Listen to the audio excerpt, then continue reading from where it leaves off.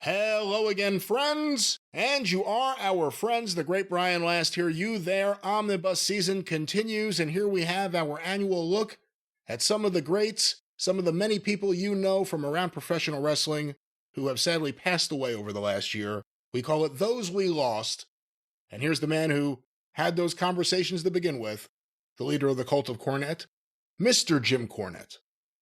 Well, Brian, and obviously we don't necessarily enjoy this one that we do every year, but at the end of the year, as they do with the Oscars and a variety of other things for different people in different fields, these are people that wrestling lost this year. And I mean, not necessarily all Hall of Fame wrestlers, although Hulk Hogan is among the number this year, but people in the wrestling business, whether it had been wrestlers, people that we knew in and around it, and people that needed to be recognized. And so that's what we do here on this one every year.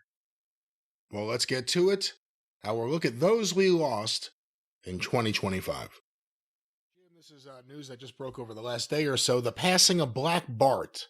Oh no, it just broke with me right now. Seriously? Oh, I didn't know that you didn't know about this. Yeah. No, well, it's been the snow and Harley's sick and Stacy's back and tax time for me to get with the accountant and I've been looking at the internet. I saw something that indicated on the internet a few weeks ago that he had decided to give up his treatments. But I didn't know it had progressed to that point this quickly. I'm sorry to hear that.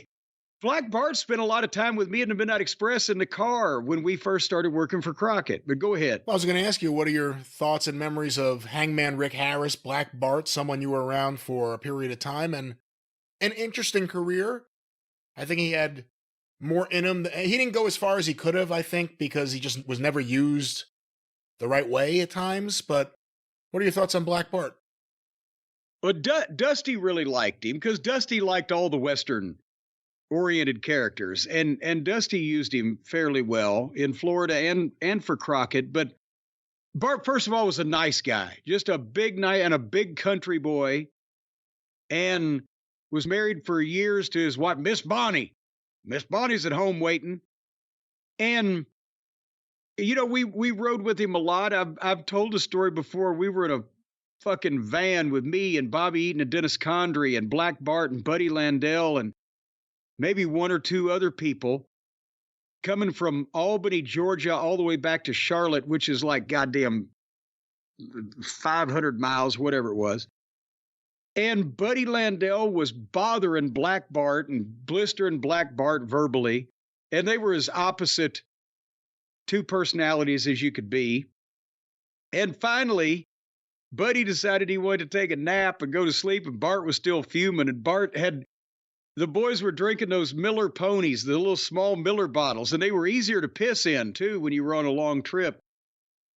And Bart pissed in one of those Miller pony bottles and handed it up to me. He said, "Pour that on Budrow." I said, "What?" He said, "Pour that on Budrow." I said, "Are you back here in case he gets me?" "I'll take care of it." And I poured that on Buddy and handed Bart the fucking beer bottle back and sat back. And Buddy woke up and was all wet. He looked at me because I was right behind him. He said, "Jimmy, did you pour water on me?" I said, "Buddy, I swear to God, I did not pour water on you." And he looked at Bart. "Well, you did it." And Bart said, "Well, what are you going to do about it?" And they fussed. And Buddy didn't realize it was piss until he got home at like 6 o'clock in the morning and went in his apartment and his dog started humping him. And Bart was a big fan of when we would go to Williamson, West Virginia, or some of those towns for Crockett. He was a big fan of the Hatfield and McCoy's feud. And "See there, boys, right across this river." But a real nice guy, good worker, big, believable guy, and could cut a great promo. And, you know, he wasn't going to be the world champion of a national organization, and he wasn't going to, He wasn't world class. That was one of the things that happened in world class after he left the NWA. I said a major organization. At that time, that was not it. And he wasn't going to dress up and go out and, make a big hit with the sponsors, but he was fun to be around for the boys. I hate to hear that. See, I like Hangman Rick Harris better than Black Bart.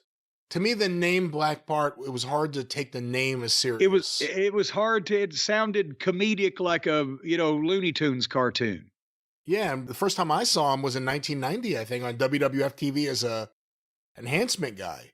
Is that the first time you saw him? Well, you weren't really alive watching the mid-'80s stuff first run, were you? There were a lot of guys that the first time I saw them around that same period of time were as enhancement guys. Him, Pez Whatley, Buddy Rose, like a bunch of guys who a decade earlier had been stars in different territories. It was a different story now. And he was in Mid-South, I think, in Yeah. 82 as briefly as Hangman Rick Harris. And I thought he was really good there. Yeah, and that's the thing is he was one of the guys and some of the other ones that you just mentioned that when 1988 came, 89, and every place else had closed up besides Memphis, Atlanta, and Vince, the territories, Bart moved, I don't know if he moved back to Texas. I think he'd already been back there, but he had lived in Texas for years and years. He just became kind of a fixture of whoever was running in and around Dallas and then would, try to get some shots with Vince and it would end up being TV jobs. But a lot of the guys that had been stars on the territory level of some degree got squeezed out when there was no more territory. Jim, on the topic of passings, any thoughts on the news that Sweet Daddy Siki passed away? Yeah, we were talking. Was it you? I almost talked to no one but you. But we were talking about Sweet Daddy Siki and Reggie Siki not long ago. Maybe it was when we were the Londos book. We were talking about that either on or off the air.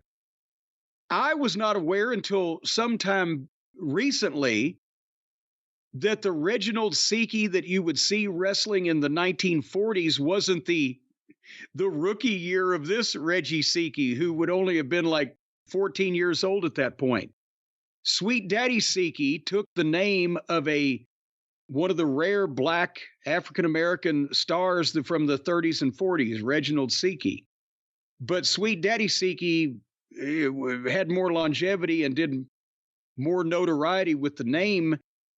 Think about it, he was one of Buddy Rogers's guys in the late 50s, early 60s. He main evented in the Northeast and the Garden in Boston, Philly. He was big in Toronto and lived there and stayed there for years and years. The name pretty much got recognized all over the world because of his run during that period. And he was a country music star. And he even ended up, remember I said he ended up working Memphis. I think maybe the last territory he worked in 1987, 88, that time period, he would have been 55 years old even then. Well, he was there in 80, he was there in 85. I think that may be what you're talking about, because that may be it. It didn't work out the way they wanted. He came in as a heel, I believe managed by Tux Newman, Jeff Walton. Yes. And they were building him up to face Lawler, and when he got there, I guess the story is they realized that 60-something or late 50-something Siki wasn't going to be a heel. And he came out and did like a babyface promo. After they're building him up for weeks as a heel, he came out as like a babyface, said he had no problem with Jerry Lawler. I got no problem with him. But, and also, Memphis is a heavily black market and they liked black baby faces. And why would you not take one of the biggest names in the history of African-American wrestlers and try to piss people off at him? So that didn't fly for too long, but no, he was a big name. And as I said, he had the bleached blonde hair like 30 years before Shelton Benjamin did it, and the fancy robes and the patter, the promo. And, but he was 91? So you have to acknowledge he lived a long, full life. Hello again, everybody, and welcome to a different Jim Cornette experience today. Now that I've started it, I don't know if I'm going to be able to finish it. It's not going to be as long as it usually is. We'll make that up to you in the next several days. And we ain't going to talk about too much bullshit going on in the world, because I wanted to talk to you guys that listen to us regularly. And by us, he's here, my co-host, my partner, and at this point, most importantly, my good friend, Brian Last. Shit. Well, hello, Jim, and hello, everyone. And obviously, a lot of people following you and following Stacy online and members of the Cult of Cornette Facebook group all over the place. People are somewhat aware of what's going on, and everyone can understand that this is a difficult thing to talk about, to talk through. Well, I wanted to talk to everybody that listens to the show because, we get emails all the time and we read some of them, and some we just send, acknowledgments or greetings or well wishes or whatever to people without reading their emails. And we don't read as many as we get because we don't want to sound like self-serving. Oh, look how great we are, people. But a lot of people have emailed and said that listening to our shows has helped them through tough times.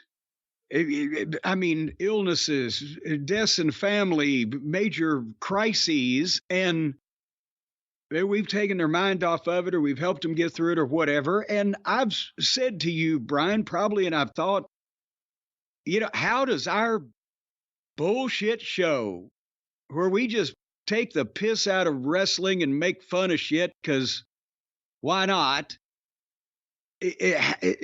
How can that help people through this serious of a stuff? I mean, this is not, great, goddamn literature we're putting out here, right? But now I know what they have meant, because I haven't even said this to you really out now, and you probably figured it out. The past couple of months, doing our show has been done the same thing for me. It's taken my mind off some stuff that was going on, because just being able to come up here, and even with all of our technical problems, man, you can still hear me, right? I'm not just babbling into the ether. Yes, I can hear you. Perhaps I am babbling into the ether. No, but with all the technical problems we've had lately, trying to upgrade the equipment, make the show better, but just being able to come up here in the office and sit down and do this show and talk about the stupid ass bullshit that wacky people do, and make fun of it, has been the only time that I've really been able to get away from some things that's been going on here. And everybody that's listened to the show for a long time knows that about a year and a half ago, Harley Quinn, mine and Stacy's little baby, our little Princess Pomeranian, she got an infection, and I'm not going to go through the whole medical report, but it exacerbated shit that she may have had going on with her kidneys anyway. She'd never been really sick a day in her life, but we got her through that, and it was kind of bad for a little while, and it changed some of her behaviors, and it took a little bit of her energy away. She lost some weight and had to be catered to a little bit more. Well, we didn't mind that, but she was still a happy, frisky baby, and she was on a few different kinds of medicine and had to go to the vet down here for fluids for her kidneys and everything, which that was a daddy-daughter trip, 3 mornings a week. But she was, even though she'd have a puny spot every now and then, she was doing fine and happy. And then I guess I should say, some people now are going to go, oh, he's talking about his dog. Well, for people who have had pets or have pets or had bad things happen to them, they know.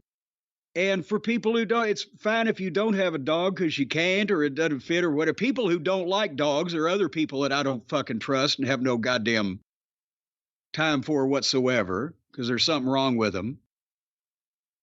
But we got Harley almost 11 years ago when I was still traveling, and it was Stacy found her on the internet, And we went to the place and picked her up. Instantly, she found the place, didn't find her specifically. She said, "Oh, we've got several cute little Pomeranian puppies," and she was the one, right? And the perfect dog, because at the same time as she was happy and she was playful and she was frisky and all that stuff, she never destroyed anything. She liked to tear up Kleenex if she found one laying around. She never barked until she was a year old, and then she would only bark at other dogs or if somebody was coming up to deliver a package. She had all of the good dog traits, the lovableness without all of the bad dog traits that people have issues with.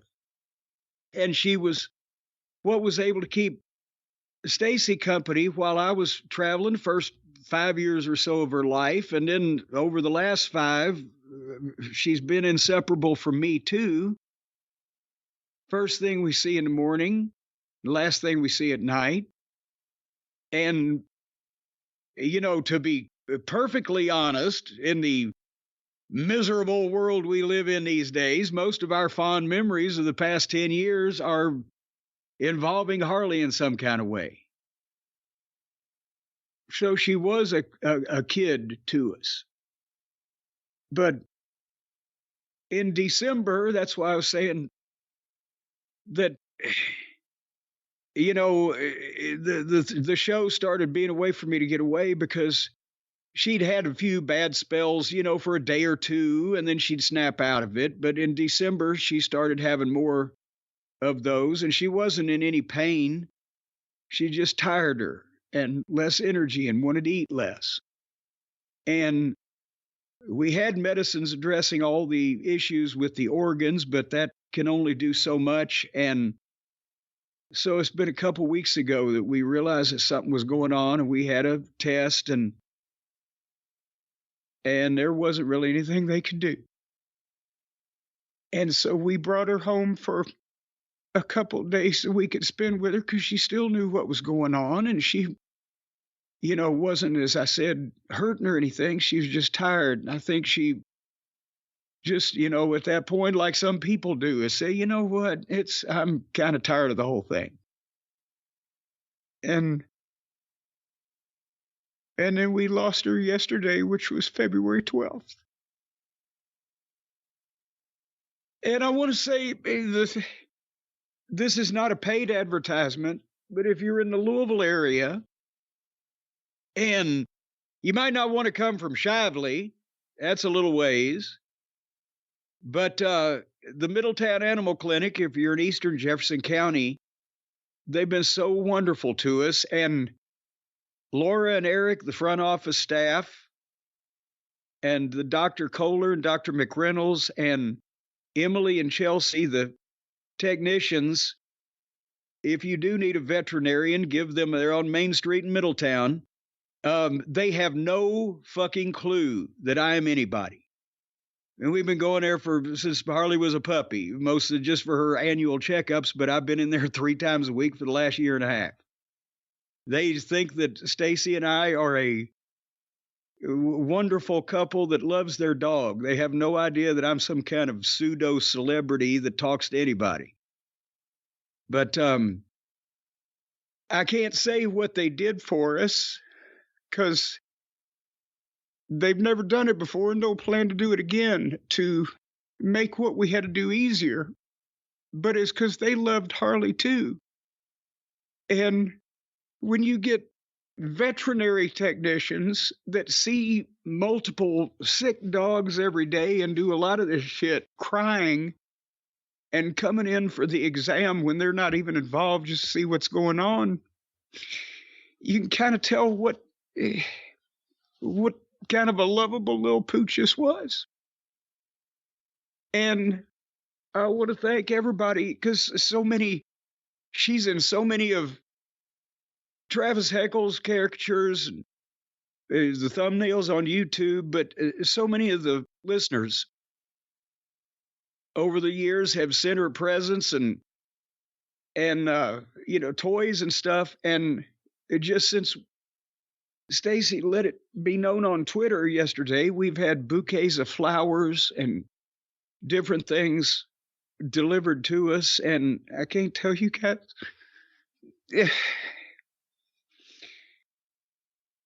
how much it means to Stacy, especially that you did that. And so that's what we did today. Was Stace got a beautiful metal box and got the blanket that her mother had made for Harley when she was a puppy and wrapped her up, and we put her in there with some of her favorite treats and her toys and a couple of the flowers that the fans had sent and a picture of me and her under the dogwood tree last spring. And we put her out in the backyard because there's a redbud tree back there, and I swear when we'd go out back, she used to like to sit under the redbud tree. And I told you she didn't do a lot of dog-like behaviors that were destructive, and that dog had never, ever dug a hole in her life.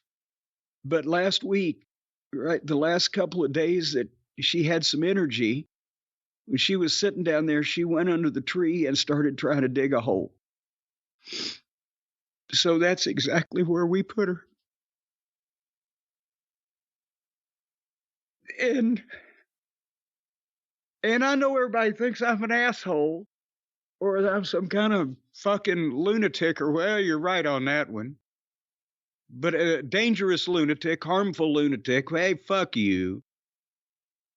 I love animals of all kinds, dogs especially. And I love people that aren't stupid or fuck around with me. But like I said, if you understand, you understand. And if you don't, well, you're probably an asshole.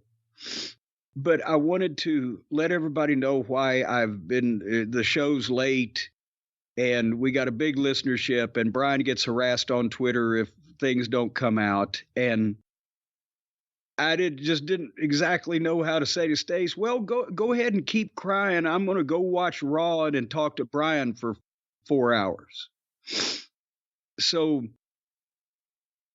that's why we're a little behind this week, folks. But anyway, we are going to get back to a schedule, and we know there's all kinds of things going on and people want to hear about it. But I wanted to let everybody know, again, thank you for giving me some distraction. You guys, if nobody was listening to this thing, there'd be no reason to do it. And thank you all for understanding if we're a little verklempt on our schedule. And thank everybody who's sent some kind of word or just encouragement or whatever on Twitter or the Facebook or whatever it may be. And otherwise, I don't really know where. I don't have a finish for this bit. Otherwise, and it's going to be awful quiet around here. But I'll on a positive note, I said this also on the show. People had sent well wishes last summer when Stacy's mother came to visit, had a medical emergency, had to be hospitalized, and we made the decision that they should move out here where they can be closer to family and doctors, etc. And they'd been in the same place for like 15 years, and it wasn't like they were just able to tote that barge and lift that bale, but they've finally been able to pack up at their house and or pare down their house out there and get all the arrangements made. And they are landing in Louisville tonight to move in their new place over here on Monday. So we thought we were all going to get together for Valentine's Day, which is probably not going to be celebrated in this location this year, but at the same time, they look forward to a new change of pace and some place that we can all keep an eye on each other and support each other. And I appreciate you guys being our family online, and now we've tried to get some more of us all together here. And my cousin Larry's feeling better. More on that in the near future. But anyway, that's what Brian again. Am I still on the air? You're still on the air, and I think everyone understands what you're going through, whether they own a dog or not. And I also think there is a relationship, as crazy as it sounds, between the listenership and Harley, whether it was Travis's artwork, and some of them are just ridiculous, or whether it was sometimes you may have noticed faintly in the background, one of the noises I couldn't get out was you would almost hear, is someone scoffing at Jim? It would be Harley in the background. She had a little allergy and she'd cough. She'd have like that. And that's she's the only dog I know. I think last time I checked, she had like 5,000 followers on Twitter or something, because we started her Twitter years ago. Just, I think, if I remember correctly, I just wanted my dog to have more followers on Twitter than Vince Russo. Do you remember what happened? I remember this now. I forgot all about this. And for a while she did, right? Well, someone hacked the account, like some porno person, like hacked the Harley Quinn account, wasn't it? Oh yeah, that's one thing. Yeah, we had to cuss them out. Like, what kind of idiot hacks a fucking dog's account? And then we quit working it, so Russo passed her. But yeah, she's been a social media darling, because that face again. Everybody that ever met her, ever saw her, fell in love with her. They couldn't resist it, and it was an attraction that you couldn't explain. And she's been around me and Stace so long that she picked up on. I mean, seriously, if I'd get up in the middle of the night, I know, well, she had a pad I've mentioned, and she had a pad up here in my office bathroom because she couldn't go down the stairs by herself. And she had a pad in the master bathroom down there, for both of us. I'd get up, pick her up, I'd set her on the pad, we'd both pee, we'd get back in bed. Stace never even know we had ever been up. But she, if you were out in the yard with her, you had to go back inside. She's sitting there. It's okay. And she would get up and take off on her own, like so it was ESP with a dog that she got to know, what she needed to do. If she left the house out of the back door and ended up a place where it was closer for her to go to the front door, she knew to go there. Anyway, all right, I'm rambling now. Well, I was going to say, one of the things that a lot of people probably saw and think of, maybe the best thing they ever shot for Dark Side of the Ring. They had that footage of you and Harley Quinn, so it's not like it's just a character people have heard about or a still image that people saw photos of. Harley was on TV many times on Vice TV. Yeah. And as a matter of fact, if she was a big hit with the crew there, they always used to come in and ask about Harley first thing, and we'd try to figure out, have we done Harley this season? We don't want to overdo it, but we got to get Harley in. But anyway, I digress. The point is, now while I'm drumming on my desk, while I'm halfway on a positive note, and before this defective cable that I've just found notches out again, we have to go through some other kind of technical difficulty. Again, folks, if you know, if you don't, you'll never get it. It's kind of like wrestling. And I just appreciate everything that everybody's done and said over the past day and a half or so. And like I said, plug the vet.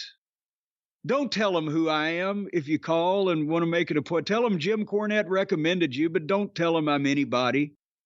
They just think I'm a kind of halfway entertaining elderly guy with a cute dog. Famous TV personality Jim Cornette told me to call. Oh, please. And I guess I'm trying to think if I've covered everybody, but otherwise, we're gonna take Stace and I are gonna take another day or so. We've got her folks coming in, and we gotta get them settled. And within a couple of days of the time, hopefully, that you hear this, we will be back with a regular show, and we'll pick things up. But until then, different sign off for today. I'm just gonna say thank you, everybody. Real quick though, make mention here. In terms of international things, international wrestling historian Dave Cameron passed away as we are recording. So I just want to say something here to recognize that, because, I just posted photos of him and he wasn't a young man, at George Hackenschmidt's house in Yes. 1962. He is someone who a lot of the stuff we know from Australia, New Zealand, and quite frankly around the world is because of the research he did in the live. I mean, not even just research, things he experienced live. Yeah, and of course we had joked here on the program a while back that obviously Harley Cameron was the illegitimate daughter of Dave Cameron somehow, and possibly Harley Race. But no, you saw that name popping up everywhere on anything related to international bulletins from that part of the world in any of the wrestling magazines from the 60s on. And like you said, he's in a ton of the pictures in your files, and actually visited George Hackenschmidt at his home. And how old was Dave Cameron? Do you have that information in front of you? You know what? I could see what Steve Ogilvy posted, but I don't know off. Well, he had to be, as you said, he wasn't like a toddler in the early 60s. So, you know, he had been doing this and studying the business and, you know, involved in trying to report on the business for a long time in all of his adult life. I'm not seeing an age anywhere. Maybe they don't have numbers that high. Maybe it was and Cowboy Bob Ellis, I heard, just turned like 96, right? That's crazy. That's, you never even hear anything what he about looked him. like in the 70s also. And he hadn't been, has anybody seen a picture of what he looks like in the last 40 years? Not really. Maybe there's a reason for that too. Talking about big stars that lost their hair early. Cowboy Bob Ellis. But and you know what? And also he was for years such a big drawing baby face, but he always got juice. He was always had the dead man walk he'd do through the crowd when he was bleeding, and then he'd make his comeback and they'd go crazy. But his head looked horrible by the mid 70s when he was working for Bruiser. And from what I was told, he had I don't know what they call it, the process where he had like his head sanded down with all the gig marks and the scars and everything. And had his forehead smoothed over and then got booked in Puerto Rico. It was like the last full-time run he had in his fucking career was in Puerto Rico after he got his gig marks fucking dermabrazed or whatever.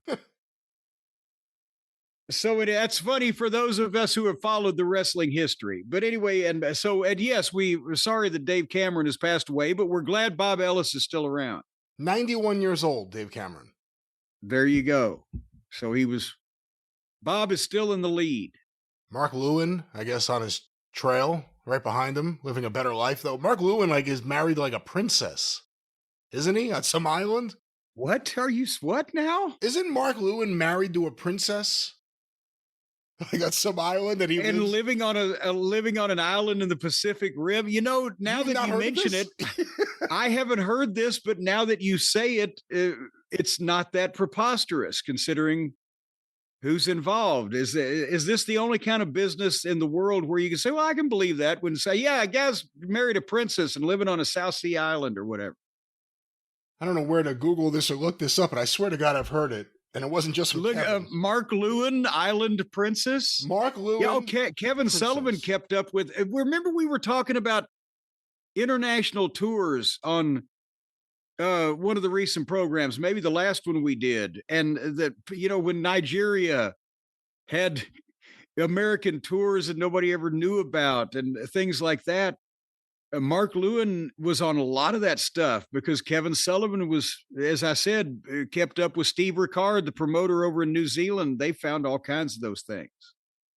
The Pacific Rim, brother. Again, I'm trying to get more information, but apparently he's married to a woman named Princess Linda, who's a Singaporean princess.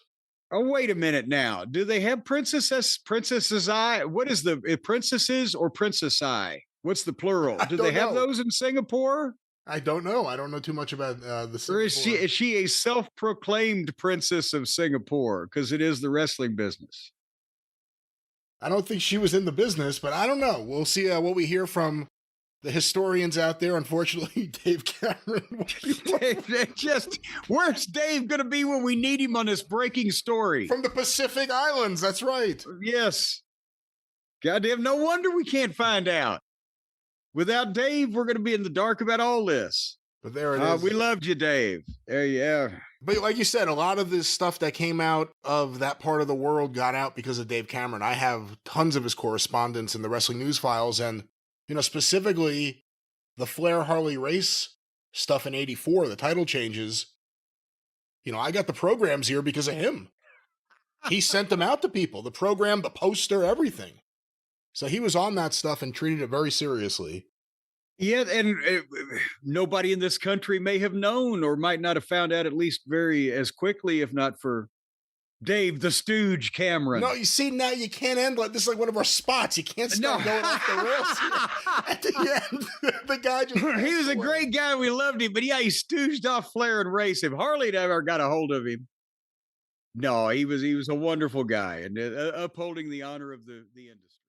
Before we get to some of the shows that took place, Raw and SmackDown, and there's things to talk about, let's talk about a few things first. Jim, something we did not have an opportunity last week to talk about because it happened during a period of time we were getting ready for these shows and we had a lot of things planned, but the passing of Bill Mercer last week. Yes, and 99 years old. I guess he, except for a fellow from Mexico, he may have been the oldest living wrestling personality or something to that effect. But it was great to see they covered a lot more than his wrestling involvement in, you know, the articles. Obviously, most of it was wrestling websites, but he was famous in other circles, and they covered him primarily for his other exploits. He'd been a teacher at North Texas for like 40 years in broadcasting journalism. He had been a reporter. He'd done wrestling back into the 50s and then took a break for quite a while because he was a real life news reporter and broadcaster. He is the guy who actually officially informed Lee Harvey Oswald that he was being charged with the murder of John F. Kennedy, because he was covering it on the scene for one of the local stations. He broadcast all kinds of sports. That's how Fritz got him involved again. He had done it in the 50s, but then Fritz brought him back because he was so well known in the community and he was a real sports voice to those people. It was like having your major football or basketball commentators and whatever your market is doing the wrestling show too. And he did the world-class show up until almost to the end. But my God, 40 years ago when I knew him, he was almost 60. That's just insane. I mean, he's had an incredible life going from, you know, early television and broadcasting to real news to multiple sports to fame in wrestling and being a teacher. He's got everything in the world named after him in broadcasting and journalism and things like that in Texas. It was just, he's a really nice guy and really, he was like Lance Russell for the people of Texas. Does that make any sense? He was just a nice guy. He was kind of local, but still they knew he was a big deal and they could believe him when he talked to them. And he wasn't a professor like Gordon Soley. He wasn't really teaching them anything. He was just letting them know what was going on, and he had the inside scoop.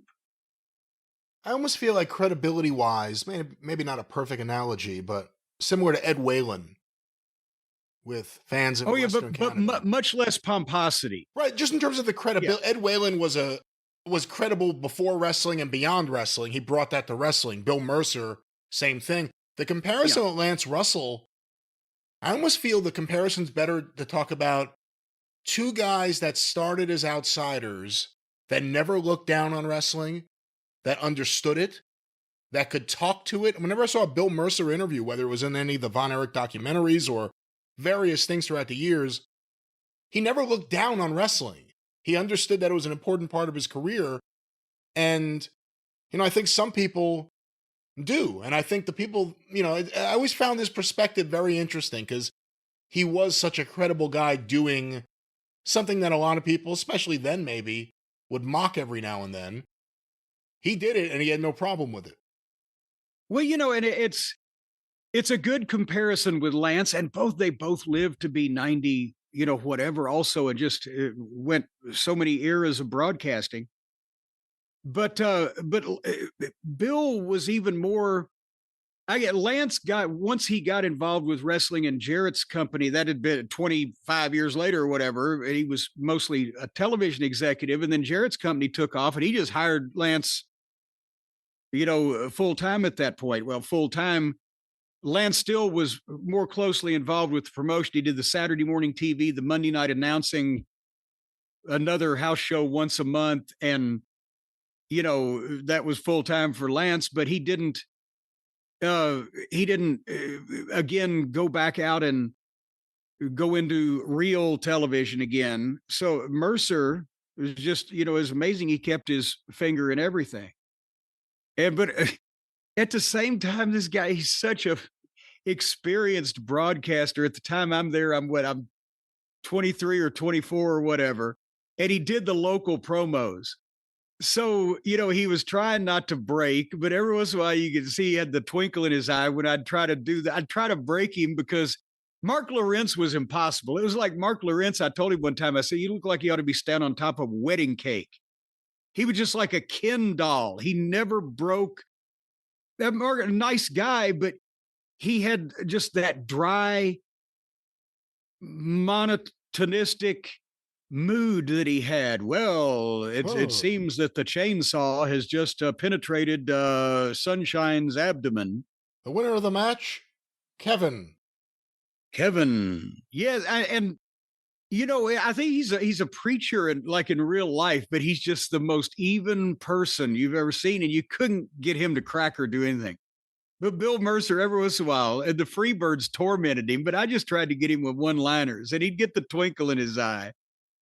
What'd you think when he went full C. Everett Koop, and he had just the beard, no mustache? Oh, he had the regular face when I was there, and then he started doing different hair designs. I don't know. It was he was just experimenting. Maybe as he turned 60, he wanted to see what different type of face warmer. See, I always liked him on World Class. When I first started seeing that as a kid on ESPN, the reruns, I liked him even though he was different. And, when I first started reading various newsletters, a lot of the smart fans didn't because he didn't call the moves. And, again, it's a very different style than a Jim Ross, let's say.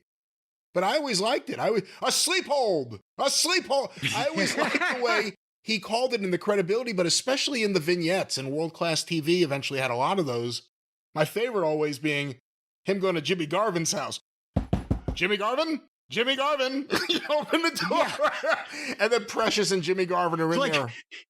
Like Chris Hansen. It's Chris Hansen with Dateline or whatever the fuck. And then if you would see Sunshine in the bikini or the robe or whatever, and you'd almost see Bill Mercer's face turning red. That was Precious answered the door in just a shirt. Right. Just a shirt. Just one of Jimmy's shirts. And then Jimmy Garvin had sit there and go, Bill Mercer, I can't believe you came to my house. The funny thing was the shirt fit perfectly, and it was amazing. But yeah, because he was the straight guy. He was a straight guy like Lance was. Like you could the announcer was not a gimmick, so you could trust him. He's the sane one with these crazy people, and it put the attention on the talent. But you had to play it straight. You couldn't wink it to people, or it'd be like it is today, and it'd just be. But for all, the funniest thing I ever heard Bill Mercer say wasn't on purpose, because he wasn't a funny guy on the air. But remember when John Nord was Nord the Barbarian, and he was from Minnesota. He was really from Minnesota, John Nord, but the Barbarian, he's a Viking, right? Kind of gimmick, not as gimmicked up as the WWE Vikings were here lately, but he had the helmet with the horns on, and he's got the goddamn Viking fucking chest thing or whatever. And Bill Mercer is trying to say he's introduced from Norway, right? And Bill Mercer, during the course of the thing, is trying to recall his home country and trying to remember where this fucking Viking is from. And he said, well, there you have it, Nord the Barbarian from Norwegia. And I said, God. This is a guy who's done major fucking news, and it can happen to anybody, but it was so fucking funny. From Norwegia, Nord the Barbarian. I always wish he had gotten a chance to be the one to call the Flair Kerry Von Erich title change instead of Mark Lawrence. I guess Bill Mercer, he had something else that day, so we got Mark Lawrence. And not that that match was the greatest of their matches, but I always felt like Bill Mercer should have been the one doing it. Yeah, and that was a thing. There was something even then he was doing. I can't remember what it was if I ever knew, but it was some type of either the mainstream sports or mainstream or something with the college maybe that he was affiliated with or whatever.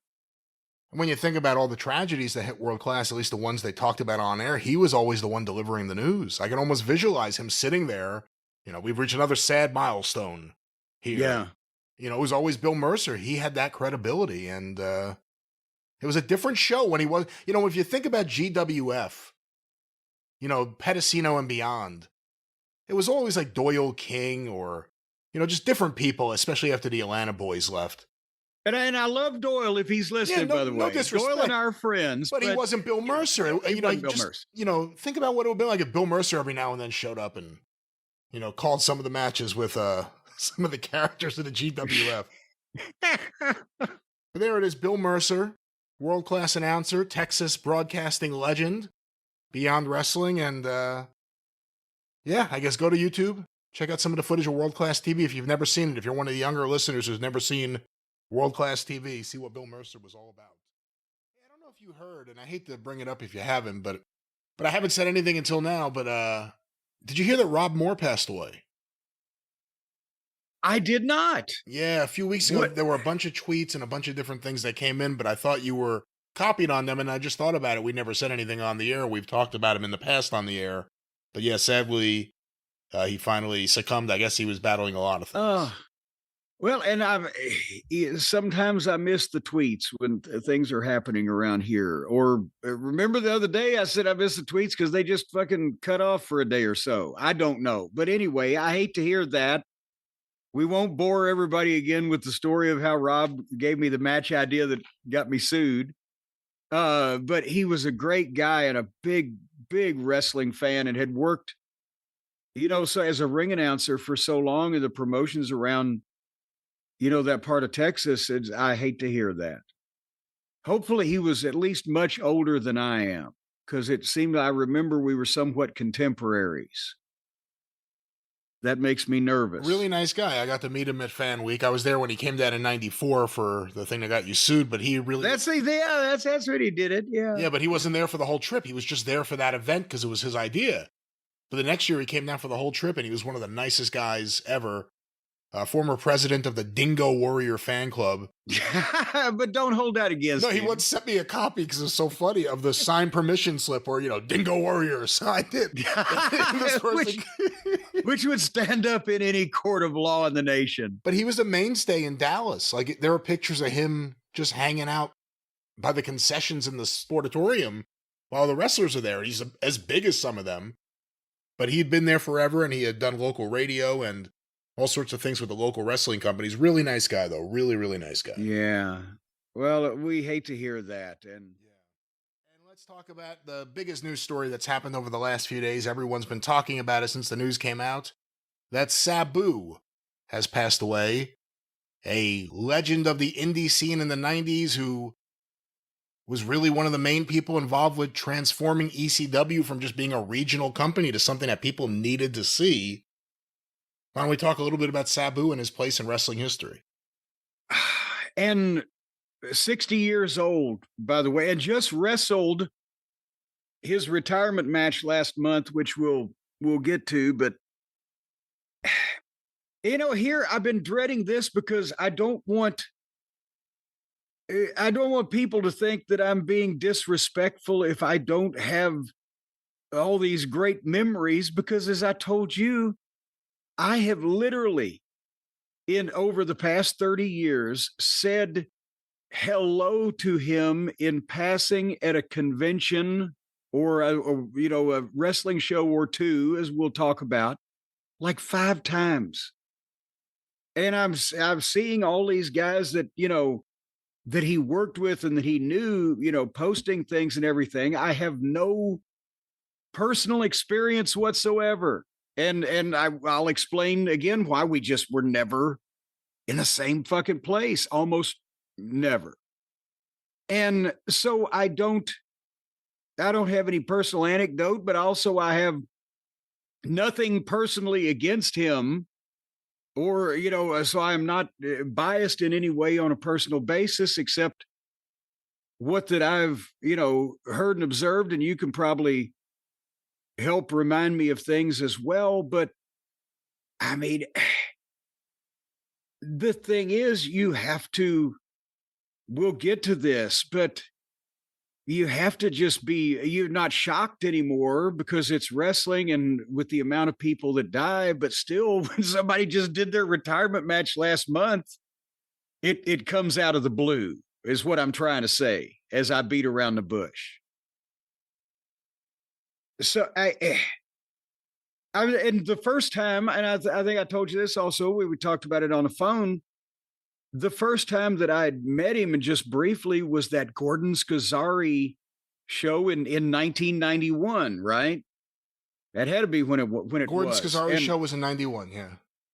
And for those of you who don't know, real quickly, this fucking kid in Massachusetts had come into money and thought he was going to be a wrestling promoter and booked a show in a small building in Massachusetts somewhere with the most eclectic group of wrestling personalities you've ever seen. And Eddie Gilbert was going to be his booker and wrote the TVs and then didn't show up. Remember, he didn't come to the actual fucking TV. You want to talk about a good Eddie Gilbert story that Dark Side missed, when Jeff Gaylord attacked him at the Sportatorium because apparently Scazzari paid him off. Yes. To teach Eddie a lesson. Before the guy went broke and was committed to, from what I understand, to a mental institution, he paid Jeff Gaylord to beat Eddie Gilbert up for stiffing him on the. But nevertheless, at that taping, and Brian, you would have fucking blew snot. He had booked the Sheik because Gordon Scazzari was a big wrestling fan, right? I mean, Paul Orndorff was there. Stan Lane and I were there. That's why I was there. There was a variety of talent from all over the place, but he booked the Sheik. The Sheik brought Sabu, and some way or another, Dr. Mike Lano got to be the Sheik and Sabu's manager and had a fucking turban on and was in his regular fucking Dr. Mike Lano suit, but with a turban, out there doing promos for him. The promos. Sabu, I think, wrestled 2 matches. One of them, funny enough, was against Chris Candido. And the Sheik's around ringside doing his thing. Lano, who was actually at ringside shooting photos earlier that night. Yes. Walks out, came back out, puts on a turban. You say he was doing promos. Yeah, they did a promo after the match. He got on the mic during the match. And as Sabu's doing moves that no one had ever seen before, he's like, "Look at the mighty Sabu. We've got all the money. Jushin Liger." He's just saying random shit. No one's paying attention to him. They're trying to pay attention to the ring, but he's distracting. And then I believe he took photos again later that night. Yes, and he went back out. Yes, and I was just sitting there watching most of the night because I was supposed to do the TV commentary, but they forgot to set up a fucking announce position, the TV crew, and they had no way to do commentary. So the guy said, "I'll bring you back and we'll do it in post." Right? Yeah. It was commentaryless last time I saw it, but anyway, and yes, you're right. He did work with Candido, and Tammy was there because I remember. Again, this was right as I'd met them, or right after I'd met them. When they were working for Dennis Corluzzo. So anyway, the point is, I knew Sabu there from seeing him, and then yes, the videotapes, which we'll get into. But the next time I saw him was like 1993. I had just started for the WWF, and Sabu had got the tryout match, and somebody retweeted it the other day with the time code numbers on the bottom of the tape and everything. So I don't know where it came from. But Sabu had gotten a tryout match, I assume from Bruce Pritchard, probably, because I don't think Pat Patterson was paying attention to VHS tapes of, indie shows at that point. And so he was there, and I figure he's the Sheik's nephew, and kids trying to get shot because I'm talking to Vince McMahon in the hallway and Sabu walks through there. And I made a point of saying, oh, Vince, this is Sabu, the Sheik's nephew. Does a lot of amazing stuff, right? And Vince, oh, I'll be sure to watch or whatever the fuck. And then he had the trap match was Scotty Taylor, Scotty Too Hottie. And they didn't get it. Because I think he suffered. The fans got into it.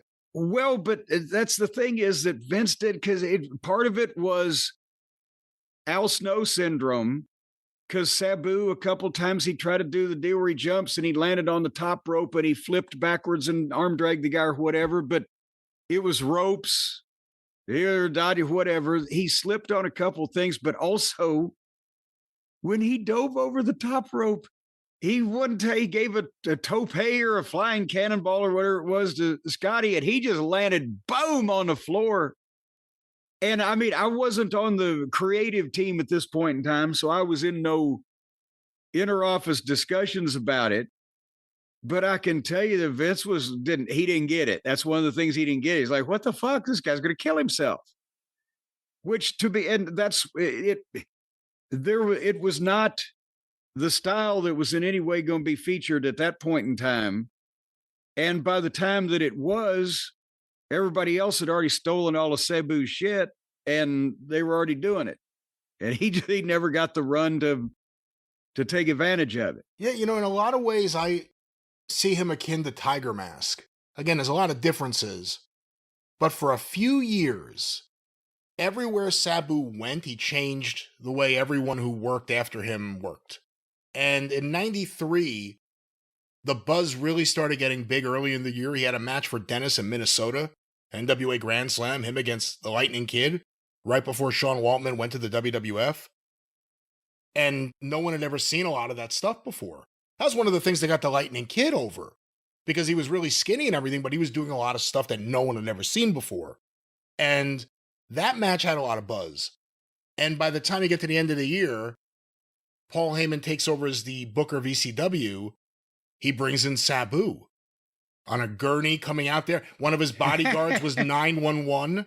That was the start of 911 in ECW, and he became a big thing for a while there. Originally managed by Hunter Q. Robbins III, Robin Hunt, and then eventually managed by Heyman. I think, I tweeted this out, I'm not sure.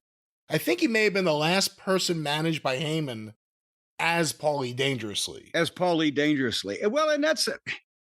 And first of all, by the way, I think they should have stuck with it, and that should have been the thing they always did. The Hannibal Lecter on the board with the face thing entrance of Sabu, that is one of the things that I liked about what they did with him and what they could have done with him. And it's no secret I was in no way a fan of the actual wrestling style, which we'll get to in a second. But the gimmick and the fucking presentation, and again, he could have been produced if he'd listened to somebody besides his uncle, he could have been produced and could have done something. And Paul Lee saw that. Even Paul Lee wasn't going to, go as far as Sabu would go later on, having a top being Sabu. But the presentation and the gimmick, Paul Lee saw, I've got the modern day Sheik. I've got to manage this personally. And because he knew part of the deal was he can't talk. Well, with Paul Lee, he didn't have to. And he had everything else. And Paul Lee was the only one in the business willing to let guys go that far at that time with the, various things they went that far with. I remember the first time I heard his voice. That kind of threw me off.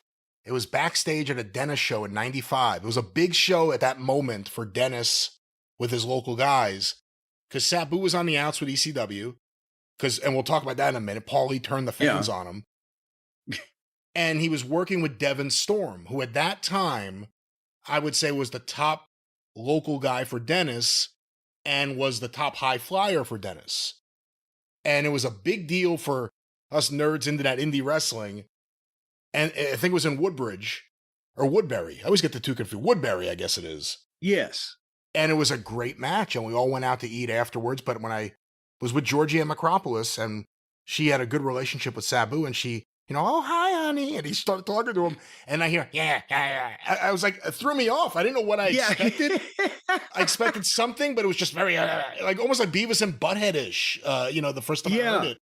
And it threw me off, but it was a spectacle. Everywhere he went, it was a spectacle. And back to ECW, the buzz around Paul Heyman's ECW was around Terry Funk, who was doing amazing work considering his age, Sabu, and maybe a bit about Shane Douglas in the early days because of the promos, Yeah, but then Shane wore off quick. Well, like Dominic Mysterio talking about moonsaults, when you say fucking shit every time, it takes away the impact of the first time you said, you piece of shit. Oh my God, I've never heard anyone say that. But Sabu was like kind of the face and the feel of ECW. And when you think about tables, when you think about Public Enemy in ECW and then leaving ECW, going to WCW and walking to the ring with tables, or the Dudleys, and quite frankly, the tables were the most popular member of the Dudleys tag team. That all came from Sabu. And it wasn't just using tables in matches. He did a thing where after his matches, he'd be so upset that he didn't cripple his opponent. He would put a table in the middle of the ring and moonsaulted himself. And moonsault the table, even if it would. I used to say, why is he mad at the furniture? But he'd do it 2 or 3 times if it wouldn't break. Well, that was before they were that was before they were cutting tables or trimming them or whatever they do. So they were just not gimmick tables. He would take in the ring and just moonsault the shit out of them. Well, I got news for you. They don't really. I don't know what some goofball indie guy might do, but they don't cut the fucking tables. They were a lot of times, especially back in those days, they were just grabbing whatever kind of table it was around ringside to do that. And it was feast or famine sometime as far as what kind you got, whether it go break or whatever. And there's little tricks for some of these modern ones, but nevertheless, we would get bogged down. This is the point that I'm going to make, because again, don't want to be disrespectful to the fellow that I barely had any interaction with whatsoever. If he had been the only one, fine, because the Sheik was the only one. That's why he was a huge draw. But when everybody in ECW, and I blame Paul more than the talent, they're just after Paul turned the ECW people on Sabu more in a moment, everybody else got to steal his shit. But the table becoming you can't get around it. You can't look away from it multiple times in every fucking match. It's so goddamn overdone.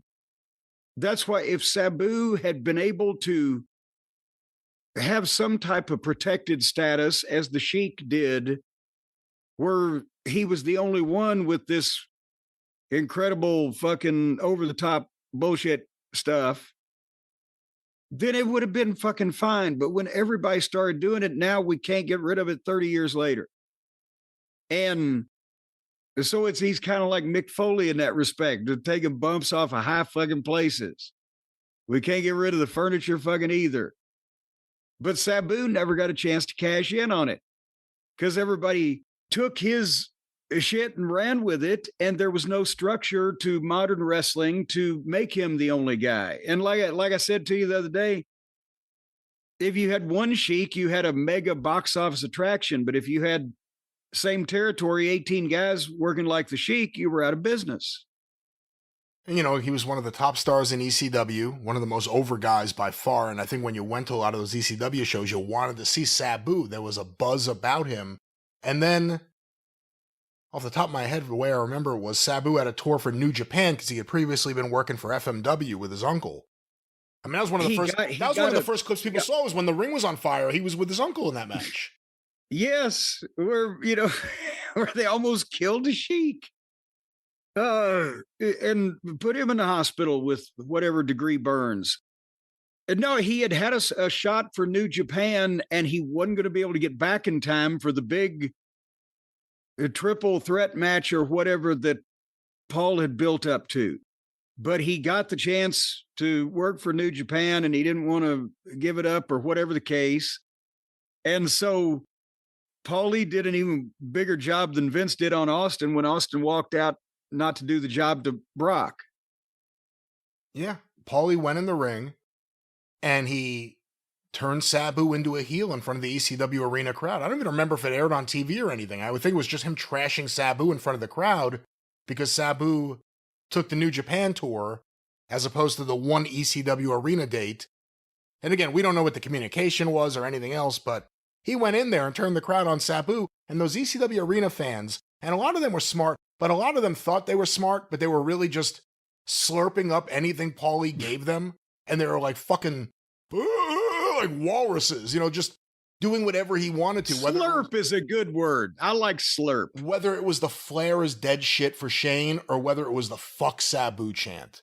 And those ECW arena fans who had gone nuts for Sabu, Paulie could have come out there and said anything to them. They would just change on a dime what they thought about something. And Sabu all of a sudden became persona non grata there. That's when he started working for Dennis again. And Dennis and ECW, Dennis Carluzzo, had always had problems going back to pre-Paul because Dennis didn't get along with Todd Gordon.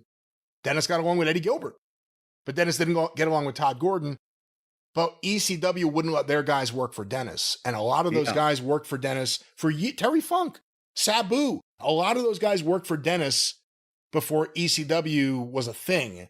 So that created a lot of the problems. But Sabu went back to remember that was supposed to be the handshake in the limo between Paul and Dennis for me to go to the ECW arena that time was supposed to be, and the ECW guys could work for Dennis on their days off in Cherry Hill or whatever, which didn't happen. No.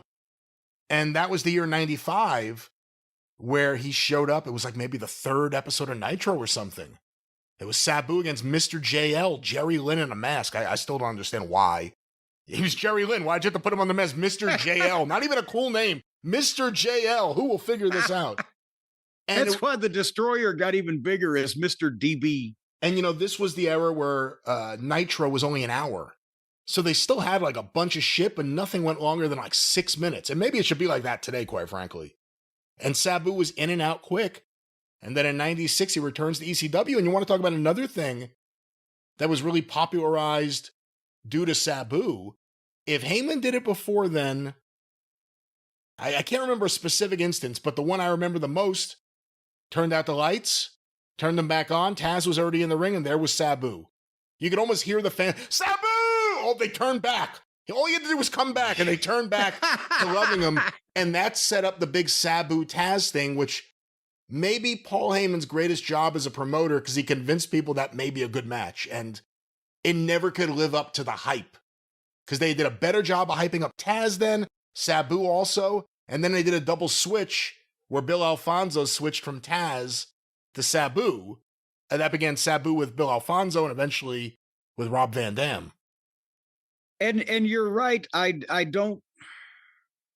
not going to say the lights had never gone out before, but then again, lights went out all the time, and then other people started doing it, and then they'd go out and come back on and go out and come back on again. So I never liked it. I never liked it because, like, even that instance, Taz, I forget what Taz was doing. Taz, like, beating someone up. Lights go out. Enough time for Sabu to run to the ring. Lights come back on. Taz has his hands crossed, his arms crossed. Sabu's pointing up in his familiar pose. And then they get ready like they're going to do something. And then the lights go off again and everyone's gone. Like, that to me is the epitome of Paul Heyman. When I was there, I was in that building one time in my life, and the lights went out for me to come to the ring. That's like the ultimate Paul Heyman lazy booking thing. And then you're like, Paul, why'd you do that? Well, it worked. People popped. It worked. Yeah, but it didn't have an ending. It went nowhere. It made no sense. Where did they go? Yeah, how did it happen? Who's the light man? What's going on? Well, it worked. They popped. And, again, Sabu, when the WWE and ECW did their thing in 97, Sabu was involved with that.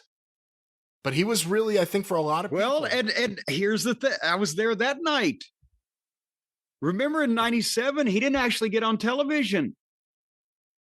Because at the Manhattan Center, it was him and Van Dam that Paul had there was some kind of motor home, or not a mobile home, but a motor home of a camper, as they used to call it. And Paul was relaying back and forth what Van Damme and supposedly what Van Damme and Sabu were saying and wanted to do or demanded or whatever, but he was trying to. That's one of them ended up working. I don't know if the other one did. I can't remember. We've talked about it before, but from a Paul standpoint, but that's when he was trying to protect his guys, but also put the heat on them rather than him, just in case something happened. So he was communicating back as Lawler told Reggie B. Fine on Memphis TV, come out here or bring your guy out here. Reggie B. Fine said, you just tell me what you want him to know and I'll delay the information back to him. Paul was delaying the information back and forth, and Sabu never got a job again with the WWF, I don't think. Well, no, then they redid ECW 10 years later, right? And then him and Van Damme got busted smoking weed in a car when Van Damme was the champion, remember? That's right. And they fired him again. But, him and he's really responsible for getting Van Damme on the national stage in a lot of ways, because Rob Van Dam had worked for, first time I saw him was Eddie Mansfield's IWF on Sports Channel in New York. And then he was in WCW briefly in the beginning of 93 as Robbie V. Not even Rob Van Dam, Robbie V. And yeah, he was such a bland baby face, and it didn't do anything for me. And then he did some All Japan stuff because I think Dory Jr. got him booked. And his promos as a nice karate-loving babyface, it didn't really, he didn't seem like he had the voice for it or anything else. And then they started working with Sabu, his longtime friend, in ECW in the summer of 96. I went to one match they had. It was a nightmare. It was the hottest, must have been like the middle of the summer. It was so hot in that building, the AC went down, and then the ring broke, and then they fixed the ring, and they start Sabu versus Rob Van Dam, and Sabu goes to do his triple jump moonsault where he puts the chair in the ring, and he runs, and he jumps on the chair, and then he jumps on the top rope, and he moonsaults back, and the top rope, the ring broke again. Oh, Jesus Christ. It was just the worst night. That may have been the night Kimono Wanalea danced atop the ECW arena, I'm not sure. But Rob Van Dam getting over in ECW was because they started doing a lot of stuff with him and Sabu, and then eventually he turned heel, and it kind of clicked. And I think the stuff with WWE was a big part of that. The Mr. Monday Night thing, taking that back to ECW as a heel. Yeah. And like I was telling you with what Vince got at that time, Van Dam by that point had gained weight and had a fucking physique and the flexibility. And cool trunks. I've called him, well, and cool trunks, but I've called him the modern version of Argentina Rocca because he did unorthodox shit, but it worked for him and nobody else could land on their various joints, knees, ankles, in those positions, contort themselves and do that shit. But he also looked like a goddamn top guy and a little cleaner look.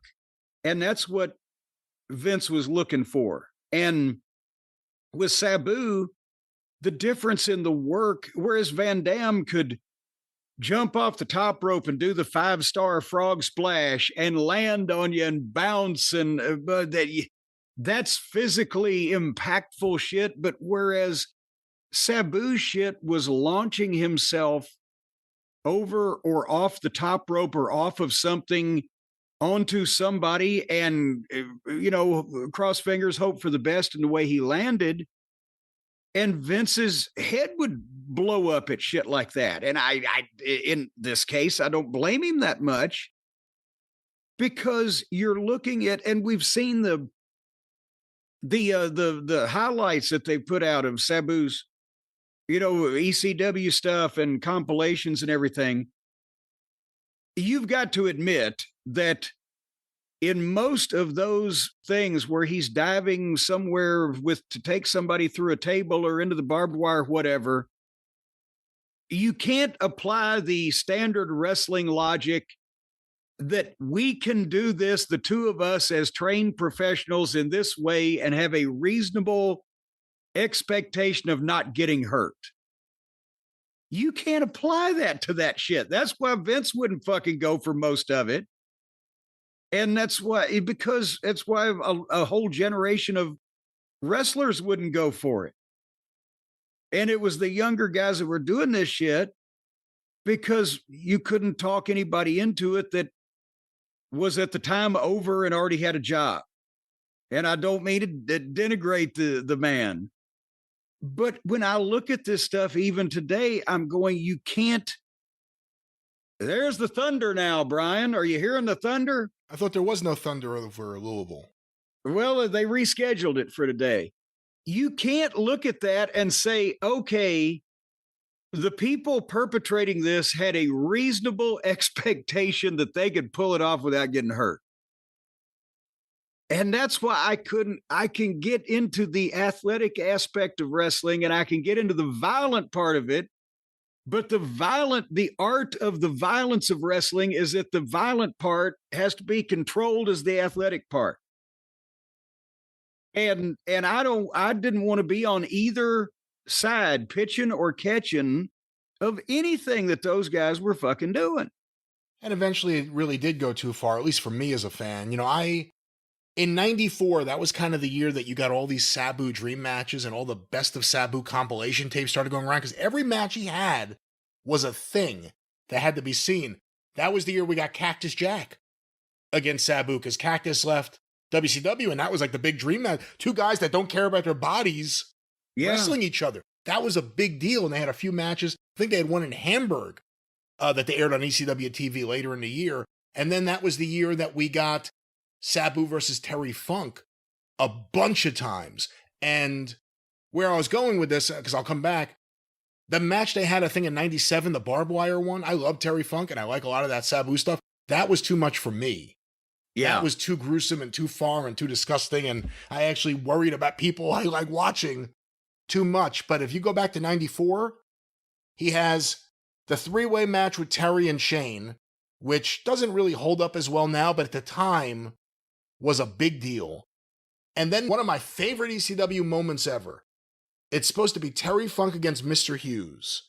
The Bruise Brothers come out and attack Mr. Hughes and beat him up. I forget what their problem with Mr. Hughes was.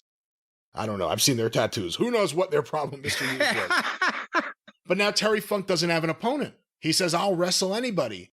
Paul E hits the ring and says, I know who you should wrestle. And as soon as he's done, the fans are already, Sabu! They know who it's going to be. And he says, Sabu. And then when Terry Funk turns around, he clocks him with the phone. And then Terry Funk goes down. Paulie starts doing the promo to introduce Sabu as being wheeled out. Terry puts a plastic bag over Paul's head and tries to kill him. So then Sabu gets in there, and Sabu and Terry have one of the best matches I think they ever had. And at the end, the bodyguards who had helped bring Sabu out on the gurney and everything, and they were out there still, come in there and they get unmasked and thrown out.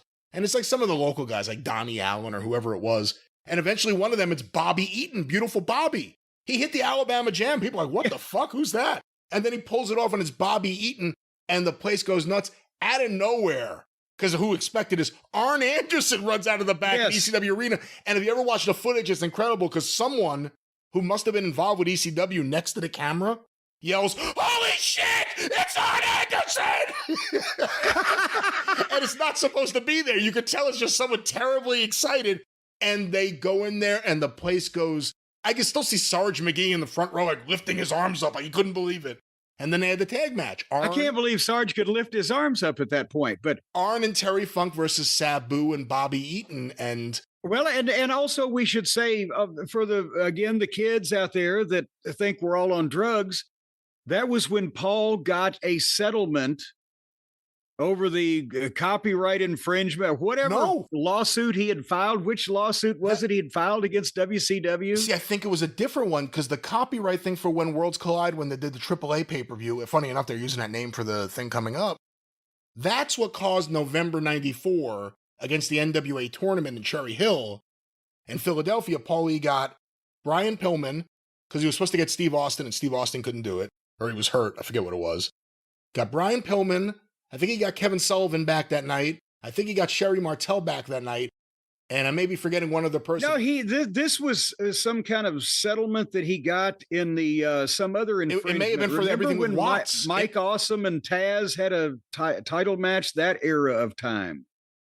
Anyway, Paul was always getting talent because he would sue WCW for something. And he got Arn and Bobby that night. And it tickled me when I heard about it, because that's the same two guys I got every time that somebody could get talent from WCW. They wanted Arn Anderson and Bobby Eaton. Yeah, that feud went to that feud went to 3 different promotions in a year. That's what made it so cool. But that year also we got Sabu versus Too Cold Scorpio, which was again another one of those like, holy shit, how's this gonna happen? And then my favorite was from a show Dan Farron promoted in the middle of a residential neighborhood in California. They did Al Snow versus Sabu. No one had ever heard of Al Snow outside of people going to Michigan Independence and fans of the late version of the Fabulous Kangaroo. No one had ever heard of Al Snow until those matches from Michigan started going around to him against Sabu. That put Al Snow on the map for a lot of people. That's what got him booked in ECW in 95. And those matches are great. They brought it out to California for this show. And it was a really, really fun match. And at the very end, out of nowhere, because he wasn't on the card, he wasn't booked, and this is a residential street in the middle of the day in California, Terry Funk runs in. And the place starts going crazy. Terry starts beating the shit out of them. There's just a big fight everywhere. The woman who ran the building freaked out because she didn't know who this man was attacking everyone. So she calls the cops. And now the video ends right before the cops get there. And outside, Dan Farron, the promoter and referee here, is on the ground. Again, middle of the day, he's on the ground. Terry Funk is hiding under a car. Like the Sheik in Chicago. And the video ends with Terry Funk walking down the street. There are houses there. It's just a street. Just walking down the street muttering to himself. But, you know, again, Sabu and Terry Funk, during that period of time, if you were a tape trader, you wanted to see every single thing they did, no matter where it was. And even if it was under a car on a side street in Southern California. Yeah. That's the thing is, I think, especially, you know, we know that Paul Lee will let guys go too far and didn't, you know, particularly look out for anybody's best interests physically. But I think in his quest to go so extreme and to go too far and push the envelope and set people, God damn it, wasn't Sabu in the deal where they set people on fire too? Or where Terry got set on fire? That may have been him and Terry, yeah. That may have been him against Terry, I think. They swung the chair. And people, they had to evacuate the lights went out as people were on fire, and they had to evacuate the building. It was filling with smoke. Wonderful place to take the kids. They get 2-for-1 admission, folks. But I think if Vince had been more up to date at that point, and Paulie had been a little less behind the times, maybe, and there'd have been a sweet spot in the middle, Sabu as a gimmick and as a personality, and with the stuff that he could do without even doing furniture in every match, or the look too, you know, bleeding constantly from any orifice, or the really dangerous stuff that requires surgical repair. I mean, with the cool entrance and the music and a manager and the whole thing, I think he'd have made more money than he did diving off the roof through a bunch of shit in the fucking, you know, rec centers. But as I was saying the other day, he took the Sheik's advice on how to be a star and stay over and maintain your drawing power and etc. But the part that he skipped was the Sheik didn't do all that until he was one of the biggest, most powerful guys in the business and the owner of a territory. Then he'd do whatever he wanted. And Sabu skipped that part. He wasn't the owner of a major promotion or one of the biggest stars in the business before they let him do his shit, which is why nobody on a mainstream, AKA high-paying basis would let him do any of that stuff. Because with no control over it at all, instead of the danger with the Sheik was that he was going to fucking blade somebody too deep, but he never like put anybody in a hospital for surgery. But with Sabu, you know, and guys cooperating with all of that on a mainstream big money basis, you can't And now they don't even let guys in modern day do shit as out of control and as recklessly as the stuff that these guys were doing in ECW and then those indies in the early 2000s. If you look back at the clips, it's like I can't imagine how some of them were not paralyzed. I remember Bob Barnett telling me a story that he went out east for a Joel Goodhart show, probably 91, maybe 92, but probably 91. Actually, it had to be 91 now that I think about it. And Sabu was booked. I think he was in like a reverse battle royal, whatever it was, one of those early card gimmick matches just to get everyone on the show. But he was driving the Sheik's limousine. And the Sheik was with him, because I think it may have been the Sheik versus Abdullah or something. Okay, yes. And Bob Barnett somehow got to talking to them at the hotel or whatever, and he was going to the building too, so they were going to follow him. And he said, I remember him telling me, he goes, it's the first time he met Sabu. Sabu came over to my car and he said, my uncle says if you get us lost, he's going to cut you. And he didn't get lost. He got to the building. Oh, the pressure is on. If I'd have got lost, I'd have just sped off and left him. And just gone back home. He had a look too, in terms of what could have been if different things had happened or anything. The scars all over his body, no one else in wrestling had that. And it worked. Not sure I'd want to go that far, but if they were already there, you could have used them. Yeah. Right? It was a great look. He had a unique look. Even when everyone started stealing every part of what he did, his repertoire, he still had a unique look, even though there were copies. I remember when Pablo Marquez, the first time I heard of Pablo Marquez, he was a Sabu ripoff called Ubaz. Yes. Sabu backwards, Ubaz. Yeah. So, there was an influence among some people from Sabu, but, he, to me. You know what? It is a lot like Mick Foley, because there was I hate to say this, but for, same thing with Mick, and I love Mick to death and everybody knows it, but they were both guys that the young male audience at the time said, I'll never look like these guys. I'll never look like Bret Hart or Shawn Michaels or Ric Flair or whatever, but that fat guy or that little fucking scarred up guy, I could do that shit. And it was kind of like a bonding moment for that generation. I remember Marty Gorman being asked years ago, Marty, what's your favorite match of all time? And his answer was, Sabu. That was because any match he saw Sabu in was his favorite match. And again, like I said, there was a period of time there where, that's why I compare it to Tiger Mask. Even though Sayama did the UWF and Sayama eventually had comeback matches later on when he, was not Little Tiger Mask anymore. For a couple of years there, everything he did influenced everything that came after it. From the weight division to the style to everything. And I think with Sabu, it's a lot of the same thing. Again, for good or for bad, I'm looking at it as a teenage Mark from the 90s, not as an indie professional like yourself.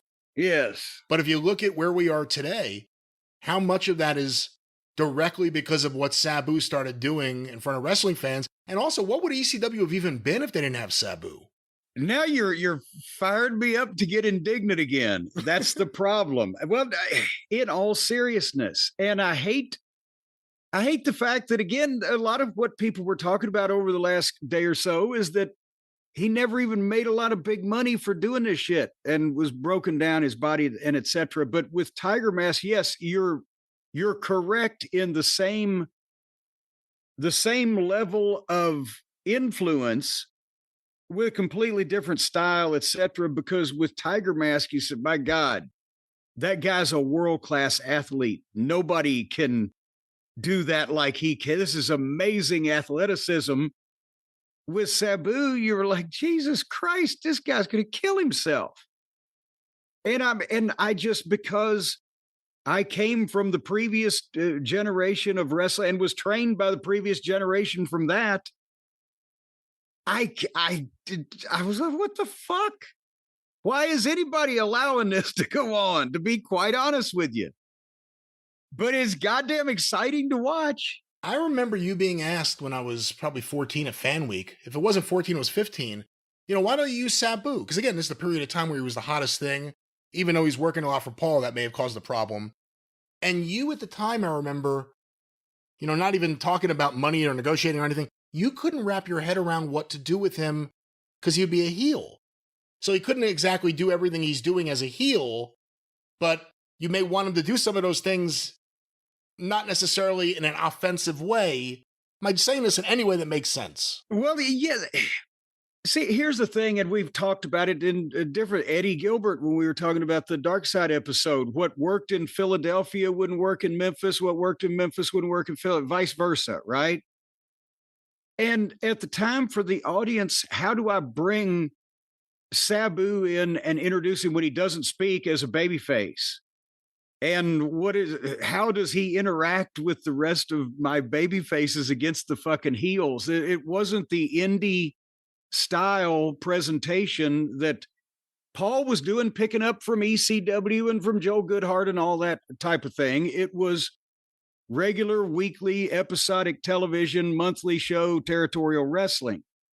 If he was a heel and had a manager who could speak for him, he'd get a lot of fucking heat doing some of that shit to Ricky Morton or Tracy Smothers. But at the same time, there was too much margin for error with most of his. I didn't want the fans to see that stuff, because that's the problem. Once they see it, they can't unsee it. And then they want to see more of it. And then you give them more. And then gradually the stunt show aspect takes over.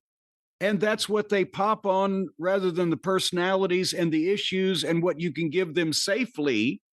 And then you have a situation where guys have to fucking hospitalize themselves on a regular basis just to give the normal performance, kind of like what we've got today.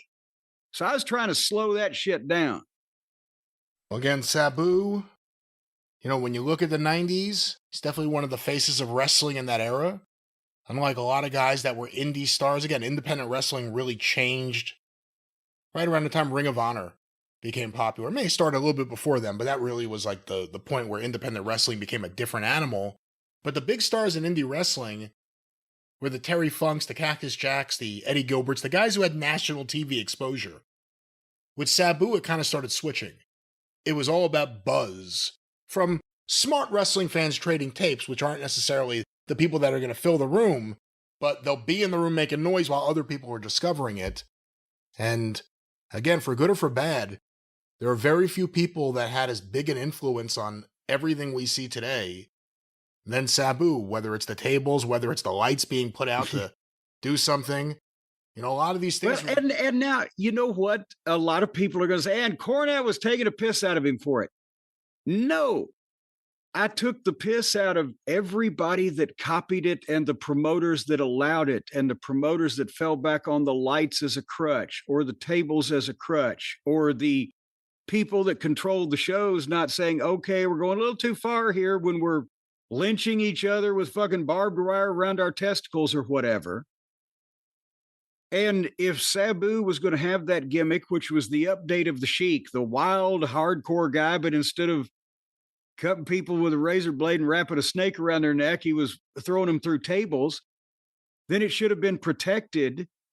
And somebody should have been able to produce him well enough that he could assimilate into a major promotion, so that if he was going to take that many chances with his body, which didn't, obviously, he didn't emerge unscathed from that he would have got compensated for it.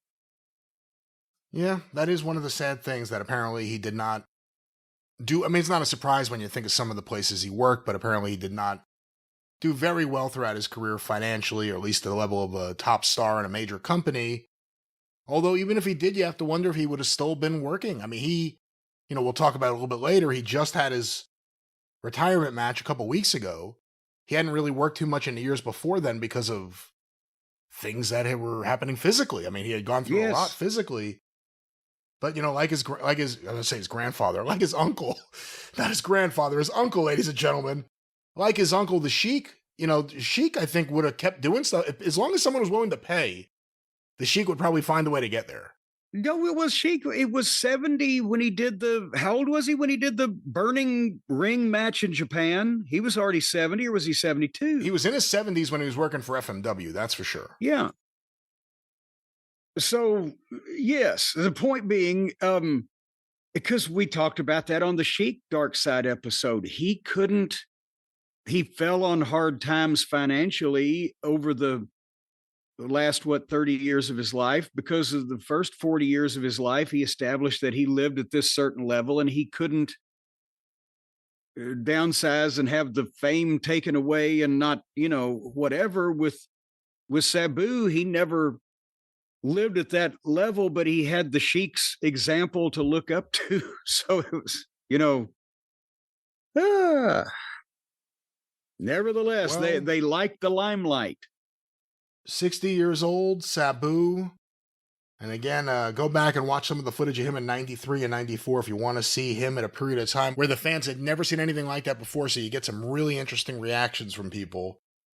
But that is our look at Sabu. Well, Brian, speaking of a cooked goose, unfortunately, we have sad news to relate to all the fans out there, but don't get too broke up over it because it apparently happened a while ago. But every once in a while, Uncle Dave in his newsletter, he'll mention who the oldest living wrestling personalities are around the world.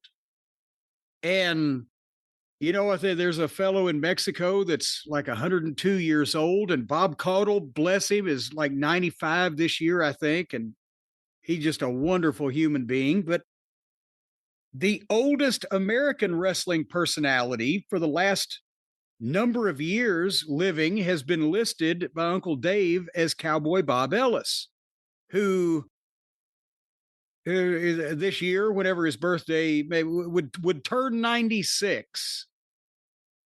And every time I've read that, I've said, you haven't seen Bob Ellis in ages. You haven't seen him decades, I don't think. I don't know that we've heard anything about him, a picture of him. He never went to fan fests.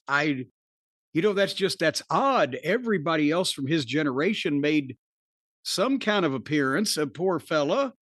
Hopefully he's not incapacitated some kind of way. Brian, we just found out a couple of days ago he's been dead for like 7 years. Nobody knew. Surprise. So that's why in the internet age, and I saw some of the kids on Twitter, who knows who Cowboy Bob Ellis was one of the biggest babyface box office attractions in the business. In the early 60s, we know who Buddy Rogers was. We know Dick the Bruiser, Bob Ellis and the Bruiser in Indianapolis. And that's why when I first started watching Bruiser's TV, Brian, I loved Bobby Heenan and I loved, Dick the Bruiser and the Crusher and Sam Miniker, right? The announcer. And all of the Bruiser brought in the Crusher as his partner, or had Wilbur Snyder as his partner, had Bruno for a while as his partner, and the tag teams like Ernie Ladd and Baron von Raschke and the Valiant Brothers. But then it was almost like an alternate universe because they shot the TVs at the Expo Center in Indianapolis at the house show, and they'd have 3 preliminaries and a main event. And the main event the finish may not be shown on TV, is what I'm trying to say. And on the week that it wasn't something involving Bruiser and the tag teams, it would be Cowboy Bob Ellis and Baron von Raschke for what seemed like ever. And they would rerun shows because if somebody was on top coming up, they'd put new interviews in, but they'd rerun a show featuring somebody that was on top. And I saw one Bob Ellis and Baron von Raschke match. It must have been 15 times. And at this point in time, Bob Ellis was, now we come to find out, he was like 45 years old at that point. But apparently he was never a good worker, but in his younger days, because he was the real cowboy, he was the good looking, oh shucks, well folks, man, howdy ma'am guy. He drew money with all the big heels, and he was huge in Madison Square Garden, or the Midwest for Barnett, or anywhere that he went. And then he pretty much kind of rode on that fame in Indiana for Bruiser. primarily in the 70s at the end of his career because he was a household name there, but great, it wasn't pretty by that time, but goddamn. And the wig was off by that point, right? well, that's the thing is he lost hair. He was starting to lose his hair, and he worked Tennessee in 1977. I have pictures I took of him. I met him. He and Jimmy Garvin were the Southern Tag Team Champions for like 3 weeks. Imagine that pairing. But Jimmy Garvin before he was gorgeous and Bob Ellis after he was young. But he still had a tan and he had the fucking presence, right? And he was tall. But the point is the hair, he tried to have the wig and that didn't work. But also because of all those years as a babyface and getting juice for the Sheik and Bruiser and, whoever else he was on top with. And one of his things was you'd hit him with a chair, you'd bust him open or whatever. He'd roll out and he would do a death walk through the people so that they could see that he was disoriented and they could see up close. He was really bleeding and he didn't know what was going on. And he builds the concern and then he turns and he looks and he starts heading back to the ring. And he gets in the ring and makes his comeback. Now, the comeback, probably the least exciting part of that, but the people were jumping up and down before him getting back in the ring, right? So anyway, after 20 years of doing that, the story that I was told, I didn't hear it from him personally, but he had the dermabrasion done to his head because his head, all the gig marks, right? His whole forehead was scarred up. And he had the plastic surgery where they flatten it out or smooth it over or whatever they do to it. And he was like 2 years from retiring. And guess where he fucking went? Puerto Rico. Puerto Rico and turned heel on Carlos. Oh. No blood needed for that feud.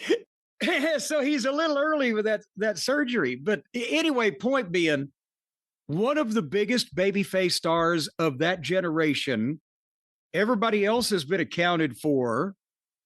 A name of that magnitude that was on top for so long in the business, everybody's been kept track of. How the fuck did this just happen and nobody got it? Was he in a federal witness protection program? I don't believe so. And Alan Blackstock, Alan Cheapshot on Twitter, was the person I saw who got it out there to everyone. And it was surprising because, like you said, it's been a discussion going back a little while, at least, every few years. Who's the oldest living wrestler? I remember it popping up like around, I guess, 2016 or so when Ed Francis died and Lord James Blears died the same year. And they were both in their 90s. And it was like, wow, there was something about Hawaii that kept these guys going. You think? But who else is in their 90s? Like, that was the discussion. And Bob Ellis was always on that list. And again, he was a major star. I don't know about FanFest. Everyone has their preferences, but to go completely radio silent was surprising, I guess. Well, and I guess he was he 88 or 89? He almost made it, but this was in 2018. We just found out. So everybody has moved up a spot or they always actually were up a spot without knowing it. I'm sure that gives comfort to Bob Caudle. You think some knucklehead's going to call Bob and say, would you like to comment on being the oldest American wrestling personality? He'll hold the phone like it's floating away. Fans, we got to go! And so this from now on, is this going to be like a reverse Generalissimo Francisco Franco is still dead? Every once in a while do we announce, ladies and gentlemen, Cowboy Bob Ellis is still alive. Ladies and gentlemen, Dory Dixon has returned from the dead. No, I don't know. He's still around. No, he's one still of them, isn't he? I thought so, and then I started thinking to myself, he must have died. I missed it. But hold on. No, let me check. I think you can probably Google quicker than I can imagine. But no, you're right. He's still alive. 90 years old. Born February 1st, 1935. Dory Dixon. Jamaica. Hawaii. Oh, I want to take you to who's from Bermuda, Bahama, or has a pretty mama. Something about the tropics. He was from Jamaica, but he ended up staying in Mexico. He's in Mexico now, I believe, isn't he? Well, it's still warm down there. Says here he's a pastor for the Seventh-day Adventist Church, preaching about religion and physical health all over Mexico. Well, and at 90 years old, travel must be difficult for the poor thing. All right, well, watch out, Dory Dixon. But we'll be... Come on now, what is this? Jesus Christ, we're not trying to curse anybody or anything. There's a few people in their 60s I'd like to see leave first. But anyway, I saw Dory Dixon wrestle on TV also. Where? He worked, he was partners with Bobo Brazil in the early 70s and worked Goulas TV. Believe it or not. Huh. Along with the original Amazing Zuma, who was just a little squat, short job fellow at that point. I think I may have said this to you off air. You know, there's the famous photo. It's one of the most famous photos in wrestling history, if you really think about it, because it got into a lot of newspapers, of Antonino Rocca doing a split, like jumping in midair and touching his toes. Yes. And then because Zuma was a ripoff of Rocca, although they ended up working together, they did the same pose with him, and it looks ridiculous because he's a little chubbier, he's got the mustache, he's losing his hair, doesn't have any confidence in his face. And his head also, do you believe his head, is this the way you feel, that his head was a little bit larger than it should have been for his body? There was something going on, and it becomes even more amazing when you realize for a brief time he was a draw, like at Madison Square Garden. He was a draw in the Northeast.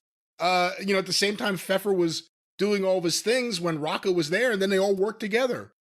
But there's another guy I just recently found in the Wrestling News Archive. I forget his name. I'll find it. I'll post it. Same thing. He's doing the pose. And he looks ridiculous because it's another ripoff of Rocca. Well, and to be honest, Zuma, it was capitalizing on the Rocca craze. Here's a guy that does shit like Rocca. Let's keep an eye on him. And then they built to the matches eventually, and they sold out a couple times. But Rocca was, 10 years into that run. Zuma was zoomed in and zoomed out. It's when you are literally copying the photos. Like, what can we do? Let's show them exactly the way. That's where it gets a little weird. That's like Crispin Glover not being in the movie, but you get a replacement guy. I don't know. I got a picture of Tony Charles doing that. Jumping up and touching his toes. No one will mistake him for... Well, no, he doesn't look like anyone. No, he was warming up one night in Louisville. And back there was jumping up and doing that. He was in his mid-40s, just an athletic son of a gun, in incredible shape. I said, let me see if I can get that. He did it 3 more times because you have to catch it, you have to be quick on the trigger finger. But I got one. And he actually was spread out a little bit more than, well, he was an old slut anyway, Tony Charles. Nevertheless. All righty then. Yesterday, as we were recording, big news happened, so I knew today would be a very interesting show.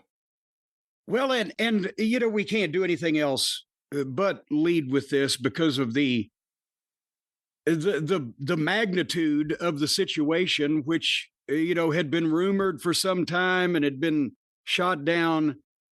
But yesterday, as we sit here and talk, Hulk Hogan passed away. They said cardiac arrest. He was at his home.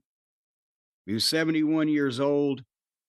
And I know a lot of people were instantly tweeting at it. Why aren't you talking about this?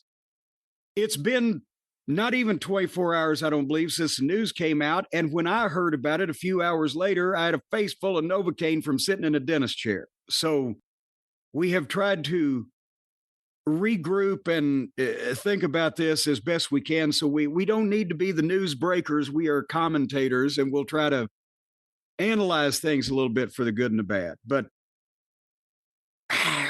it surprised me the level of vehemence for the people who had the negative opinion of Hulk Hogan. I figured it would be like, when the big star dies, or celebrity, a sports figure, even if he was controversial, everybody, kind of goes with it. But is it just social media, Brian, or for the people who loved him or were fans, they were broken up. And for the people who didn't, they weren't.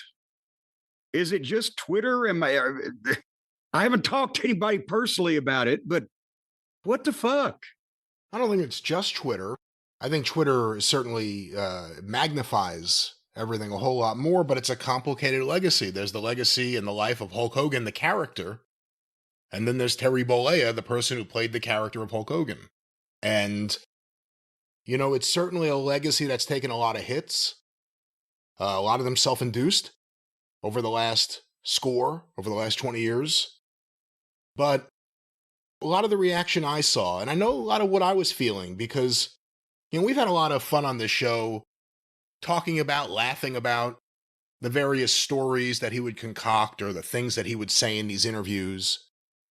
And of course, there's the infamous tape of him having sex with Bubba the Love Sponge's wife, and then the declarations that he made about himself being a racist afterwards.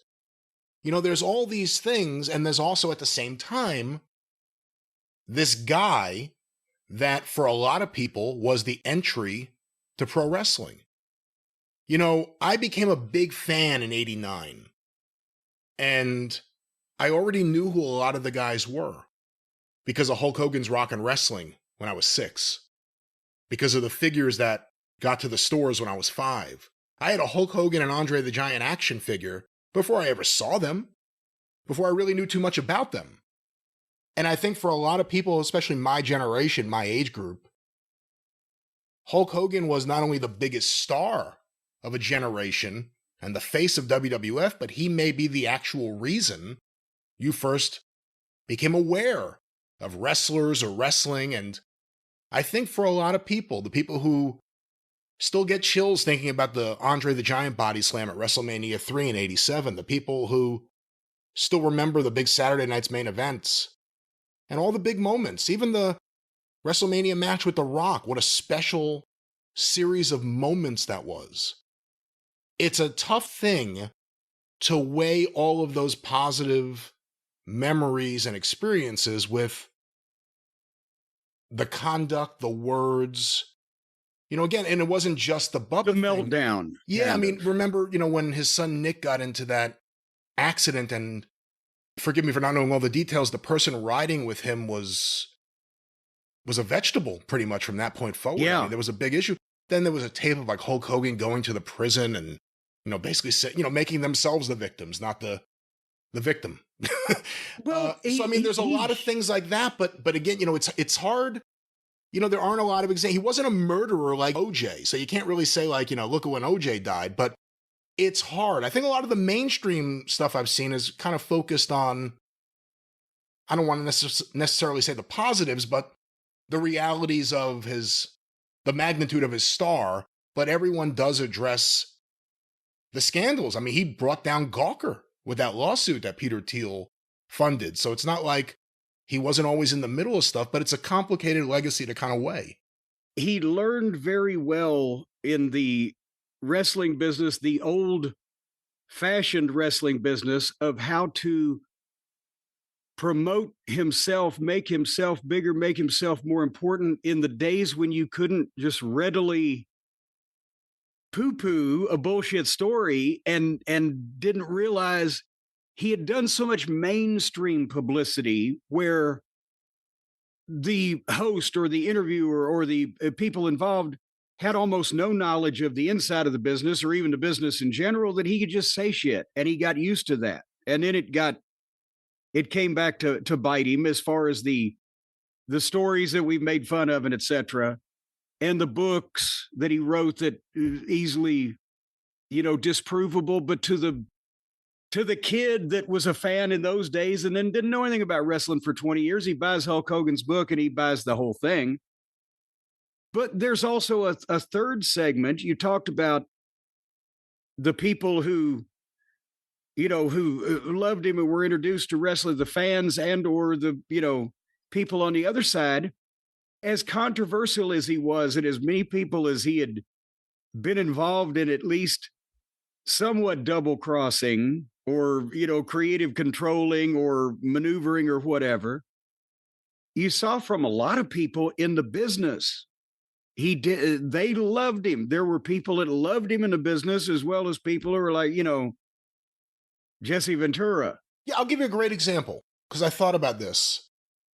Scott Dickinson, one of the real nice guys out there, former WCW referee, refereed a lot of places, but most famously WCW. Years ago, I forget what you and I were talking about, but we were probably laughing about one of Hogan's things. And he got in touch and he told me a story, and I was shocked to hear it. And I don't know if shocked's the right word, but I was really pleasantly surprised. I don't know what. He said that when Brian Hildebrand, referee Mark Curtis in WCW, got sick, when they found out, I guess maybe the first time, or whenever it was, when they found out that the cancer was really bad, somehow word got to Hogan. And he said that they were surprised when all of a sudden Hogan approached Brian Hildebrand and said, "Is there anything I could do?" And I think he even did try to get him in with some doctors or something. That's a story that we didn't hear from Hulk Hogan. So it's not like it's a tale that he just made up. It's something I'm hearing from a friend of Brian Hildebrand's. Well, that's the thing that I always said about the stories that he was telling, is that his real ones were good enough. He was the big mega sensation in the wrestling business. And there's so many, ways you could have told those stories and not been completely full of shit, and Metallica didn't need to be involved or whatever, because the real stuff, he had something to work with. But that's why, very complicated. And I know I've even had people on Twitter the last day say, "Oh, I can't wait to hear Cornette and Last roast Hogan now that he's gone." I'm like, have we ever been personally mad at each other? You and I and him? We laughed at the bullshit, but he was a big deal in the wrestling business. Now, I wasn't a fan of him being a big deal in the wrestling business while he was a big deal in the wrestling business, because I was on the other side. And it's no secret I was not a fan of the Vince Jr.'s WWF ideas for the 80s with the kiddie program and et cetera, because we were in the NWA and that was wrestling. And, so it was not my cup of tea. I was on the southern side while they were on the northern side. But the thing, actually, I don't think people realize, and I've said it before, that I would say that I have probably been in, I'm trying to figure out how to phrase this properly. I've been in the same room with Hulk Hogan in my life like 8 fucking times, maybe. So I had no positive or negative personal interaction with him ever. I think 5 or 6 of those were when I was the photographer in Memphis and he was here in 1979. I took the pictures. Then once was at the NAPTE convention, the National Association of Television Program Executives in New Orleans, I believe, in 1991. And we passed greetings as he was at a booth and I was at a booth. And that may be the last time ever. So the point is, I'm not going to crow about it. He finally got what was coming to him. Because I barely ever met the fucking guy. But you were a fan as a kid. I was not a fan as a kid because I'm older. I was a kid before he was in the business and a fan. You know what I'm saying? Yeah. But we have always acknowledged the magnitude of the money that he drew. And the fact that, remember I said, when we were talking about Flair, I said we were talking about the #1 box office attraction of the year every year in the 90s or in the 80s. I said, well, it would have been Flair if it hadn't been for Hulk. It would have been Flair if it hadn't been for Hulk. Like 7 years in a row or whatever. And I don't know what there's differences between being the biggest box office attraction and the biggest mainstream star. And sometimes you might be able to be both at the same time. But as in terms of biggest box office attraction of wrestling, besides nobody's ever going to top Jim Londos because that was a completely different generation and everything was different. But since then, who would have been for a short period of time? Austin and Rock drew more money, but a much shorter period of time. Locally, Bruno was obviously the biggest thing ever, but we're talking about someone who on a national stage, with some ebb and flow at a certain point in the early 90s, but for 20 years was the biggest drawing card and the most recognizable pro wrestler in the world.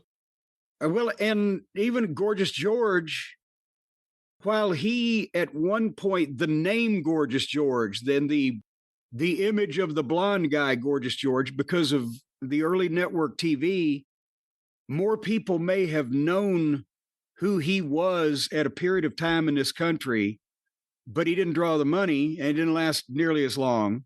And I mean, don't let anybody say Cornette said Gorgeous George didn't draw money, but he flopped in New York. But I'm talking about Gorgeous George more became a celebrity because Bob Hope and everybody on television was also talking about him. And it was in Hollywood where they all saw him, and it was all over TV in Los Angeles, as we've talked about. And it was the early days of TV. There were only a few channels, and wrestling was one of the most watched things on American TV at that time. So as far as at the gate, and take Londos, and Londos was a bigger mainstream star because people had to read the fucking newspaper every day. There was no television or whatever. But take him out of it, and it's got to be Hogan. And Bill Longson was a big draw in the 40s when everybody else was in the Army. So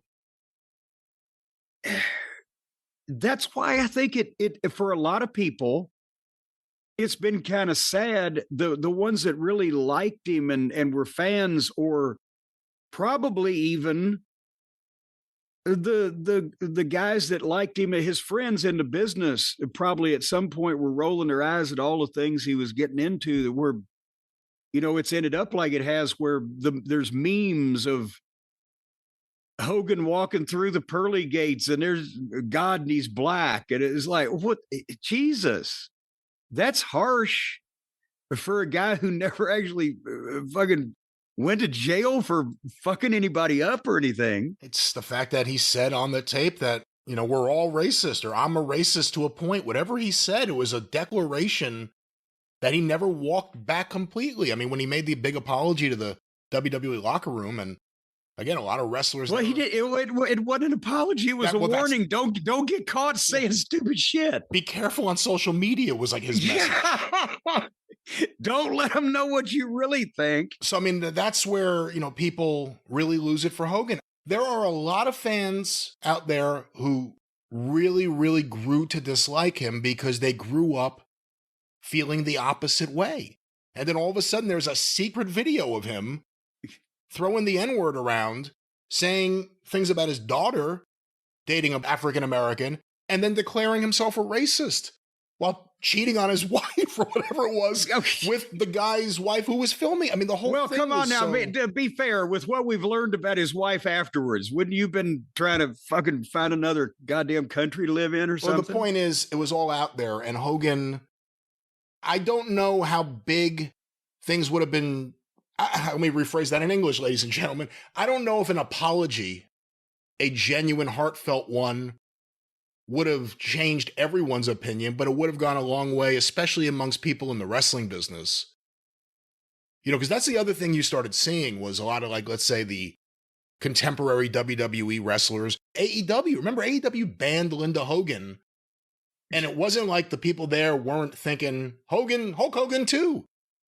They got to a point where the modern generation of wrestlers was offended by him being around. Well, that's why I mentioned I would have to think that a lot of the guys from his generation that were friends and liked him were rolling their eyes and like, please, Hulkster, give us something to work with, every once in a while, and don't get in some of these deals. But you mentioned the 80s before and Ric Flair. To me, it's like that's those are the leaders of that generation, and we just lost one. And again, they've all had a fall from grace in one form or another. But when you look at Hogan, Flair, and Vince, like to me, those are the three monumental figures. Jesus Christ. Now that you just said that, I'm sorry, but now that you have just said that, and we see 40 years ago, if you had said, well, here's what's going to happen to these three, Yeah, you they'd wouldn't have believe it. fucking put you in a rubber room, and it's happened. Yeah. Now, you brought up before, you've only been in a room with Hogan a few times. I'm guessing the first time you was maybe the most impactful. Did you take his very first promo photos? I can't. I took the very first ones and probably the only ones that were taken in the Memphis territory. But now, here's the thing: they broke him in Florida, as everybody knows. We're not going to. I'm sure you can find another podcast to give you chapter and verse, but we're trying to make this somewhat first-person accounts. They broke him in Florida and in '78, and he worked under a mask down there.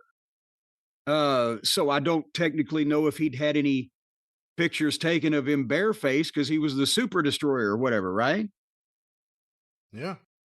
So then they booked him in Alabama. Louis Tillett was the booker at that point in time. And was it Continental? Not yet. It wasn't even Continental yet. It was still Southeastern. It was Southeastern, and it was just when they had opened up the Alabama end because it was in Knoxville, and then Ron Fuller opened up the second part of the territory.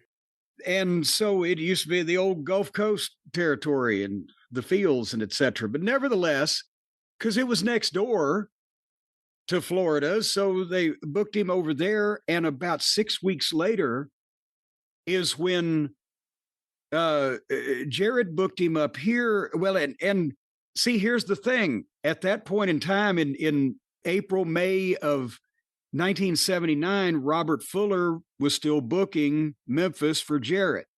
And he used a lot of the Knoxville crew because it was the other end of the state. But since Knoxville was affiliated with Continental, they heard about this big blonde guy they had down there in Pensacola and said, well, let's bring him up because Lawler was doing a deal. Mongolian Stomper was the Southern heavyweight champion. Lawler was working with him. Gorgeous George Jr. was the Stomper's manager.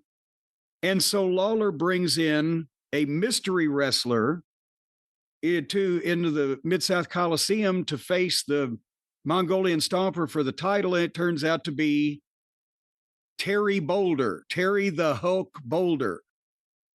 And then the next week was a tag team match with Lawler and Hulk against Stomper and Gorgeous George Jr. And they brought him to Louisville, I believe, at the same time for a week or two. And then he went back down to Continental. But I had gotten a couple of pictures of him then as the Lawler tag team. And then he came back about 6 weeks later. That's when they brought him in with, well, at that time he was Eddie Boulder because they were supposed the Boulder brothers. But it was Dizzy Hogan, Ed Leslie, et cetera, Brutus Beefcake. And then they were here for a couple months, and I got some more photos there. So most of the pictures that I've seen actually pose stuff rather than in the ring in Knoxville, Southeastern, or Continental, or Southeastern down in Alabama is my stud. The blue background especially. I think there's a red background, but those are stuff that I did. What do you remember about him at that point? Obviously, you're just a photographer, and absolutely nothing. I'm the photographer. He's a big fucking new guy that is photogenic as fuck. So I said, hey, let's get some pictures, and he does the poses, and this is literally on the way to the ring because that's the way I set my shit up so I could catch the guys. They're upstairs getting warmed up. Hey, let's get some pictures. Ding, ding, ding. Off they go. So I didn't have anything to pass the day with him about, right? And he's brand new, doesn't know anybody. So he's got the photographers taking some pictures of him. And boom, and that was that. So you had seen already Superstar Billy Graham, and you had seen Austin Idol. Two guys who directly influenced Hulk Hogan. Billy Graham influenced everyone, but he stole so much from Austin Idol. He's admitted it, too, from when they worked together in Atlanta. Yeah. He stole so much from Austin Idol. But you had seen them already, and the fans in Memphis had. Well, now, hold on. I hadn't seen Graham yet. Graham came in at the end of 79, but obviously, we were cognizant of Graham, but go ahead. But you had seen Rocky John. You had seen guys with good physiques there before. How did the fans take to Hogan just in terms of the look? Because beyond the eventual promo ability, which wasn't there at all yet, beyond the eventual charisma, which may have been barely there yet, it was the look. It was, forget about the shaved belly hair and everything going on. The mushroom cloud. Forget about that even. Just the muscles, the look, the beginning of the steroid era for wrestling, where it went from occasionally some guys did it to just about everyone's going to be doing it. How did he stand out in 79 amongst those fans? Well, and also you remember the video that they did where Michael St. John. There's like Michael St. John from Nashville did the voiceover of the camera shoots the wrestling boots, and then there's I can't do the voiceover from memory from 50 years ago, but he stands 6'7", he weighs 325 pounds, whatever, and the camera pans up and he's in bodybuilding pose lighting, right? Where it's black behind him and the spotlight's on him. And the camera goes all the way up and he hits the fucking Hulk poses and everything. The Hulk is coming. And that was enough to get people's attention. And when they brought him in as Lawler's partner, okay, look at the fuck that was the, reaction from the people. And they put those matches in the main event and they got over with the people that were there. But as you will recall, that was a period of time where, as I mentioned, Robert Fuller was booking, and I got to be Memphis. I didn't know at the time how far down Memphis was, but I knew Louisville was feeling puny. And so it wasn't like that he made a tremendous difference the first couple of weeks he was there when he was Lawler's partner, but the match he got over and the matches got over, they worked around shortcomings, and, he got the bear hug, the super southern squeeze on the Mongolian stomper, and he's selling it. People are going crazy, right? And then when they come back, here was the problem. The problem is they came back when Robert Fuller had taken all the Knoxville guys, and we've talked about this. Pete Austin. Well, yeah. Well, hold on now. It wasn't the whole problem. There was other problems. But Fuller had taken all the guys back to Knoxville when the guys left to go with the Poffos and run opposition, Garvin, Roop, Orton, etc. The whole thing had shifted. Now Jarrett's got to rebuild the territory. So he shoots the Tupelo concession stand brawl angle, and he puts Wayne Ferris and Larry Latham as the Blonde Bombers on top. Later, the Honky Tonk Man and Moondog spot. My old partner, Danny Davis, was their manager, Sergeant Danny Davis. And that was the program with Lawler and Dundee. He had Tommy and Eddie Gilbert against Buddy and Ken Wayne. And Ron Bass came in, Outlaw Ron Bass, who's a very talented guy, but never been a big draw in the Tennessee territory since the days of Ron and Don Bass with their manager, Ma Bass, in the early 70s. And that's who Hulk was, the Terry the Hulk Boulder was going to work with. And with his brother, Eddie, who was worse than he was, who could not work and could not talk. Hogan was starting to where he was trying to do the, let me tell you something, Jack thing, he was trying that at that point, but he wasn't confident with it, but he could carry it off. But between the hair that Beefcake had, which was just preposterous. Remember that long bleached blonde? It just, oh God, he got heat from the guys in the audience. And they couldn't work. And then they had to, and then you mentioned Pete Austin, who's this kid. I don't know where the fuck he went from there, maybe home, but he was like 6'3" and 260 or 70 pounds. And they paired him up with Ron Bass against these guys. And so Hulk won the Southern title from Ron Bass at one point, I think. But I remember that the problem was they were trying to Jarrett was trying to make the people take them as main eventers by booking them in the main event. And back in those days, the main event went on last.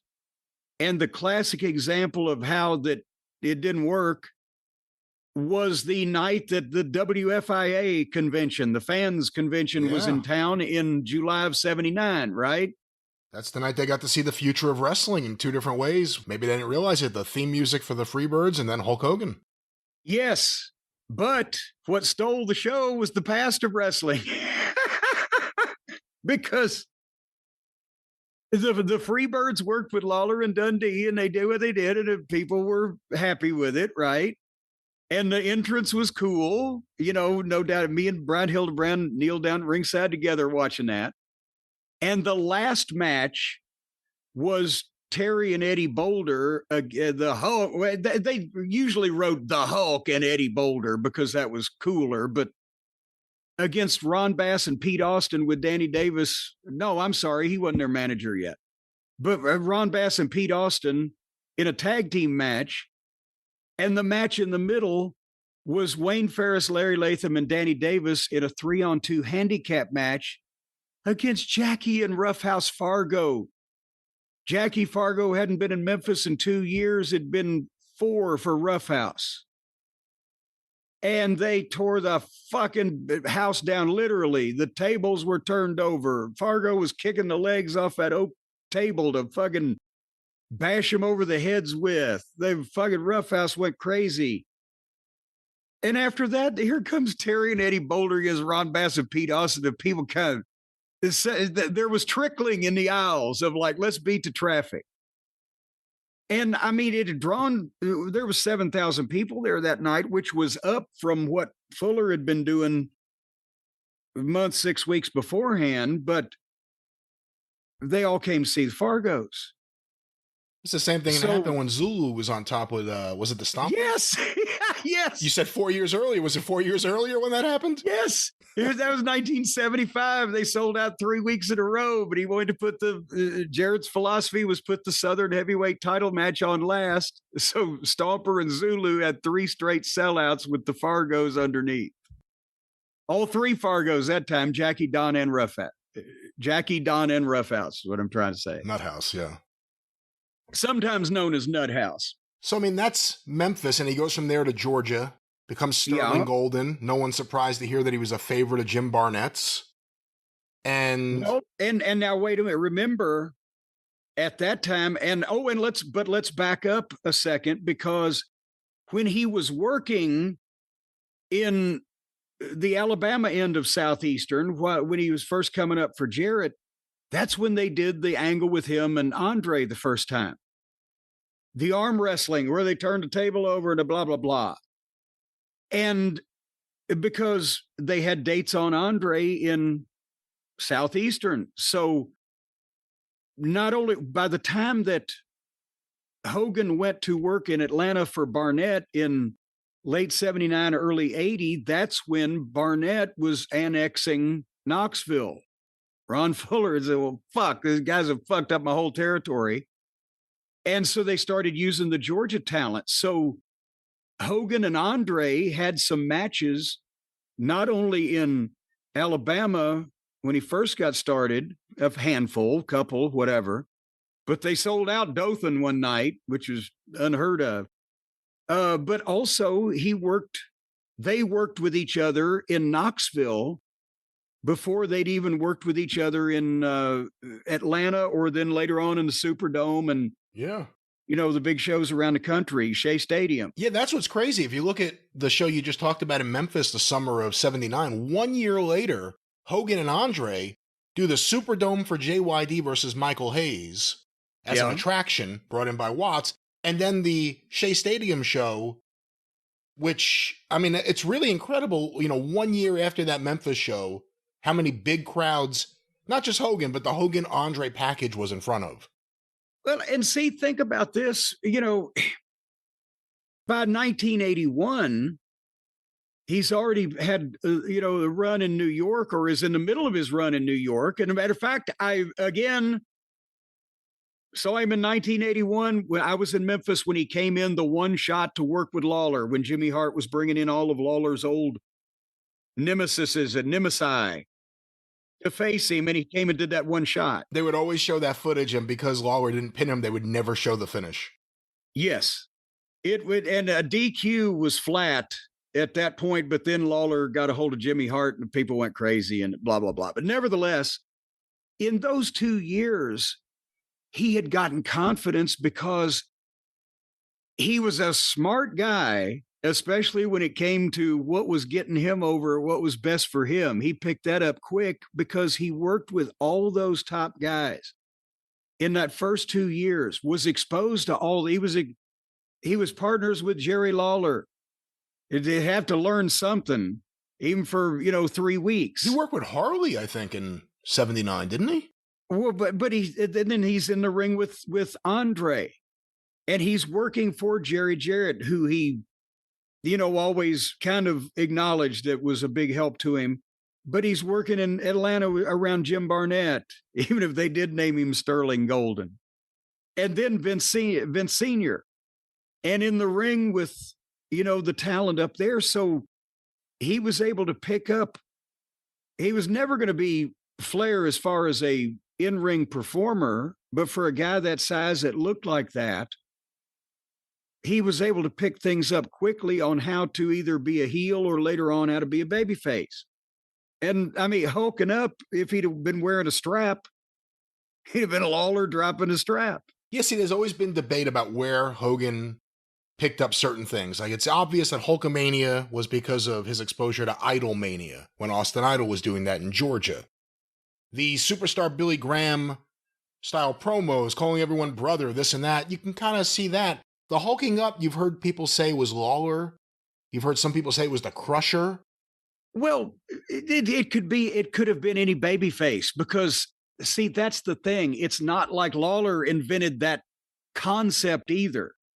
All babyfaces, pretty much in the last 50, 70 years, TV era, whatever, of wrestling, they had some movement or reaction that would indicate to the fans they've had all they can stands and they can't stands no more and something might be about to happen. That's a very wide description.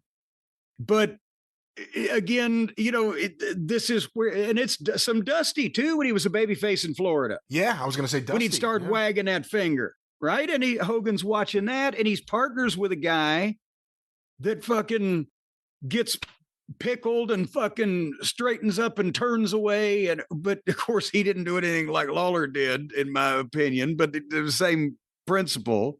But all of that was osmosis in those 2 years. And then he goes to Japan.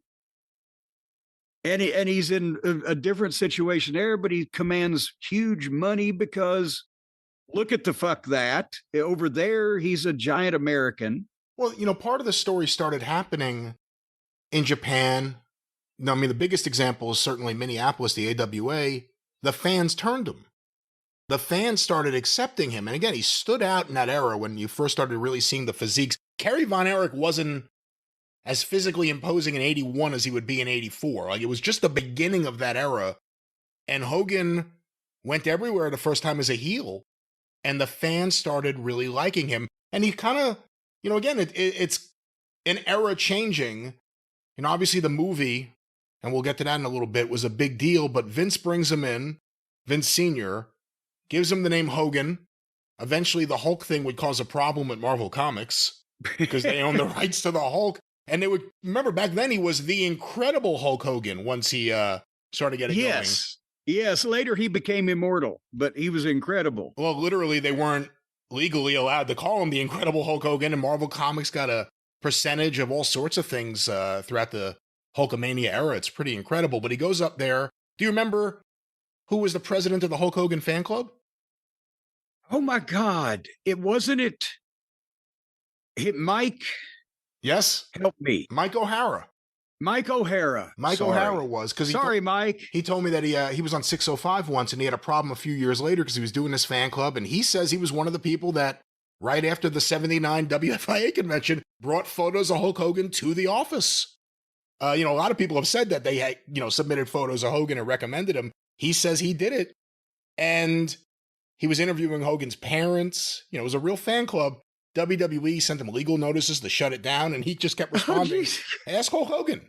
Ask Hogan. He knows who I am and what I'm doing. Yeah. Well, as a matter of fact, Mike O'Hara, he's in the picture of all of us from that convention when we were wearing our wrestling T-shirts. It's been Twitterfied here lately. But yes, he was at the Memphis show that night and the TV that weekend when he took some of the pictures, same as I did. Mine were still earlier because I caught him on the first run, but that was summer of '79, as Brian Adams would say. And they bring him in and they give him Fred Blassie as a manager. And, a couple different looks. He had the leotard for a while. He had the chest hair for a while. He wore blue. I mean, they were really... He wore blue. No, I mean, they were trying to figure out who was and it what. Blue velvet? The rumor always was, I don't know how true it was, that Vince McMahon Sr. wanted him to dye his hair red. I think that's a Hulk Hogan story. No. You've heard that, right? You heard Hogan say that? Yeah, well, yes, and no. No, and it's not even... I don't know where the idea was that Vince Sr. specifically wanted him to be an Irish heel or Irish person or whatever has come from. If that was Hulk also, if somebody's corroborated it, then I'll back off on this. But he had already been using Hulk, but I guarantee you Vince Sr. as well as Vince Jr. wouldn't have liked Hulk Boulder, Terry the Hulk Boulder, Sterling Golden, blah. They like alliteration. Hulk Hogan, because Hogan's a good fucking name. But wasn't going to be carrying a shillelagh with red hair or whatever the fuck. And also look at the way, again, that he was dressing. He was trying different colors, and he had the old heel cape that he had. There wasn't like a long Batman cape. It's like a short fucking Audrey Hepburn cape or whatever. None of that screamed Irish, did it?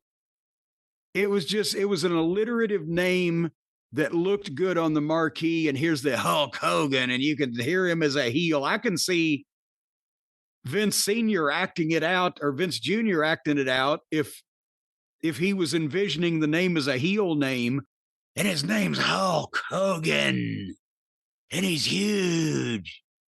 So I think that was probably the depth of that. They did not know they were naming the future all-time biggest fucking draw they ever had right then. See? I'm sorry. I don't mean to get upset. But it's just when everybody tries to all this deep meaning into these things. Well, Hogan's up there. He has Freddie Blassie. They do the program with him and Andre. Hogan never gets any matches with Backlund, the champion, at the Garden. Gets some matches in other locations, which were big deals, but it wasn't the Garden. It is something there in terms of the way they're protecting him. Eventually he leaves, does jobs on the way out, and then he goes to film Rocky III, and that's really not just for Hulk Hogan, but in a lot of ways for the wrestling industry. That's one of the biggest things that ever happened.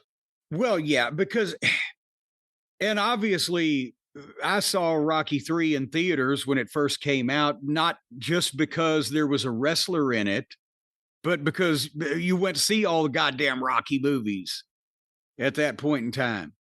But that opened up the door to every talk show because he was just so visually impressive. And it came off like it was one of the highlight scenes of the movie and what everybody was talking about. And then he looks so good, not only when he does the talk shows or the publicity, but by now, this is 4 years around all these people kind of contributing to telling him how to fucking get over. And he's smart, as I said, and he's learned it. Now he can go and bullshit the main. Oh, yes.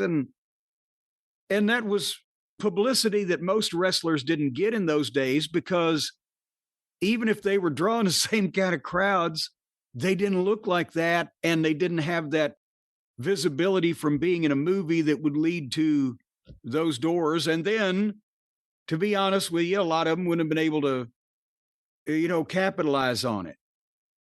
they wouldn't have had the bullshit. And once that movie came out, it was impossible for him to be a heel because it was such a big deal. And it may have been, and for some people, it was one of the highlights of the movie. And he was a heel in the movie, but he just blew up. But remember then, Vern Gagne, when he brought him in, he was a heel, and his manager was Luscious Johnny Valiant. That's right. And the people shit on Johnny Valiant.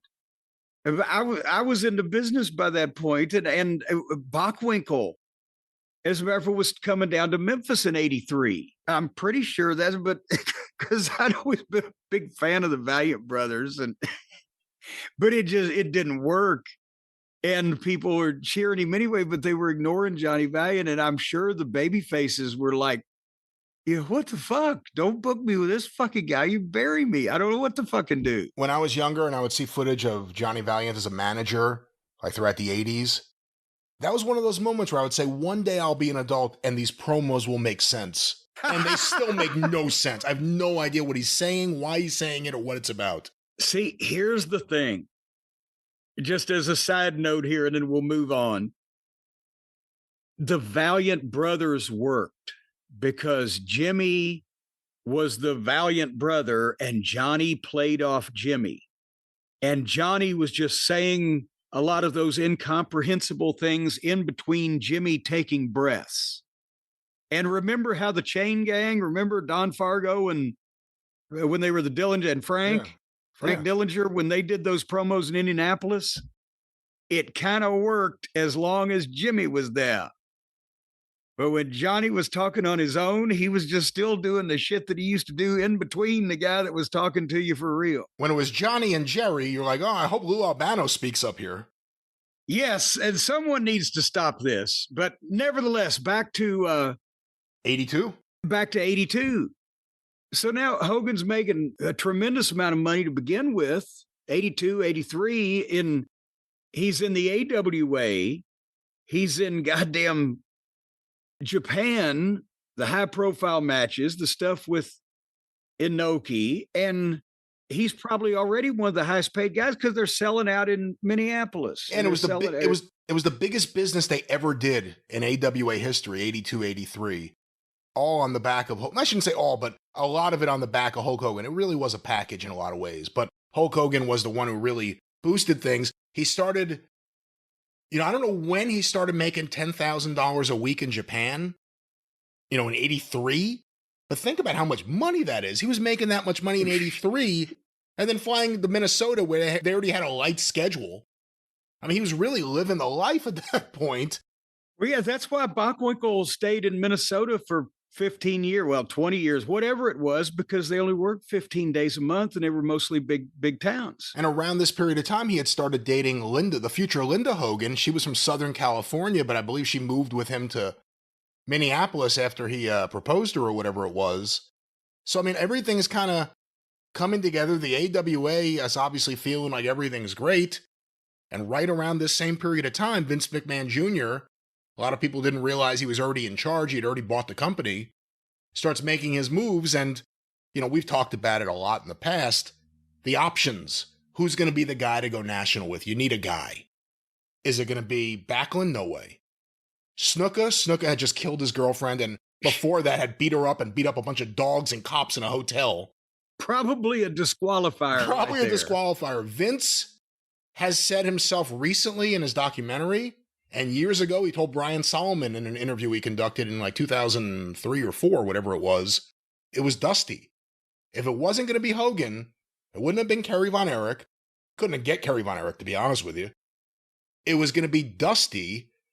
Dusty also had a lot of options on the table. He would go book for Jim Crockett a year later. He was already a touring attraction outside of the Florida territory.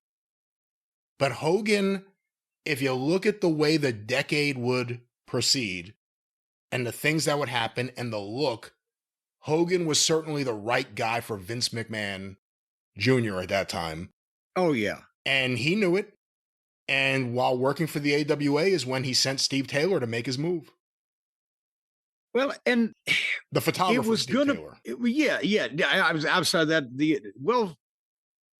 it might have been Steve Taylor, the plumber. Steve Taylor may have done some plumbing before he became a photographer. But here's the thing. It was always going to be somebody first and foremost that could talk because with Vince Jr., because I know somebody's going, oh, well, Jesus Christ, Dusty Rhodes didn't look anything like Hulk. Well, Vince has said that in the interviews that you mentioned, but also it's common sense that Vince went for the charismatic, for the package of charisma. Can this guy, Dusty Rhodes was at that time one of the top, certainly 2 or 3 or 4 box office attractions. I don't know who was bopping around right at that point in time. But he could talk, even though he looked nothing like Hulk. But you know that Hulk being able to talk not as well as Dusty at that point and probably ever, on any kind of consistent basis, but the look was more of what Vince was, even at that point in time. Vince was fancying himself somewhat of a physical fitness freak. And so that was because we wanted superstar Billy Graham, but Billy Graham was too old and had broken down. So, but that was the thing is, if there hadn't been a Hogan, there wasn't really a lot of other choices for a charismatic guy that could talk people in, unless you were going for Dusty. Maybe at that point, Austin Idol would have said, excuse me, I'm terribly sorry, but I'm over here. This money smells nice. And I've got the gym membership. But anyway. But it's a remarkable series of events that happened at the end of '83. Right before Starrcade, which Hogan was originally supposed to be on, or at least he was billed as being on. He was in the program. He was in the program. I've got it. Or right before that, Vince and Hogan already have their deal. Hogan's going to Japan. Still is billed for a bunch of shows with the AWA throughout Christmas and into early '84. Vince has a dinner, apparently him and his wife, and Harley Race and his wife. I don't know if Harley's wife was there. It was at least Vince and Linda with Harley. Which leads to a situation. I have a feeling if Harley's wife at the time was there, she would have double-legged Vince. But... Well, apparently Vince McMahon in the bathroom after Harley Race turned him down. He wanted Harley Race to jump to the WWF with the NWA title and lose to the WWF champion, whoever it may be. Harley refused, didn't want to hurt the NWA, possibly even more, didn't want to hurt Ric Flair. But he also owned a piece of the Kansas City office. Vince McMahon allegedly tried to take him down in the bathroom. Well, hold on, because it would not only have been Harley, just double crossing one person or one company or whatever. As the champion, he'd known all these people for so many years. His word had always been good. He had a piece of one company while he was the entire alliance's champion. So he looked at Vince and they were in the bathroom. As you said, he says, see that mirror? He said, I got to look at that face every morning when I get up in the mirror, and turned him down that way. Just no. And as he's walking out, he says, and truthfully, I don't see Harley being much of a fucking fabricator. Said that Vince tried to double leg him and fucking take him down. He said, what the fuck are you doing? And that didn't end, it ended quickly, but Vince's feelings were spurned. Because he wanted to kill the NWA. That was his chance to kill the NWA, and he had already made his move to kill the AWA. He had Hogan. Vern Gagne didn't know. Vern Gagne ends up getting a telegram from Hogan, I'm not coming back, while he's in Japan. Again, Christmas shows coming up. These were big shows they had after the biggest year they ever had. You could say, in a sense, Hulk Hogan was the first person to really take Vince McMahon seriously. Because Vince McMahon, when he hit him up and said, I'll make you $1 million, you'll be the first wrestler to make $1 million a year. I'm going to merchandise the hell out of you. Hogan could have said, well, this guy's not done that for anyone ever. Can he really do it for me? This was the announcer. This was Vince's son when I was there. Well, but hold on now, because you phrase it a different way. Hogan believed in Vince, but not the first one to take him seriously. Harley took the offer seriously. He just didn't want to take it. And I think while a lot of people laughed at Vince that he was going to take over the world, at the same point, a lot of people in the business knew that the guy that owned the largest grossing territory already in the business, because he had New York and Boston and Philadelphia and Baltimore, he can pay me more money probably than where I'm working now. I will take this guy seriously, but potentially not seriously enough to stab my business partners in the back or whatever in some of those type of deals. But yeah, a lot of people took Vince seriously as being able to pay them.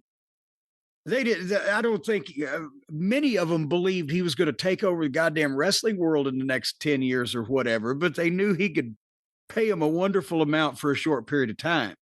And there were no contracts at that point in time. So nobody was looking for, oh, he'll bring me in and sign me up and I'll be set for 3 years with a big guarantee. That didn't exist. But Hogan, think about this. He knows what he's done in the Midwest. And if you can draw 18,000 people in Minneapolis, St. Paul, if the goddamn promoter of Madison Square Garden is pushing you hard, where all the networks are located, where all the fucking media comes out of, where your main event in Madison Square Garden, if you can sell that son of a bitch out, then you get to be a movie star, which happened. I'm not talking about getting a part in a Stallone movie. I'm talking about being the star of the movie. He knew he would have gone with Vince anyway, because that was the key to being the better to get a chance as the top pushed guy in Madison Square Garden than to never appear in the garden at all, right? So it wasn't, I don't even think that Hogan would have ever dreamed what was going to happen had happened, but he knew that that was a fucking dream spot. Worked well for Bruno. And if Vince hadn't expanded nationally, he still had, and Hogan could have worked goddamn any number of days he wanted to work for crowds of 5, 10,000, 15, 20,000 a night. So it wasn't like it was a goddamn gamble. And it was the big change in a lot of ways that would happen to the wrestling industry around the back of Hulk Hogan in terms of merchandising. There'd always been t-shirts, there'd always been magazines, programs, different things. But on the back of Hogan, because he looked like a superhero or an action figure in the era of He-Man had just come out a couple of years before that. Hogan, before they even got to the figure deal, t-shirts, bandanas, calendar, the yellow fingers, which were kind of, ubiquitous throughout that era. The yellow finger in the air for Hulk Hogan. Lots of other wrestlers were in the line of LJN wrestling superstars and had t-shirts, but it was the Hulkamania shirt was everywhere. I knew someone years ago, it was a family member. He was wearing a Hulkamania shirt. I said, "Where'd you get that?" "Oh, it was my girlfriend's." "What? Like, who's she? How did she have it?" It was just something in the culture, and eventually those figures come out. And, again, there were lots of stars and there were lots of people merchandised, but he was the big one. And it even starts before Vince. That was the other interesting thing, because of Rocky III. There were Hogan puppets, there were Hogan figures, there were all these things, and then the cartoon hits. And it was a perfect storm of merchandising and of pop culture sensibility breaking out. And then chokes out Richard Belzer, hosts Saturday Night Live, all over MTV, comes out to Eye of the Tiger before Survivor shut that down. All these things happening. And it was kind of, if you look at any Hogan stuff from 84 and 85, it feels right for that era. I know I'm saying this to you, and you were doing other things in 84 and 85. Well, no, I know what you mean. I acknowledge it. And truthfully, that was when, for me, wrestling began its descent into entertainment madness, but you can't deny the money that was made and the popularity. And at that point, for a while, the rising tide did lift all the boats, because the hotter that one got, the hotter the other would get. And it was somewhat legitimate competition, which happened only from 85 to 88 and 97 to 99 and in that whole fucking schmear. Yeah. And then Vince goes into Minnesota. Yes, Hogan against the AWA. AWA still remained pretty hot throughout 84 into 85. They had the Road Warriors come in. They still had a lot of big stuff happening, but all of a sudden Hogan and Mean Gene are in the main event. I mean, that was a big deal, and Hogan was the big deal for the WWF in California. That was when they started their California push in '83, but they got Hogan in '84. Well, I can tell you that, especially in the Southeast, and Bo James had just tweeted earlier. I saw that in the Tri-Cities area and the East Tennessee area, they came in a couple shows with Hogan sold out Freedom Hall in Johnson City. If Hogan then wasn't on the card after that, it was, 500 people. They did well in Louisville here when I think it was 85, I think, by the time they got here. But with Hogan, they'd draw a crowd. Otherwise, nobody gave a shit. And, with the established Southern territories, they couldn't really draw. Same thing with Mid-South or the Dallas territory or whatever. If Hogan was there, it was a success, but otherwise they weren't going to go see the non-local wrestling. I mean, he was a name that broke out beyond wrestling fans. A casual person would know who Hulk Hogan was because of all the attention over a few years there. The same way like the word WrestleMania. I used to hear, especially in the 80s, people would use that word like, oh, are they going to have a WrestleMania? They would say that for a house show. It was like things that were getting introduced into the culture and was really blowing up. Not to go too far ahead, you brought up the movies before. No Holds Barred came out when I was 9 in 1989. I had just become a big wrestling fan. I went with my neighbor to see it. Both of our parents refused to go. So it was the first movie I got dropped off for. Like, my parents and his parents both said, we're not sitting through this movie. And they were right. It was the first movie in my life I saw it. I'm like, this is bad. I realized Hulk Hogan was a terrible actor in that movie. He would get better. He was certainly better actually as an actor on wrestling than in movies, but that movie was atrocious. And that was the focus of the WWF in the summer of '89. Well, nevertheless, everybody knows, I think we can assume that everyone listening knows what happened in the 80s and then the 90s. Where were you when WrestleMania 3 happened? When did you first see it? You've asked me this before, and I can't remember what answer I gave you, except it's not like I bought the pay-per-view. I believe I was somewhere that day, but obviously we heard about it and the crowd and etc. But I would have to think it was probably a few weeks later, whenever Norman Dooley might have sent me the VHS tape. But that's the thing is we recognized, okay, we've got all this great television. We're selling out these other places. And I'm talking about Crockett. We're selling out all these places. We've got this great television. We've, the talent roster up and down is comparable, and look at the difference in the in-ring. Ours is superior. But Jesus Christ, they're getting these people on network television. They're getting these people on a Tonight Show. They're getting these people they're putting them in stadiums. It was somewhat demoralizing, but we recognize that, my God, we can't compete with, they're on NBC once every Saturday or once a month on Saturday night. It's like, I didn't realize that we were going to get bought out by people with all the money in the world instead of poor old little Jimmy Crockett and then fucking it all go to shit. I thought it would go to shit while we were with Jimmy Crockett, but sooner or later something was going to go to shit.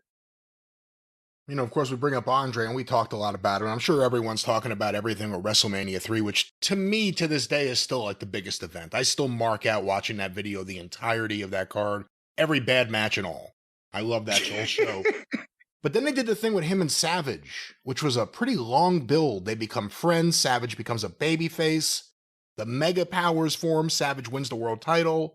Hogan disappears to make his movie.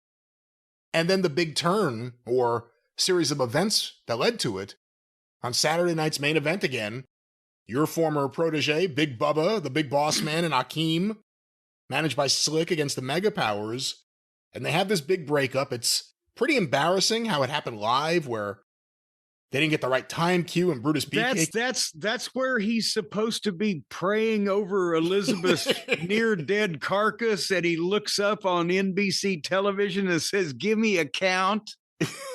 Something of that nature. That's right.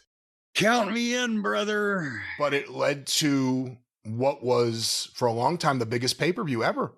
WrestleMania 5, Atlantic City.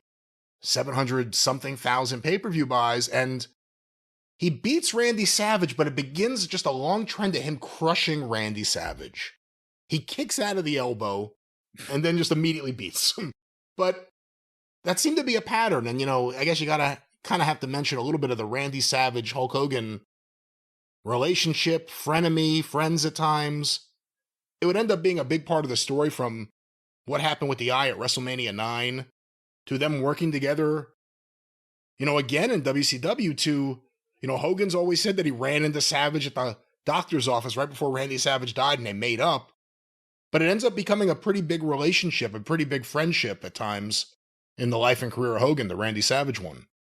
Well, and that was like, what years? 88, 89? 88, they team up. 89, they're feuding. Okay, yeah.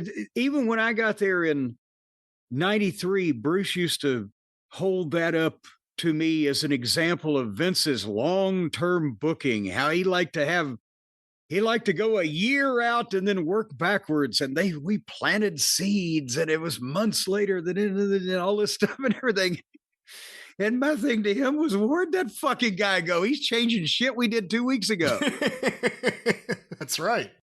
But they did, plot that thing out so carefully. And it's two dynamic personalities. We talked about Savage not long ago. Even though he was smaller in stature than Hogan, he had the fucking physique, but he had the intensity. And you believe that guy is a nut. And it was the very modern version of Mad Dog Vachon, only being 5'6", but really, being somebody that would bite your fucking face off. And so they bought that, and Savage he was the equal at least of Hogan at promos, if not better. But Vince always favored guys with the personalities that could talk and with the charisma. And then the bodies didn't hurt in Vince's eyes, because that was one of his personal interests, to take that statement as you might want to. And it's right after this period of time, in my opinion, as someone who lived through it, that you start to see the crinkles of the fans, some fans having changing opinions of Hogan. The Ultimate Warrior, for me and all my friends, became way more popular than Hulk Hogan in 89, when he was doing stuff with Zeus. Ultimate Warrior was feuding with the Heenan family. It was a lot better. Then they have the match. Warrior wins. Even as a kid, it felt like this is the start of a whole new thing. They changed the intro to Superstars, where it was like a weird time travel through rocks, and there's the Ultimate Warrior at the end with lasers coming out of his eye. It was just, they made it all about him. But Hogan came right back, and he did the feud with Earthquake, where Earthquake injured him, and then they had the match at SummerSlam, where they had Rick Rude versus the Ultimate Warrior in a cage. And I think the Warrior took Hogan's popularity down a little bit, and then the Slaughter Hogan thing. I've said this before. There was something there to be done. It didn't need to involve anything with the Iraq War. If Sergeant Slaughter, who to kids like me was a major babyface, not from wrestling, but from G.I. Joe. He was all over that show, his action figures, the G.I. Joe movie. If he had been the heel Sergeant Slaughter that he was in Mid-Atlantic Wrestling, without any of the Iraqi connection or hoo-ha against Hulk Hogan as the biggest star of this company 10 years ago, and this, fucking nationally recognized figure versus Hulk Hogan, it couldn't have drawn any worse than what they did, right? Right. See, I think they should have brought him back as a babyface, because that's what everyone of that generation knew him as at that point for the last 6 years, let's say. And have him turn on Hogan. The guy who comes out to I'm a Real American gets turned on by Sergeant Slaughter. Who's the real American? Instead, it became the Iraq War thing, which beyond the tastelessness of it that everyone had a problem with at the time, the war ended in 2 minutes. So there was no war. And well, but backing up also, you made an interesting point with Warrior, and because you were the target group at that point in time, Vince Sr. never liked to do babyface matches. He did Bruno and Pedro. I think he might have been talked into it. 72. And it didn't draw. It rained at Shea Stadium, and he didn't want to do it again. He actually refused Bruno offering to work with Andre flat out because he didn't want to hurt either one of them, because they were long-term attractions for him. For the sake of one giant gate, he didn't want to do that. With Vince, and I think Vince thought that he could just build another superhero that would vanquish the previous superhero and then have Hogan hang around in the Bruno living legend status type of category, because he didn't learn the lesson possibly of his father. But that's the point, is Hogan's first chip in popularity was when they did the big match with the other big babyface. Even though Warrior wasn't as good, wouldn't last as long, at that point, that was the peak of his popularity, and it naturally shifted some people away from Hogan. It just had to. Yeah, and, if you look at Hogan in 84 or 85, and then you look at Hogan in 90 or 91, he's always been a cartoon, but he came to be more of a cartoonish version of himself, speaking to little kids and everything, as opposed to, this wacky, charismatic guy who, the fans who got into him in Minnesota, it wasn't just little kids, it was everyone. He was more condescendingly going through the Hulk Hogan motions than actually making the shit up for the first time as he went along. Yeah. So the Hulk Hogan who did record business with Paul Orndorff was a very different Hogan from the Hulk Hogan working with Sergeant Slaughter in 91, or, again, another chink in the armor was SummerSlam 91. It's Slaughter and Adnan and Colonel Mustafa, the Iron Sheik, versus the Ultimate Warrior and Hogan with Sid Justice as the referee. Jesus Christ, there's some ring wizards in that combination there. Poor Slaughter. Warrior gets fired by Vince. We don't see him again until WrestleMania the next year. And they start building Sid. And then they do the Royal Rumble in January, the one that Ric Flair won, maybe the greatest Royal Rumble ever.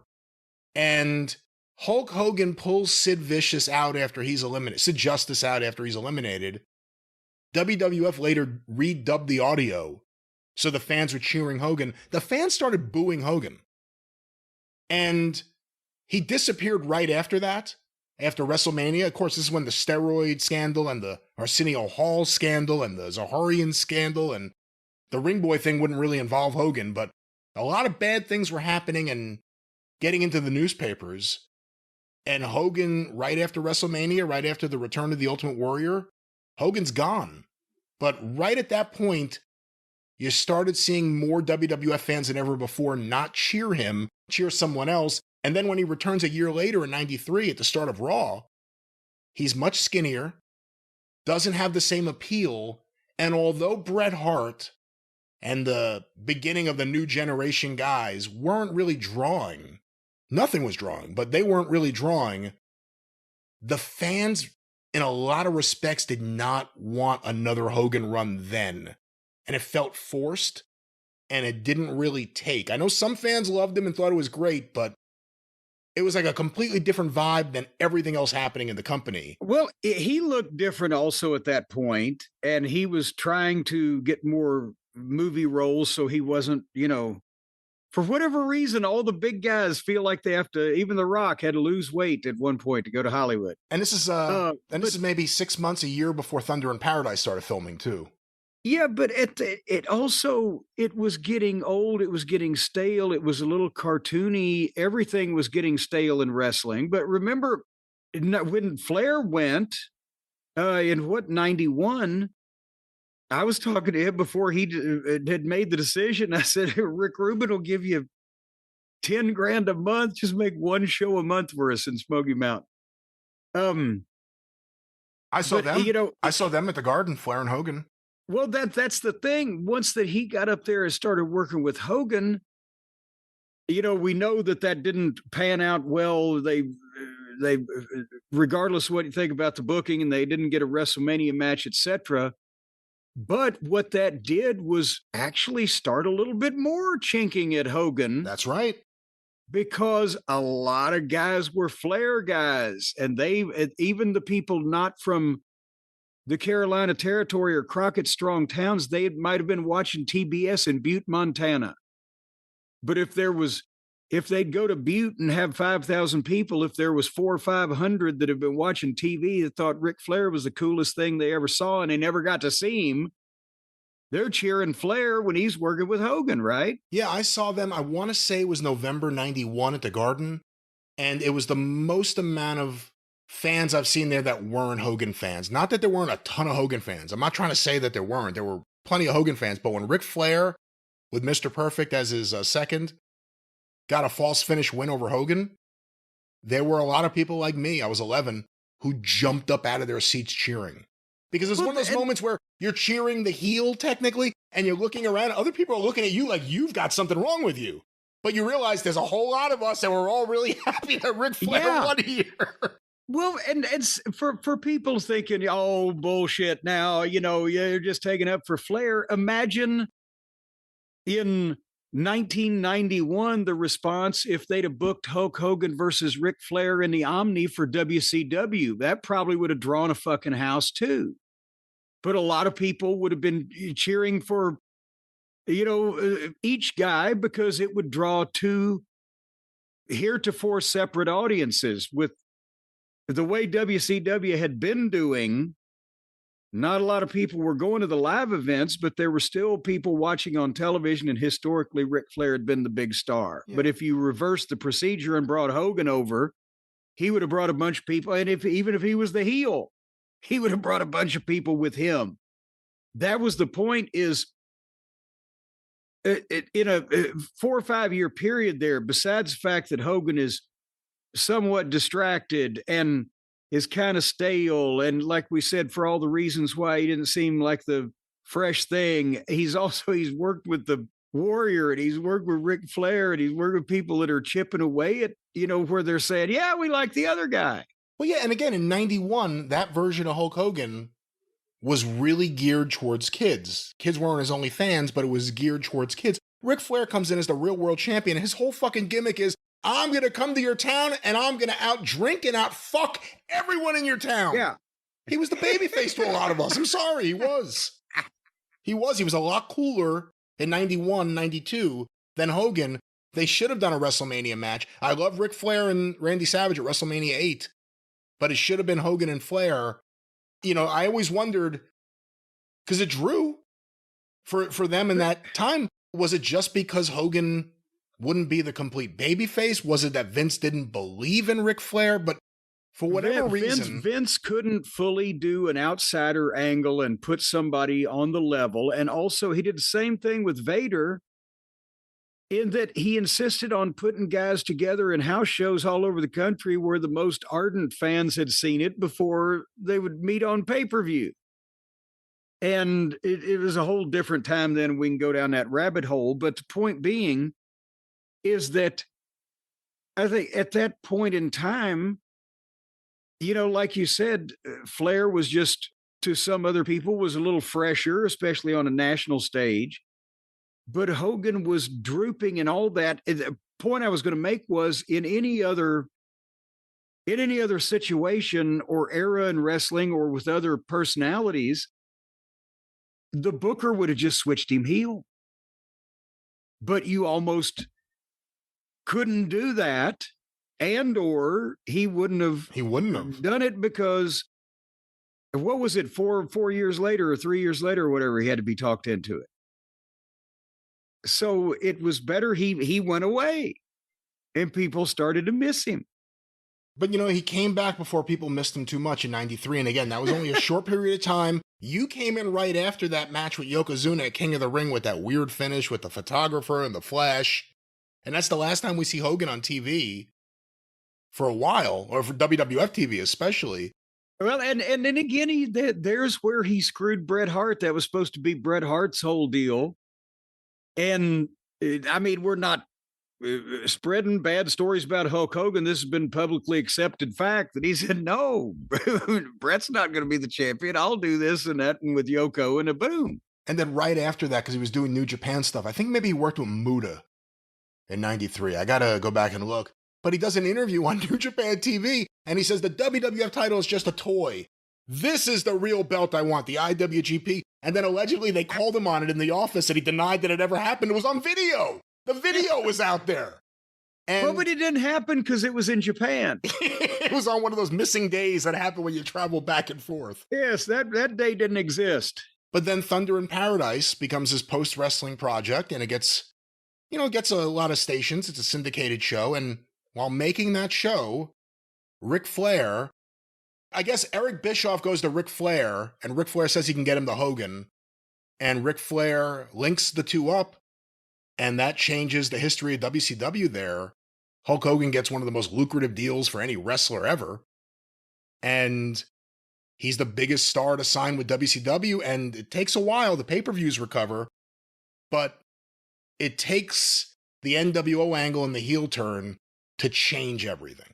Well, yeah, because we were laughing at first because with the contract that they signed, the fanfare they brought him in as the big baby face, the savior of wrestling. And we used to joke at that point that they lose money. And I think they were, when we saw the numbers broken down, they would lose money on every Hulk Hogan t-shirt they sold by the time they paid to have it made, and they paid somebody to sell it, and they fucking did whatever the fuck and then give him the cut. It was costing them money. And the people didn't really want to see him as the big baby face. And it didn't really spark their business. But as you said, once that the right angle came along that he was the perfect person for, that was a different story, because Nash and Hall were always going to draw in that initial run, because the people really believed that they were WWF guys coming to fuck with the WCW guys.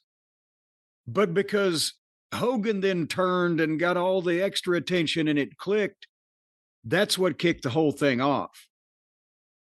But and also they were WWF icons. It still looked like a promotion versus promotion thing that was the only thing at that point in time that people still really fucking believed was real. It becomes the hottest thing. It changes WCW's business. But look at 1 year earlier. Hogan, as corny and cartoony as he got in the end of his WWF run, it was all the way hammed up in WCW while he's feuding with the Dungeon of Doom. That famous segment. I forgot about that. That famous segment where he walks in, and I remember what he says. He touches the water. It's not hot. There are no Hulkamaniacs here. Who are you? Who are you? It's the most ridiculous acting. And a lot of it was apparently Kevin Sullivan as the booker trying to get Hogan's trust. Trust me, I'm not going to do anything to mess up your character. Let's do some interesting things. They had to first do all that. Of course, the Zodiac, Brother Brutus, Brother Brudi would be a part of the Dungeon of Doom, or Broody, or whatever he was. All this is going on. Jimmy Hart's there. A lot of people Hulk Hogan's comfortable with are in WCW. Gene Okerlund comes in 93. Bobby Heenan. Randy Savage comes in after him. They get Elizabeth back at the beginning of Nitro. Nitro starts in the, September 95. It was a very interesting period of time. And then Hogan, who allegedly did not want to turn heel, was finally... They were trying to talk him into it. He said no. And then he finally saw how big it was going to get, or it was. Yeah. And he realized, I need to take advantage of this moment. And he did. And it worked. See, that's the thing. He was smart to get himself into things at the proper times. And, I can see with his success that he had, him thinking, I can never be a heel again. But at the same time, when he was seeing possibly the lack of success he was having compared to the success he'd had, He said, and these guys are hot and they're a little younger and they're fresher and this could be a thing. And then boom, and on and on. Then my personality will still overshadow everybody else. So look at me. But it worked. And again, he had a killer deal. I have here someone in the Cult of Cornette group posted this earlier. This is the first page of the letter of agreement from 98 between WCW and Hulk Hogan. So again, he got there in 94. They renewed the agreement, I think, in 96. So this is 98. Based on May of 98. It's at a period of time where Hulk Hogan has leverage and WCW is rolling. And according to this, the term would be from 98 through May 2002. The bonus here, in consideration of Bolea's performance hereunder, WCW shall pay Bolea a bonus in the amount of $2 million to be paid within 14 days after the execution and delivery of this letter of agreement. He will promote and appear and wrestle and perform 6 pay-per-views during the year, 1 through 3, and he will be the featured wrestler at each event. In consideration for the pay-per-view appearances, WCW shall compensate him 15% of 100%, so 15% of what comes in, of domestic pay-per-view cable sales received by WCW. Good Lord. Or a $675,000 guarantee payment per event. So whichever number is better. Whichever is greater. WCW shall also pay him $1,350,000 on July 1st, November 1st, and February 1st of years 1 through 3. So again, this is just page 1. This doesn't even go into creative control and merchandise and everything else. It was a fantastically lucrative deal for Hulk Hogan, and it helped get the company to the point they were at this point in 1998. And that was from 1998 to 2002? Yeah. It probably didn't work too well for him in 2000. That's what I'm saying. You know, it was one thing to get to this point, and he had the best deal, but he wasn't the only person with a great deal. And a lot of these deals are what ended up hurting WCW to the point that it died. Well, that was easy to sign those deals when you're making $50 million, but when you lose $50 million, or was it 60 million? I'm sorry, in 2000, then those dim are the deals what try 'em in the souls. Yeah, and the WCW run, again, we've talked about it in the past, and the Goldberg match, which went from not being a match to being a dark match to Hogan seeing that it was going to draw and the Turner executives being there to becoming the biggest drawing match in WCW history on free TV. And it was a big deal. I mean, we just talked about Goldberg retiring. That match is one of the reasons why Goldberg is a big deal. And Hogan put him over because he realized it was the best thing for him to do. How often do you say that about Hogan? Hogan realized the best thing I could do in front of all these executives and this big house is put over Goldberg. Well, because in the end, all the executives were patting him on the back for drawing it when they sold most of the tickets in advance to begin with, and he wasn't even on the card. He wasn't even there. But that's the thing, is that, again, he knew when to put himself in the right place. All these instances in the wrestling business, how did he go so wrong in his own personal life with not knowing how to put himself in the right places at the right times? Again, he's still working for the WWF in the early 2000s after his WCW. Well, I guess towards the end of it, he came in 2002? No, he waited because remember, he had one of the contracts that even when WCW went out of business, was sold, whatever the fuck, Turner Broadcasting or whatever the corporate entity was, had to pay him the rest of his contract. That's why several of those top guys did not migrate over to WWF until 2002 because they were still getting paid to sit on their ass at home. And he comes back. They bring back the NWO. Vince brings him in. And he has that match with The Rock, which steals WrestleMania. It's a match that everyone talks about to this day. It's such an amazing match. I forgot. Somebody just retweeted. We did a watch along of that. That's right. And it's, I assume, on the YouTube channel where people could avail themselves of it if they so desire. But yeah, where he completely, again, he outworked The Rock. I mean, psychology and with knowing what to do and etc. That they had to completely flip around with the little things that that would have been ahead of Rock at that point in time in his career. Yeah, and he does interesting things. I mean, he ends up teaming with Edge. I think they win the tag titles. He becomes the masked Mr. America. He has a match with Vince McMahon. I mean, it was a lot of really interesting things. And then he was gone again. And around this period of time, before TNA, and that's a whole nother story, I'll let you talk about that. But this really began the demystification of Hulk Hogan. That reality show starts, and you start seeing him with his family, and they do a ton of media together. I remember them on Howard Stern, together. But I think people seeing Hogan and his family didn't make a lot of people want to see more of them. And then eventually, when the scandal hits with Bubba the Love Sponge's wife, again, that comes on the heels of seeing this guy and his family and his wife and his son all over the place for years. And then his son gets into the accident where that other kid gets messed up. It was a series of bad events outside of wrestling. And then inside of wrestling, there's TNA, there's that Australia tour with him and Flair having those matches where they busted each other up. But you were there right before he got to TNA. Well, and also none of those did any favors, as you said. And I think especially the reality show familiarity with those people bred some level of contempt. It's just like enough is enough of these fucking people, right? Yeah, and in a lot of ways, Hogan became like the ultimate Florida man. You always hear these stories, Florida man did this, Florida man did that. He was like the king of Florida man because he was all about being based in Florida. Anyone who was a big mocker in the Tampa Clearwater area, they knew him. I mean, I watched a documentary not too long ago about Lou Pearlman, the guy who ended up stealing all the money from a variety of people. He managed the Backstreet Boys and NSYNC, and I guess for a time, Brooke Hogan. Hogan's all over that documentary, not being interviewed, but just in clips from being around. He became almost like a local celebrity there, separate from being a national celebrity. But that's the point I was going to make is you mentioned that at the same time, the Australia tour, and the guy had a lot of money, but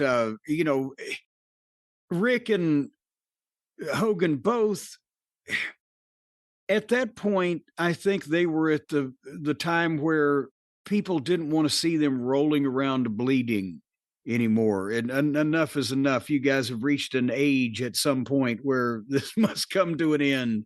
And it wouldn't.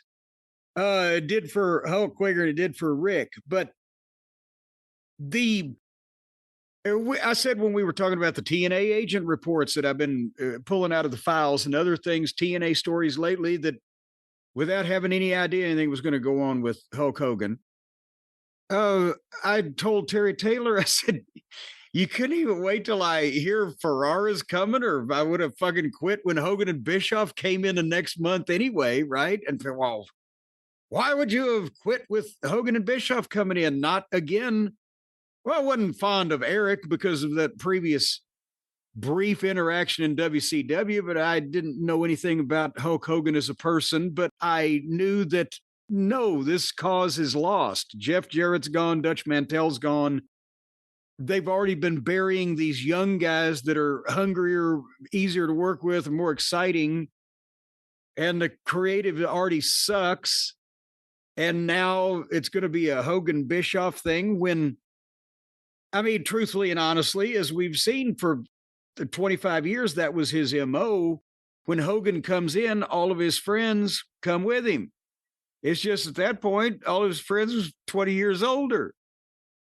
And with Bischoff, the feedback that I'd always gotten on Eric Bischoff and still have to this day from anybody whose opinion about creating or booking or promoting wrestling that I respect is that Eric Bischoff knows a lot about sales and talking to TV people, and you would be astonished at what Eric Bischoff doesn't know about wrestling.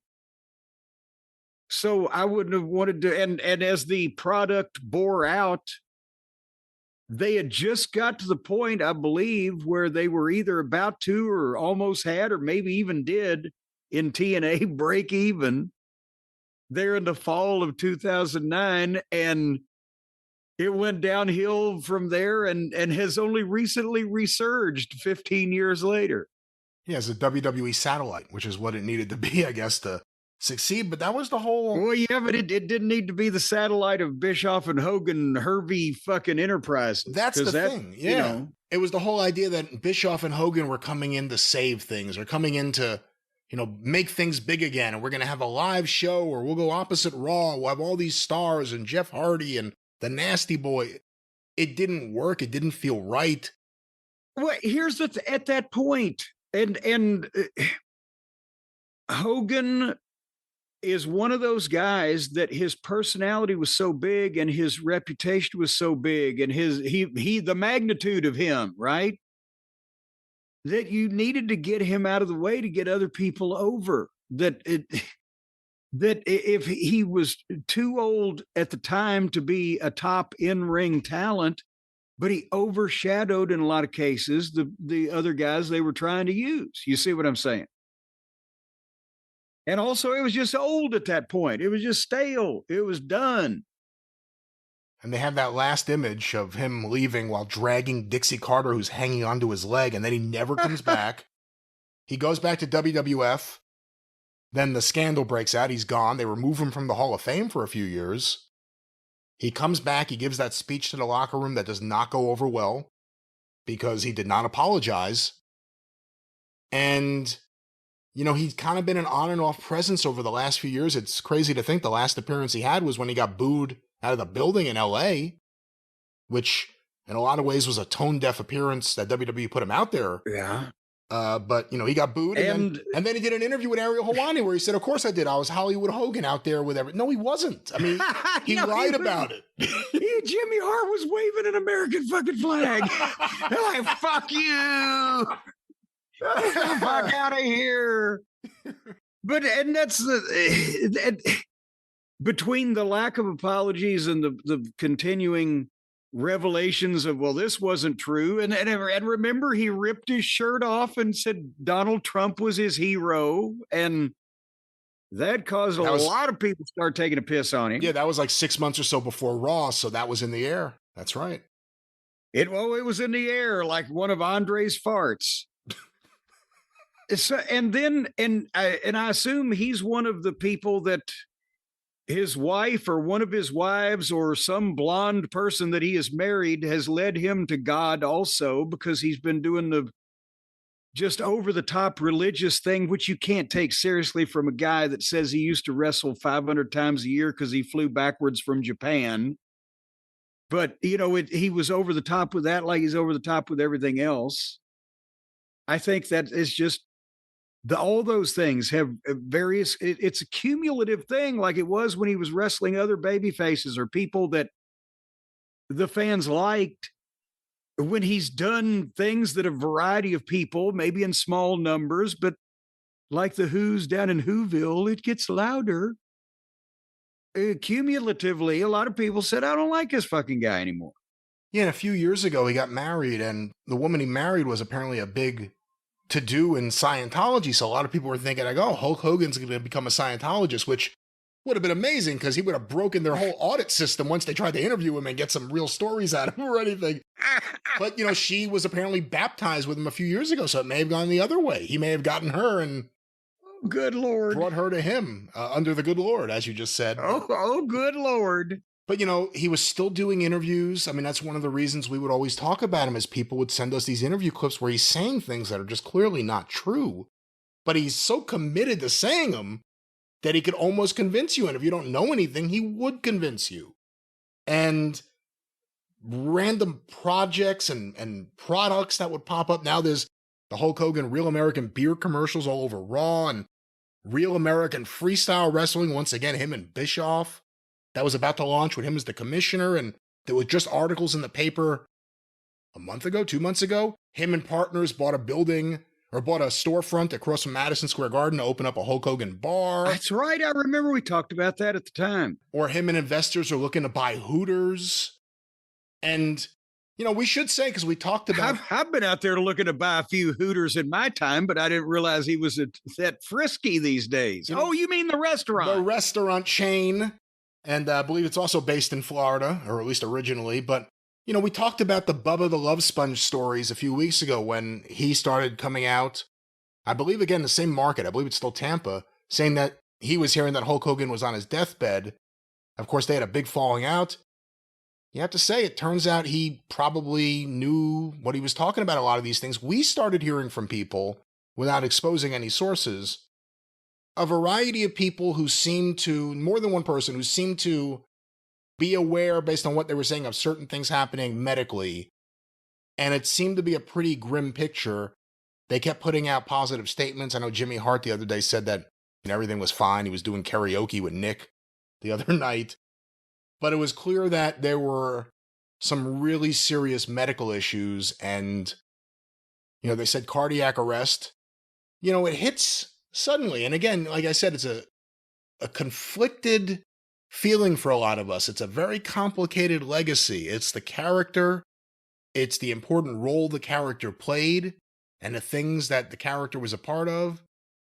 And then it's the real person who, at times, seemingly without being malicious, was an incredibly self-absorbed, self-obsessed carny, for lack of a better term.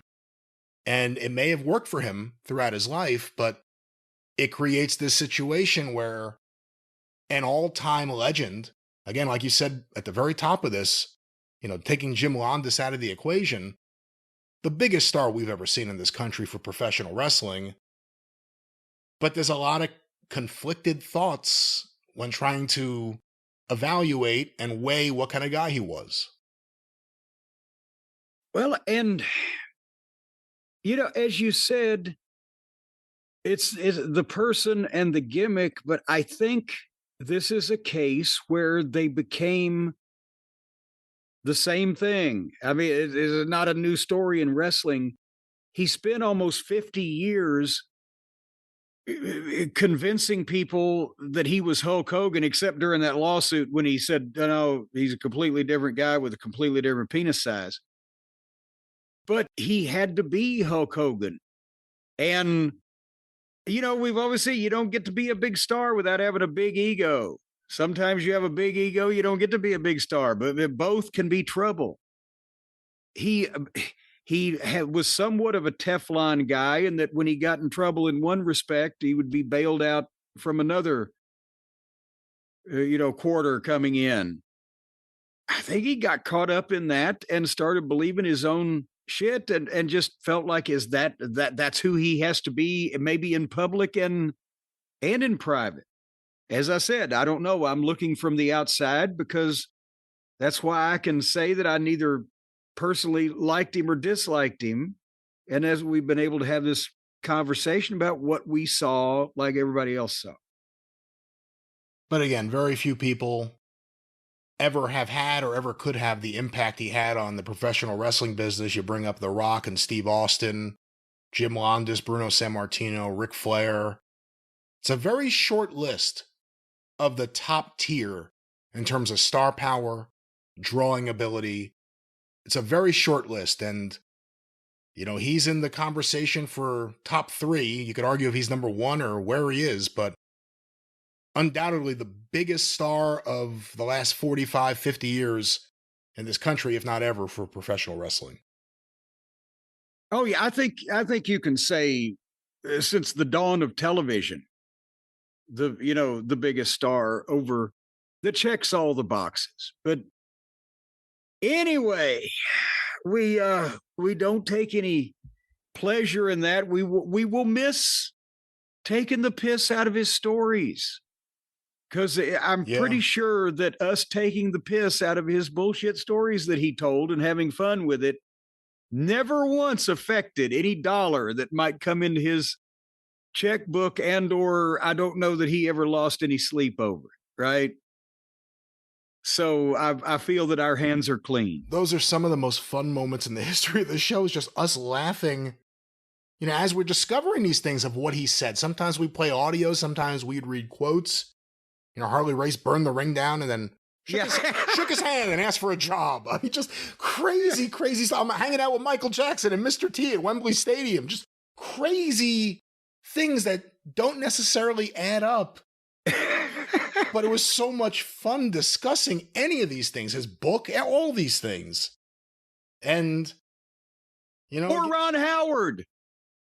What's going to happen to Ron Howard down at the beach store? Oh, I'm sure whoever runs his estate will have to keep these things open. I mean, it's a valuable brand, you would think, going forward. But I mean, is it going to be a new broom sweeps clean, a new administration, or is Ron still going to be the ruler of the roost? Does he have some kind of contract with the future owners of the name, image, and likeness? You know who I actually found myself thinking about two different people when I heard this news. One was Brooke Hogan, just because they were just a series of articles about everything between her and her mom had put out a video, I think, where she looked somewhat unhinged, ranting about family issues. And Brooke Hogan put out a statement, and I felt really good for her. It just seemed like she was in a good place and had her own family and didn't want to be involved with her family's self-induced drama. And I thought about her just because, obviously her and her dad were very close and they had issues. And whatever reason, it made me think of her. And the other person was Jimmy Hart, who, so much of his life, seemingly, his career, has been the Hulk Hogan business since at least 93.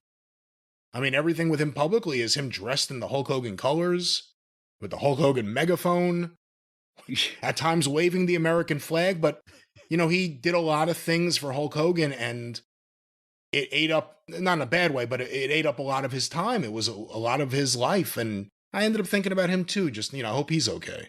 Well, yeah, and I do too. If Jimmy is listening, and I hope to God you're not listening, Jimmy, I hope you're out busy like you usually like to be instead of sitting around listening to us. But we hope you're okay also. I've known Jimmy longer than Hulk has. But yeah, that's the thing. And at the same time, Jimmy's always out doing his own stuff. Jimmy's doing things that we never hear about or dream of, but he can't sit still from my experience with him. But they've worked together. Hulk knew how valuable Jimmy was and how he could trust him, how he's honest, he's dependable. He knows how to do promotion. He's a workaholic. And so they've had some type of professional relationship for over 30 years now. So I do feel bad for Jimmy, because that's a big part of his life, as you said. But probably the only one we don't feel bad for is Linda, because she looks nuts. I don't know. She looked like fucking whatever happened to Baby Jane material. Well, maybe that's reason to feel bad enough. But Hulk Hogan, 71 years old, the face of wrestling for a lot of fans, for a lot of non-fans, and certainly a complicated legacy that we'll continue to discuss going forward. But in the meantime, as they say, thanks for the house, Hulkster. Eric Bischoff tweeted that, and I thought that was succinct and said it all, because that's in the old days where you would go up to the guy in the main event and say, thank you for the house, because everybody made more money. It was on the card because you were in the main event. That was the meaning of that before all this handshake shit started. Guys wanted to be on, in the 80s, guys wanted to be on the Hulk Hogan shows. WWF had 3, sometimes 4 shows a night. Guys really wanted to be on the shows with Hogan. You knew you'd make more money. Jim, another update here. Well, I don't even know if update's the right word, but we've heard from a lot of listeners wanting to get your thoughts on the passing of Sir Mo from Men on a Mission, Bobby Horn. Any thoughts on this? Well, yes, and several people had tweeted, I can't believe they didn't. And actually, it was something that happened in the midst of our recordings. It happened in the middle, and it just got lost in our shuffle. So we apologize. But no, I've got nothing bad to say about Sir Mo. I'm going to say, what had they come into the WWF yet when I started there? They started shortly around the same time, did they not? He and Mabel. Summer of 93, yeah. Yes, and Oscar. And Oscar wasn't really with them. They had been partners on the Indies, and I think it worked Memphis. Mo and Mabel. And then Oscar, bless him, what a character he was. But he had just jumped out and done some kind of rap when Vince was in Las Vegas or someplace out of an elevator. And Vince said, well, get that guy's number or something like, I don't know. But nevertheless, and that was really the only time that I was around Mo was during the period of time there, 93 to 95-ish in the WWF. Nice guy. He never had any issues. Mabel was the one that had heat with various people. But at the same time, I didn't even, really have any great anecdotes or, well, back in the day when we did this angle type of thing. I hate to hear that. He was a youngish fellow to have all these health issues for the last 20 years or whatever. I think he looked older than he was. At least when I was a kid, I thought he looked a lot older than Mabel. Well, now Mabel wasn't exactly a goddamn cosmetically pleasing individual. That was part of his visual charm, but he was kind of ageless. You didn't really know how old he was. You're just like, fuck, look at that. But yeah, and Mo may have got started late. I don't know. All right. Well, Bobby Horn, to his friends and family, we send our sympathies and our best wishes. And, he was probably the guy out of the team, especially considering Oscar, that wanted to be in the wrestling business more than, the rest of them. He was really dedicated and tried to, do different things and stuff, but I think maybe he was typecast. Like, that's kind of the gimmick that everybody saw him with, and he couldn't get out of it. As we said before, we have a packed show today. We have a lot to get to, and why don't we start with some news that we heard this past week, some sad news, and it made a lot of people think of you when they heard the news. The passing of Bob Caudle, legendary commentator for Mid-Atlantic Wrestling, and of course, for the first few years of Smoky Mountain Wrestling, he was the voice. For a long time, him and Dutch Mantell. He was on WCW. Maybe they didn't use him enough. But Bash 89, it's Jim Ross and Bob Caudle, and they work really well together. So, Jim, let's talk a little bit about the life of Bob Caudle. Well, and first of all, we'll talk about all the Smoky Mountain announcers, how they interacted with Bob here shortly. But you mentioned specifically that Bash, anybody could work with Bob because he was the consummate television broadcast personality. And I've talked about it so many times, the charm of local television and the training ground of local TV in the live days and the early studio days. And it was like the vaudeville for television personalities where they got a chance to do everything. And that's what Bob he was 95 years old, bless him. So he was the same generation as Lance Russell, and kind of the same thing where they had the opportunity to do every job there was in broadcasting at some point or another because of their careers. He'd been on radio. He had been the weatherman at WRAL television in Raleigh, where they also did the old studio wrestling show for Crockett before they moved out to the arenas at the start of the 80s. He had gone back to studio wrestling in the late 50s. And that's why it was so easy to work with him, and he was so smooth because he'd had a microphone in his hand talking to people. When he was doing the Smoky Mountain show, that was 30 years ago. He was 65 years old. He'd been doing it for 40 fucking years then. So, and he never got flustered really, or upset or nervous, or, even when shit was going on that he may not necessarily have understood what the fuck is happening, when his shit might have been falling apart on TV, right? He just knew enough when to just lay out. Or when to go, oh, golly, to his broadcast partner. But you never caught him, at a loss, right?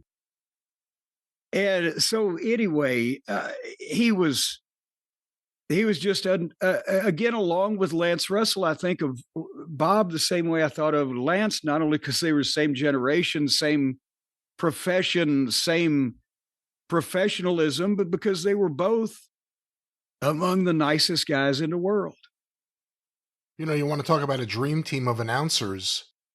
NWA 1989, peak Jim Ross. I know everyone likes the Attitude Era stuff, but to me, this period of time for Jim Ross, he was incredible. Yeah.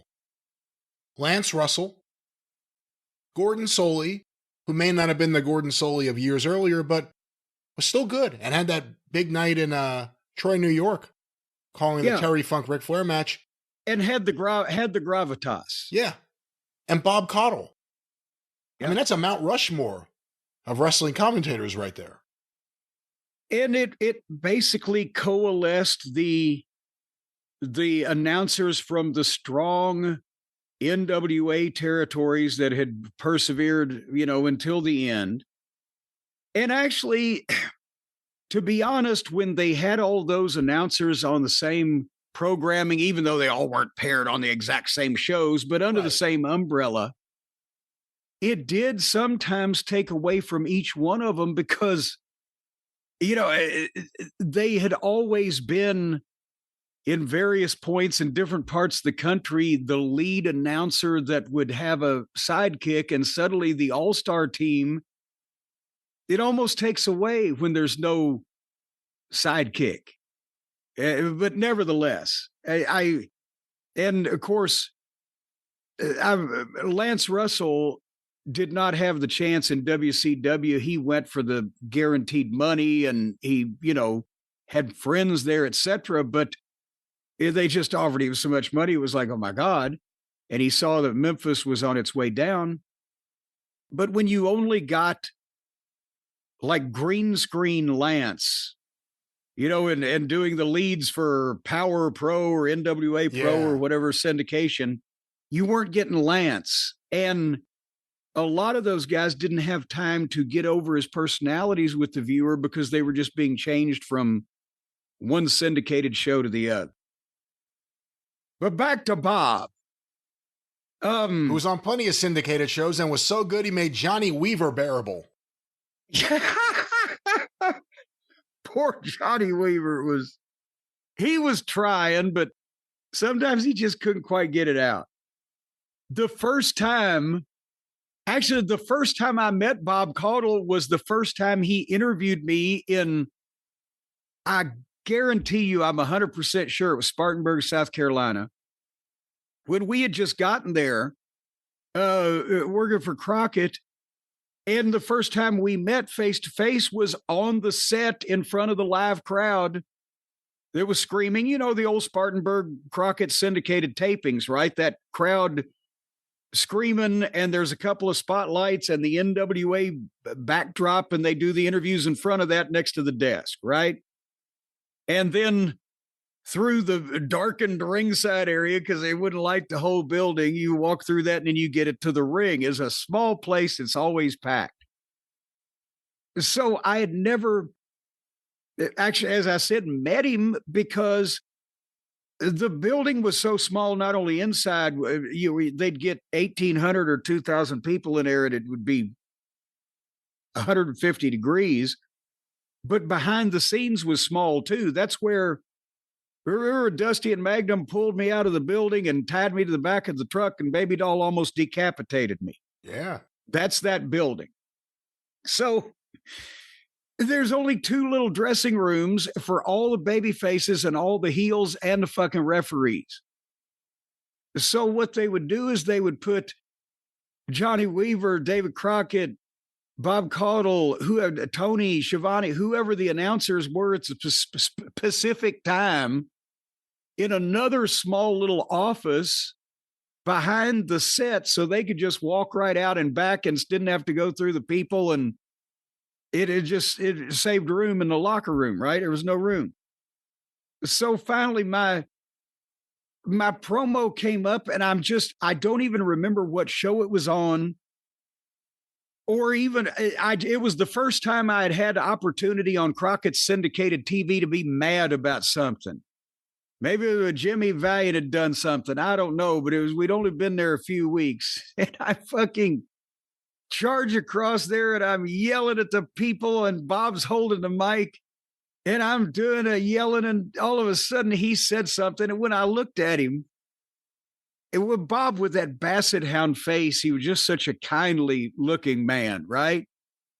But at the same time, it's a summertime and it's 150 degrees in that fucking building. And I'm sweating and he's not only sweating, he's red in the face. And we're all about ready to have a stroke. And just the red face and the fucking sweat. I said, shut up and don't interrupt me, you drunken alcoholic or something. And I go back and cut the promo, right? Because I never knew what I was going to say till something's in front of me. But when I get to the back, after the segment or whatever, David Crockett came in and he said, do you realize what you just said? I said, well, what do you mean? I didn't cuss. He said, you called an aide to Senator Jesse Helms a drunken alcoholic. And at that point, I said, who is Jesse Helms? Because I'm 4 years old. I have no goddamn, maybe not even yet. I don't know what the fuck's going on in the world of politics. I'm still trying to learn the wrestling. And for the younger viewers out there, Jesse Helms was the Republican senator from North Carolina who was ancient even then. He's, I'm sure, been dead for 30 years, but he was known for being the most prim and proper and anti-smut and, church-going and conservative, back when they were still weird conservative, but not insane like today conservative. Well, he was a bigot, too. Well, yeah, the standard regular old fucking conservatives, rather than the goddamn cultish ones today that'll just go along. But nevertheless, whatever the fuck it was of conservatism back then, he was it. And Bob Caudle, who after his career, because remember then he's in his mid-50s then. After his career at the TV station, he had stayed with Crockett, but also taken a job as his senior aide. So on one of the most popular syndicated television programs in the fucking Carolinas, I've called Jesse Helms' senior aide a drunken alcoholic. I said, should I apologize? They said, oh, Bob's not mad, but somebody might try to kill you. So that's when I first met him. Senior aide, was he ever making phone call like, is the president there? I have Jesse Helms. I don't know, because that voice. I mean, he had that great voice, Yes.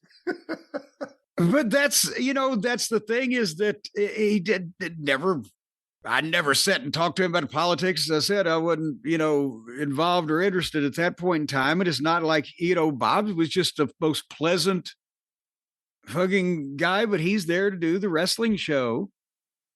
And remember, we told a story not related to, anything about Bob's health. We didn't know this was obviously going to take place a month or two ago when we were just talking about he named the November to Remember, the rating sweep period series of matches that we did in WCW in 89, or the November 89 sweeps month.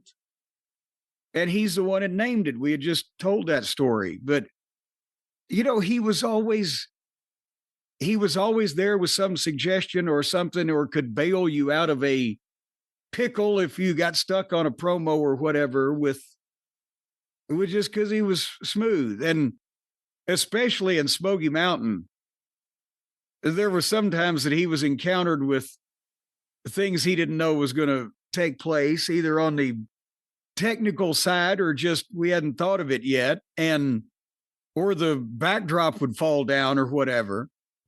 But he'd go with it, right? There's that footage of one of the early Gangsters promos where New Jack is just saying outrageous things on TV. And it's a close-up of New Jack. But you see Bob Caudle, like, holding the microphone. You just see him shaking his hand. I think it's when he thanked OJ. Said, two less than him to worry about. You just see Bob Connell like, no. Shaking his head. It's amazing you got him to travel that much. I mean, I guess not amazing, but, when he did the tapings for Crockett, it was all in the Carolinas. He wasn't, for the most part. I mean, was he ever going to Tennessee? Was he ever going to Kentucky? Well, no, not until, obviously, Crockett started expanding. But Crockett was still doing TV all over the place. Remember, even before started doing TV all over the place, even before they sold to Turner. But with Bob's travel then, see, that was why I had such a amazing lineup of announcers, but I didn't have the all-star team all at one time because I was able to, when we first started, Les Thatcher was available and able to do our special live events, like the big events that we would tape in Knoxville or Johnson City, like Fire on the Mountain or the Volunteer Slam or whatever, because Les had a business going in Cincinnati at the time. I believe it was a gym. Nevertheless, he couldn't get away during the week, but he could get away on weekends. And obviously, we had talked to Bob Caudle about doing the show since, the inception of when we publicly revealed the idea, because Sandy Scott had known him forever, and he was a voice of a lot of markets that we wanted to get into. And, Knoxville being our base, we were obviously wanted to have a connection with Les also.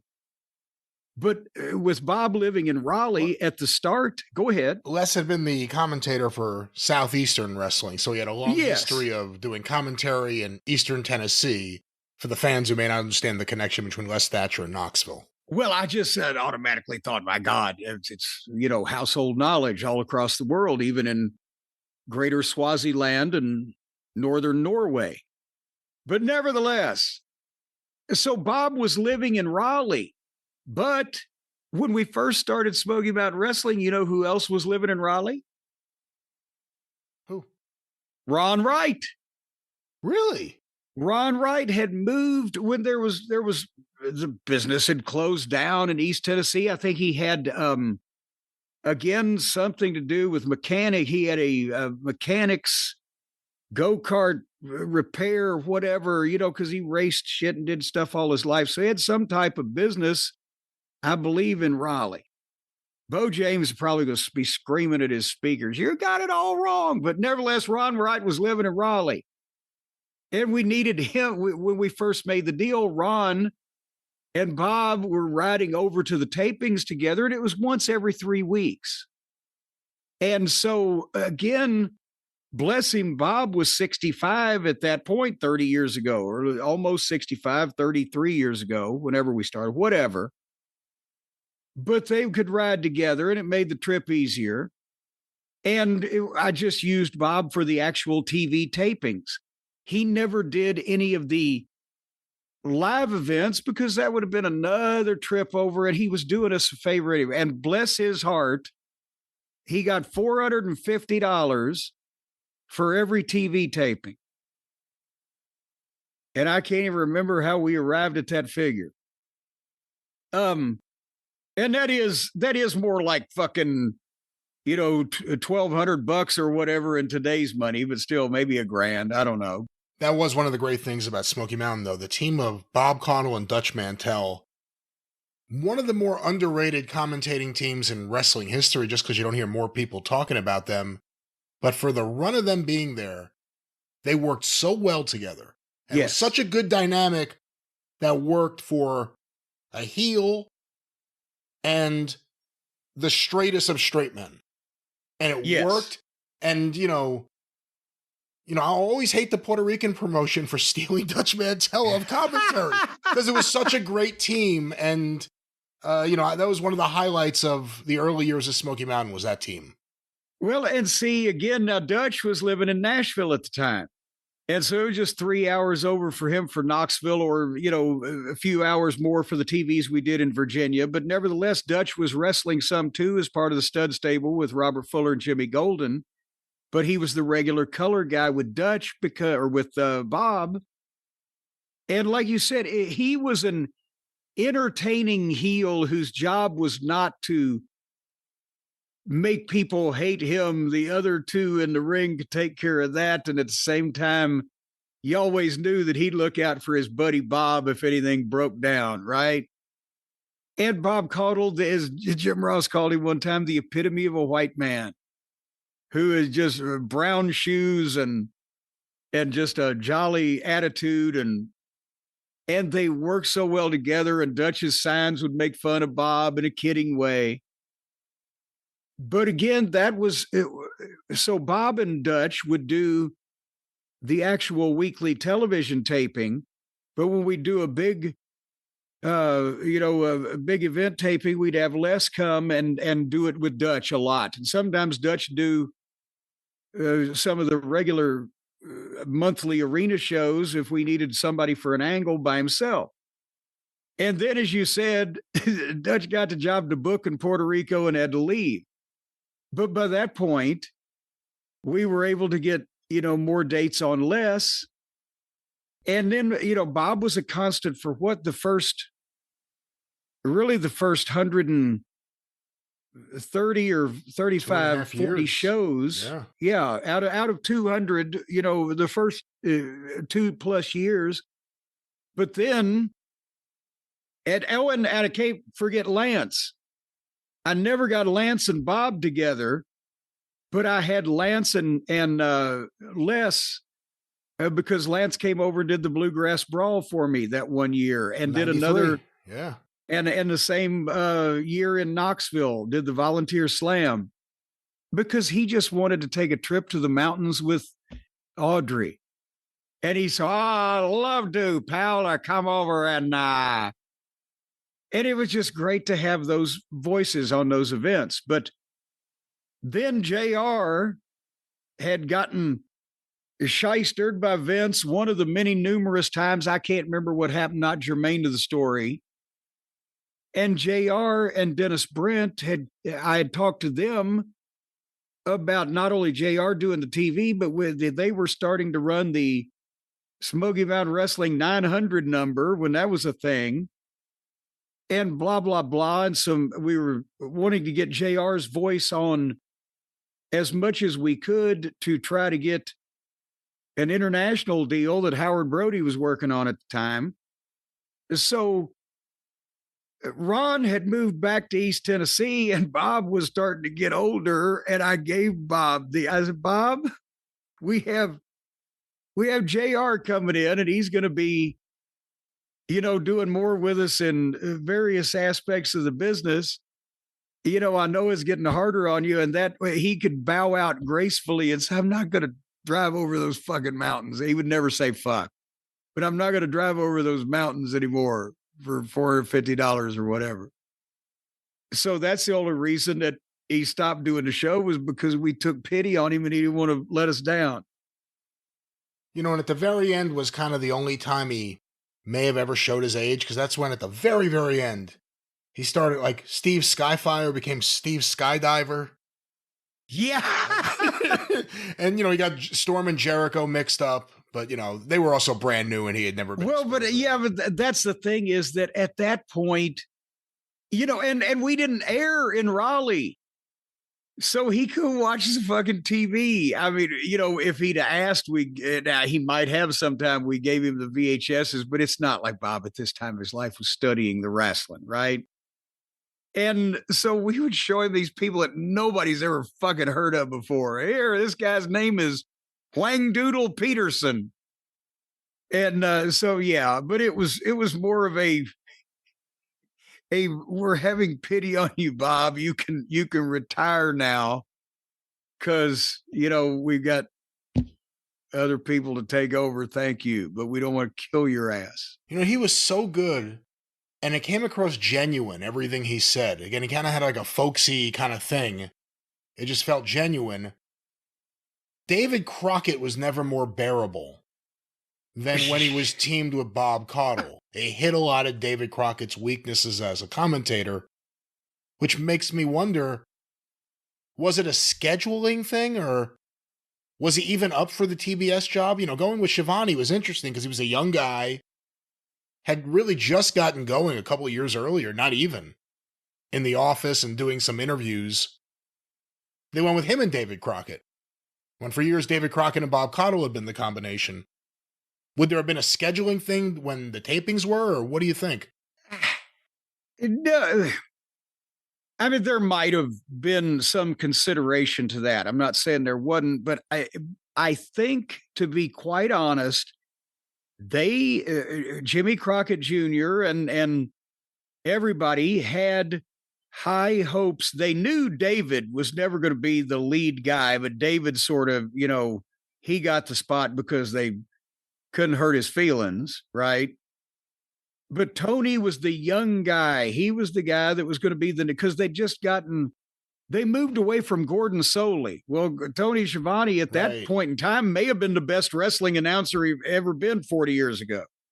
Yeah. He's gone downhill ever since, but they wanted a younger guy, fresh face, TBS. And that's when a couple of years later, JR kind of moved in. It had been Tony's spot, but at the same time, JR was still young then, had no health issues, and could outperform everybody. And that's why Tony ended up leaving and going to work for Vince for that year, because JR was kind of egging him out just because TBS wanted him. He was better. He was a more sports announcer. He was incredible. I mean, Jim Ross was great in the UWF and Mid-South, but he turned it up a notch. 88, 89, 90. I mean, just everything through 92. He was incredible. And Tony and David were helped in the 86 to 87 period by the fact that it was the biggest stars in the company, in the business, and it was so hot, and they just kind of had to not. And sometimes they did trip over their own dicks live on the air, but it wasn't that hard. But then as pay-per-view became a thing and more serious announcing of longer matches, the specials, the clashes, Tony nor David was going to be stellar at that. So, but back to Bob, because you asked about that. To be honest, at first, when Crockett got the time slot, I don't know that Bob Caudle at that point, because he would have been in his mid-50s at that point and still working, I believe, in Raleigh for the Senator. I don't know if he'd have wanted to fly every morning to Atlanta to do a 2 or 3 hour television taping in addition to the stuff he was already doing. Now, I don't even know, never really asked whether or not that the Crockett increased schedule when they got more national may have contributed to him retiring from the other stuff. But I think they wanted somebody young and new anyway. So I don't think Bob campaigned for it or it was in any way offended if they didn't want him for it. Well, he was also one of the last, I guess, part-time announcers they would have had, because everyone there, Schiavone, Lance Russell, Jim Ross, everyone was a full-time, this is what you do. The Jesse Helms job was his full-time job. This was the side job. Well, that's what I'm saying is I think by the time that Crockett expanded his schedule, even before TBS bought the company, I think that Bob may have retired or slowed down from that, because he was still doing more traveling than he was ever used to in the old days for Crockett before TBS even bought it. But at the same time, again, we're thinking about this guy's age in when they bought the company, because he lived so long, and bless him that he did that. But so TBS bought the company in late 1988, which was 37 years ago. Bob was already almost 60. So it wasn't like he was going to goddamn change his whole life around. And as I said, Lance had that run, what was it, 2 years in WCW. Never had expected he would do it. Never had particularly wanted it, but because he was such a announcing name when they first took over and wanted this dream announcing staff, they offered him more money than he ever thought he'd get, and he couldn't turn it down because Memphis was falling apart. So these were both guys late in their lives that were not looking for long-term career changes or employer changes or whatever and big runs. But when you think about any of the Mid-Atlantic studio stuff that's out there, or most of it, or especially any of the mid-late 80s hot syndicated crowds for Crockett, the voice you think of is Bob Caudle yelling, not even yelling, but he had a good voice to, when things got loud, he got louder. Raise it above the crowd with a sense of importance. Yeah. But so many of those things, you know, the Ronnie Garvin angle we talk about, that was on syndicated TV. That wasn't on the studio. So many of the hot moments, Nikita turning, you know, it was the syndicated stuff with Bob Caudle. Yeah. Well, fans, and that's another thing is that, you know, they could be fans. He said it though, you know, now that you say that, it makes me, he always said, fans will be right back. He always addressed the fans as fans. Yes. Imagine that. It was just smooth and folksy and easy to digest, and he treated things seriously because he was just the salesman there selling you the wild, wacky world. He didn't need to be wild and wacky, or elsewise what he was trying to sell you wouldn't believe him. I do think about what Howard Baum said, that it always looked like his microphone was filled with helium and he was trying to hold it down. He held it sort of out away from his mouth and like he had a boil under his arm like I did that time when I had to hold my racket out at a 90-degree angle. But that was back when those microphones were directional. You had to talk right into it back in the old days. But again, a heck of a life and a great career as a wrestling commentator. His wife, I believe, just passed away this past June, I want to say. Yes, they had been married 76 years.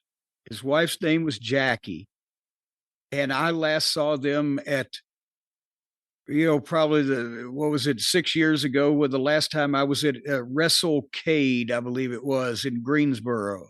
Saw him and he had some health issues then, but they didn't get very far apart from each other. So I have a feeling, a lot of his enthusiasm went when she went earlier this year. Again, a fantastic commentator, the voice of the Mid-Atlantic, the voice of Smoky Mountain, Bob Caudle. Jim, another passing I want to mention here before we move on, because I was quite surprised by this news. George Tahinos has passed away. That may not be a name that the average wrestling fan would know. George was a photographer. If you ever watch ECW, from the ECW arena specifically, from the 90s, there's a photographer, smaller guy, backwards hat, beard, mustache. That's George. He was shooting for Power Slam magazine. That was how he got involved with it. And I had just been dealing with him. That's why I was surprised to hear this news. We'll talk about that in a moment, but he started shooting ECW for Power Slam, then eventually shooting everything from Ring of Honor to TNA, and whenever WWE would let him in, because they would always give him a hard time, he told me all about that. Apparently they gave him and George Napolitano a hard time at WrestleMania not too long ago. So they, yeah, because they're so snooty.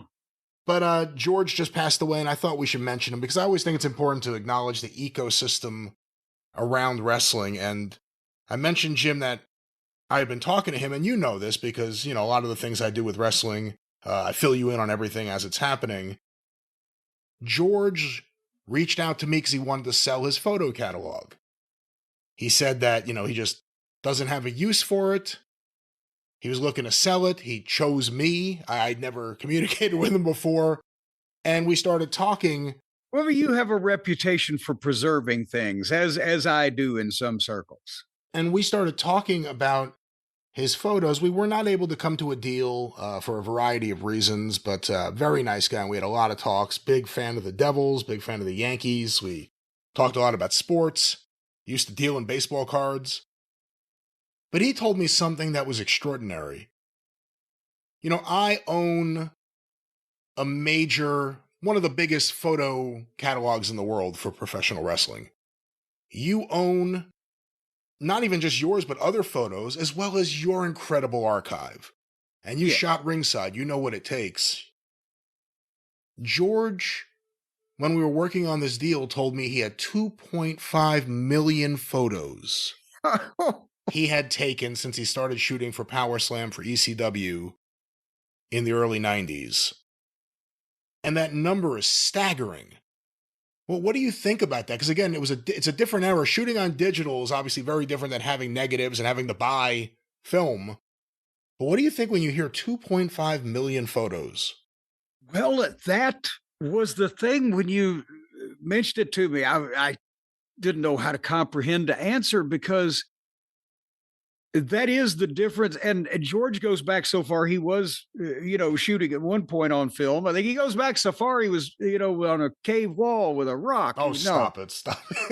No, I know George because not only TNA, I have pictures of myself that he had taken and sent me from when I was in TNA. And then also on FanFest when he was there. If I would say, George, I got to get a picture with, ex-wrestling hero of mine. If I call for you, please take a picture, and so I got a bunch of that from George. Just a nice guy. Yeah, he just sent a bunch of that over, too, of photos of you at various conventions years ago with different people he thought you would like it. So he just recently sent that. Well, thank you for letting me know. But nevertheless, no, I'm sure you'll be forwarding those to me for COD. But point being, that's the thing, is that's so many images that at that point, which is one of the main drawbacks of why the deal didn't get done, because you'd have to have a dedicated staff to assimilate and or use in some fashion, or to be able to judge this is the best of the best, or this is this subject, or what do we got here. When you do that for so many years, because like we had been talking about, I was a ringside photographer for a 6-year period. And we've been talking about my ongoing process of just cataloging or sleeving, sorting my negatives, which number in the tens of thousands. This is hundreds and hundreds of times more than that. It just boggles the mind. But he was at it for so long and went so many places, did so many things. Yeah, and again, started with ECW. Watch any of that footage from the 90s. It's the same photographers usually. It's George Tahinos, Linda Rufa. Here's another name that you don't hear anymore, but she was around everything in the 90s at least. She fixed my glasses one time in St. Louis, but nevertheless continued. Eric Rosen, and then there was a kid, I think his name was Jeffrey or something. Those are like the regular photographers there for at least the early years, and then George was there the entire run. And he was a regular, when Slam Wrestling was a thing under Greg Oliver's leadership, they always did like photos of the different conventions, and those were always George's photos, if anyone ever saw those catalogs. And like I said, a very, very nice guy, and I'm very sorry to hear it was a somewhat vague statement from the family. It sounds like it was well, no, hold on now. Don't say vague, like, what are they hiding here? He was taken away in the night. It was like an unexpected cardiac situation, which could cover a variety of things. Yeah, I mean, it sounds like Vince McMahon crafted that statement there when he doesn't want to say hospital. They took him to the medical facility. But, again, very sad news. Very, very nice guy. And I know a lot of the listeners, or some of their listeners may know who he is, and some others should know who he is. If you see a lot of the photos from ECW in the 90s, they're his. So, George Tahinos. Well, Jim, even though we have no reviews, we have a ton of topics to hit, and we have a lot of questions, so we're going to really pack this show with a lot of stuff, and we're going to start with some rather sad news. Someone who you've spoken with on the show in the past, Steve Regal, Mr. Electricity. Word came out over the weekend, I saw it on Facebook, that he had passed away apparently a little while back, and word didn't get out. Let's talk a little bit about Steve Regal.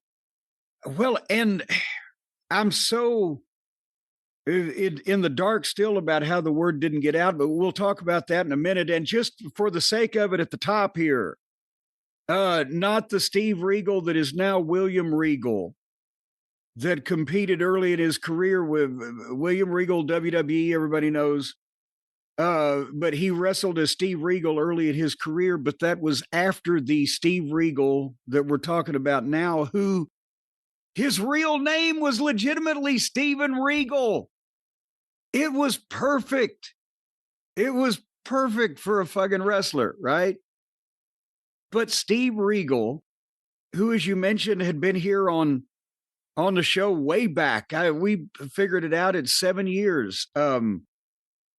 That, since that spot had been done, and we're working on putting that up on the YouTube channel so that people can hear it. But it's just a great guy overall, I thought. And I was really sad to hear this. I didn't know, everybody says, I didn't know he was sick, but I didn't know anything was wrong. I'd last heard from him. We would every once in a while send Twitter messages or whatever the kids call them back and forth. And I get the idea Steve wasn't he was probably a little more conversant in the technology than I was, but like he somehow texted a Happy New Year to me this past January, but it went to the orders email from his phone number. I don't know how that even worked. But he was famous at first, and then later on kind of outgrew the territory and became a name on his own. But he was famous at first for being Wilbur Snyder's son-in-law. And that's what, his career started there in the Indiana territory with Bruiser and Snyder, because, and oh gosh, I can't remember Snyder's daughter's name. And again, I haven't listened to the conversation we had that probably will cover everything in the past 8 years, but Steve saw the lifestyle, right? And he looked perfect for a babyface wrestler, especially at the time. They needed one bad in Indiana, a young babyface. He was tall, he was athletic, he had a surfer body, he had muscles, but it wasn't like he wasn't a bodybuilder type, but looked great for the era, the long blonde hair, right? And had personality. And so he did everything from driving their ring truck to, working at the county fairs they do in the summer. And as Miniker would say, All-Star Championship Wrestling coming to Lagooty. That was a great education. And I guess off the top of my head, I'm going to say that was probably 1977-ish, because I was seeing the TV at the time. And he was naturally paired with Spike Huber, who was Bruiser's son-in-law, that was starting to get into business at approximately the same time. One or the other may have been, a year in front of the other, but that was the problem. And Brian, we just talked about Indianapolis wrestling on, was it last week's program? Yeah, or the experience last week, where the territory was aging out and dying and everybody was old. That was 1981 we were talking about. In 77, the war with the Sheik had been over, and both territories downsized, and Bruiser stuck with all the same guys. And by the late 70s, Moose Cholak, I think this is a point where, was he driving a truck or a bus at one point in Chicago? The guys had other jobs, a lot of them, and lived in either the Chicago or Indianapolis area. And they were all older. I swear to God, and I didn't know the significance of this until afterwards. Do you know the name Miguel Blackie Guzman? Of course. The original. Yeah. From where? From where do I know the name, or where is he from? From where do you know the name? Mostly Texas.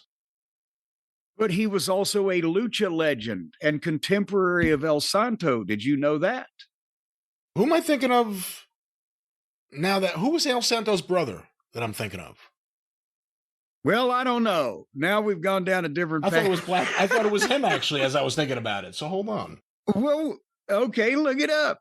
But the point I was going to make is Miguel Blackie Guzman, who was one of the legends of Lucha Libre in the 50s, was an underneath guy living in Indianapolis working preliminaries for Bruiser in the 70s. Yeah, he's El Santo's brother. Well, there you go. And El Hijo Dos Santos' nephew, and there's a whole bunch of other wrestlers we've never heard of in the family, too. But nevertheless, think at that time, he had to be in his late 50s. Santo retired in the early 80s when he was in his 60s, right? Bobo Brazil was so old. I'm just going down the list. Wilbur Snow, all the guys were old or looked old, and here came Steve Regal and Spike Huber. And they featured them on television, and they put them in upper card matches, but they never put them in the main event, except if Spike was teaming with Bruiser. And the thing is, Spike, a wonderful young man, but he was not he had the bodybuilder physique, but he also had kind of a bodybuilder brain. He was not the personality Steve was. He wasn't as quick and as glib and as intelligent as Steve Regal was. And he wasn't as natural in the ring with his work. And so Spike ended up, except for the time that he and Steve came to Memphis as a tag team when Jarrett and Bruiser's Territory were working together. Spike never read, and he went to St. Louis because Bruiser, Sam Muchnick, Central States, we're all friends, used my son-in-law. I don't think Spike ever worked anywhere else, did he? Can you remember? After 83 or 84? I mean, even before that, No, not really. Not really. So that's Steve. That's where I met him in 79. He came to Memphis. He got out of there early because, again, he was so athletic and he was so good in the ring, and he looked great for the girls, right? And by 1979, give you an example, Louisville's 100 miles from Indianapolis. The 4 shows per month in Louisville together would draw many more fans than Bruiser's entire month's schedule anywhere, including Indianapolis, for the previous month. So there was, I think, and I'm trying to remember, we probably covered it again in the discussion that we had, but basically Steve had the capability to go out and do more, and he got booked in Memphis, and they used him upper babyface, upper mid card, or, right underneath. They teamed him with Jimmy Valiant when Jimmy was hottest babyface. And he got over, sold pictures great. And then, he also worked in Georgia for a while around that time. And then also did a run in Portland. He was in various places and starting to be known. And then he came back home in 82. So he had that run in Indy with him and Spike that ended up them coming to Memphis again. And that was the thing. I don't know at what period of time, I can't quote it date by date, but Spike met a girl in Memphis, and that's what fucked up his marriage to Bruiser's daughter. So, and his career. Which is why after 1985, Spike, bye-bye. But again, when you think about it again, if I'm saying he was probably still a Hall in the Ring in 76. So if Steve Regal had started in, say, 77 and been in the business by 82, 5 years, he's just really, he was always good. The drop kick And the fucking babyface fire on the comebacks and just the athleticism, his basics, everything was good.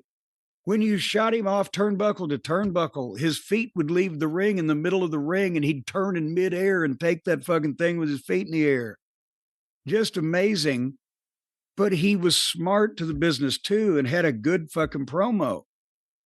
So that, I guess, what was the run in the AWA? Oh, him and Jimmy Garvin. 84, yeah. Well, yeah, but 84 is what I'm going to say, 85, right? Or 85, because well, they may have started in late 84 for any nitpickers out there. But Steve had been a babyface all of his career. And again, as I say, he was great at it. And, sold a lot of pictures in Memphis. But switching heel with the blonde hair again, the body, him and Gorgeous Jimmy and the sequins, it fit. That was a great fucking spot for him, too, to where 5 years into a guy's career, he's switched heel. Now he's at the top tag team in a major territory. And one would think, he's still young. And so he's got decades left, right? And I mean, I could see if in a perfect world, Nick Bockwinkel and Steve Regal at a singles program, if the AWA hadn't collapsed, it would have been sweet, right? But instead, as we, mentioned before, with everybody bailing out of the AWA by the time it was kind of, and everybody's coming to either Crockett or going to the WWF. Remember, Steve came to Crockett in 86 and spent a better part of a year. And somebody had even tweeted when I was doing the Summer Bash TVs where I was in what Dusty wanted me to wear for my summer outfit. I got the fucking goddamn hat like Orson Welles in the fucking, South America movie or whatever the fuck, and the flowery shirts and Hawaiian shit and everything. And somebody tweeted an interview that I hadn't even thought of in years that we were doing with Jimmy and Steve. But they used Jimmy more as the single heel that was featured, and Steve got kind of shuffled in the middle at that point. And that was just bad timing because Crockett was so overloaded with everybody that he couldn't pop his head up. And then everything went to, he's another one of the guys that had major territory still existed. He was really just starting to take off as far as a commodity, and there was no place left to go. Good in the ring? Fantastic.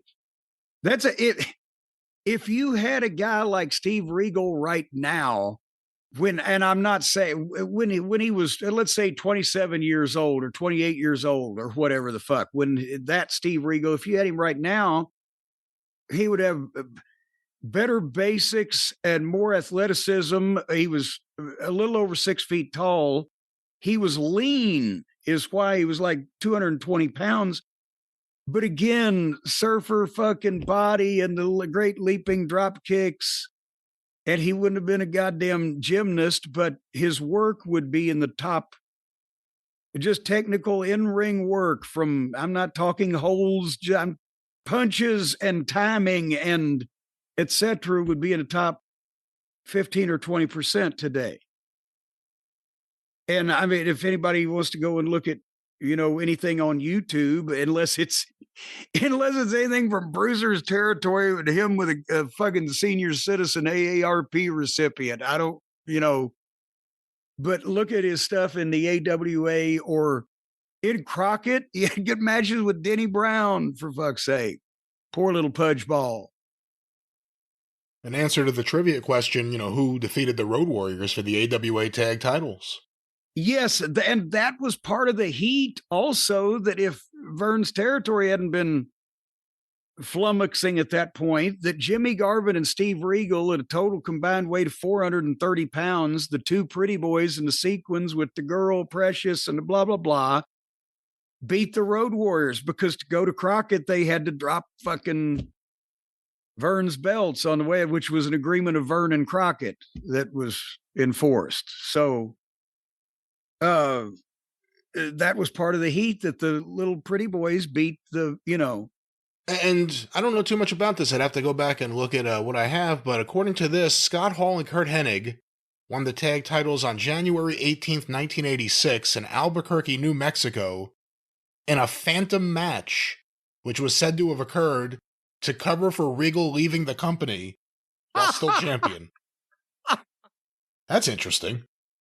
Well, and but was he the first? Was he the first of the AWA champions to walk out of the company? Not the last, but well, no. Wait, I'm trying. Did Garvin go at the same time, or did Garvin stick around? Because Garvin was, I was in working for Crockett with Garvin in January of 1986. Was I not? Definitely 86. I just don't remember when he got there. Damn it! See, it's not my week to watch him.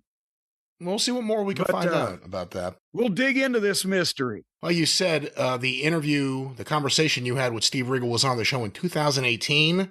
So it's available, of course, to the patrons at patreon.com/Cornette. But we're going to try to get that interview up on the YouTube channel in the coming days. So stay tuned for that. But that's the thing is, I guess I want to make the point is, besides the fact that he was a nice guy, bright guy, and wasn't destitute after he left the business. There's not going to be a dark side of the ring.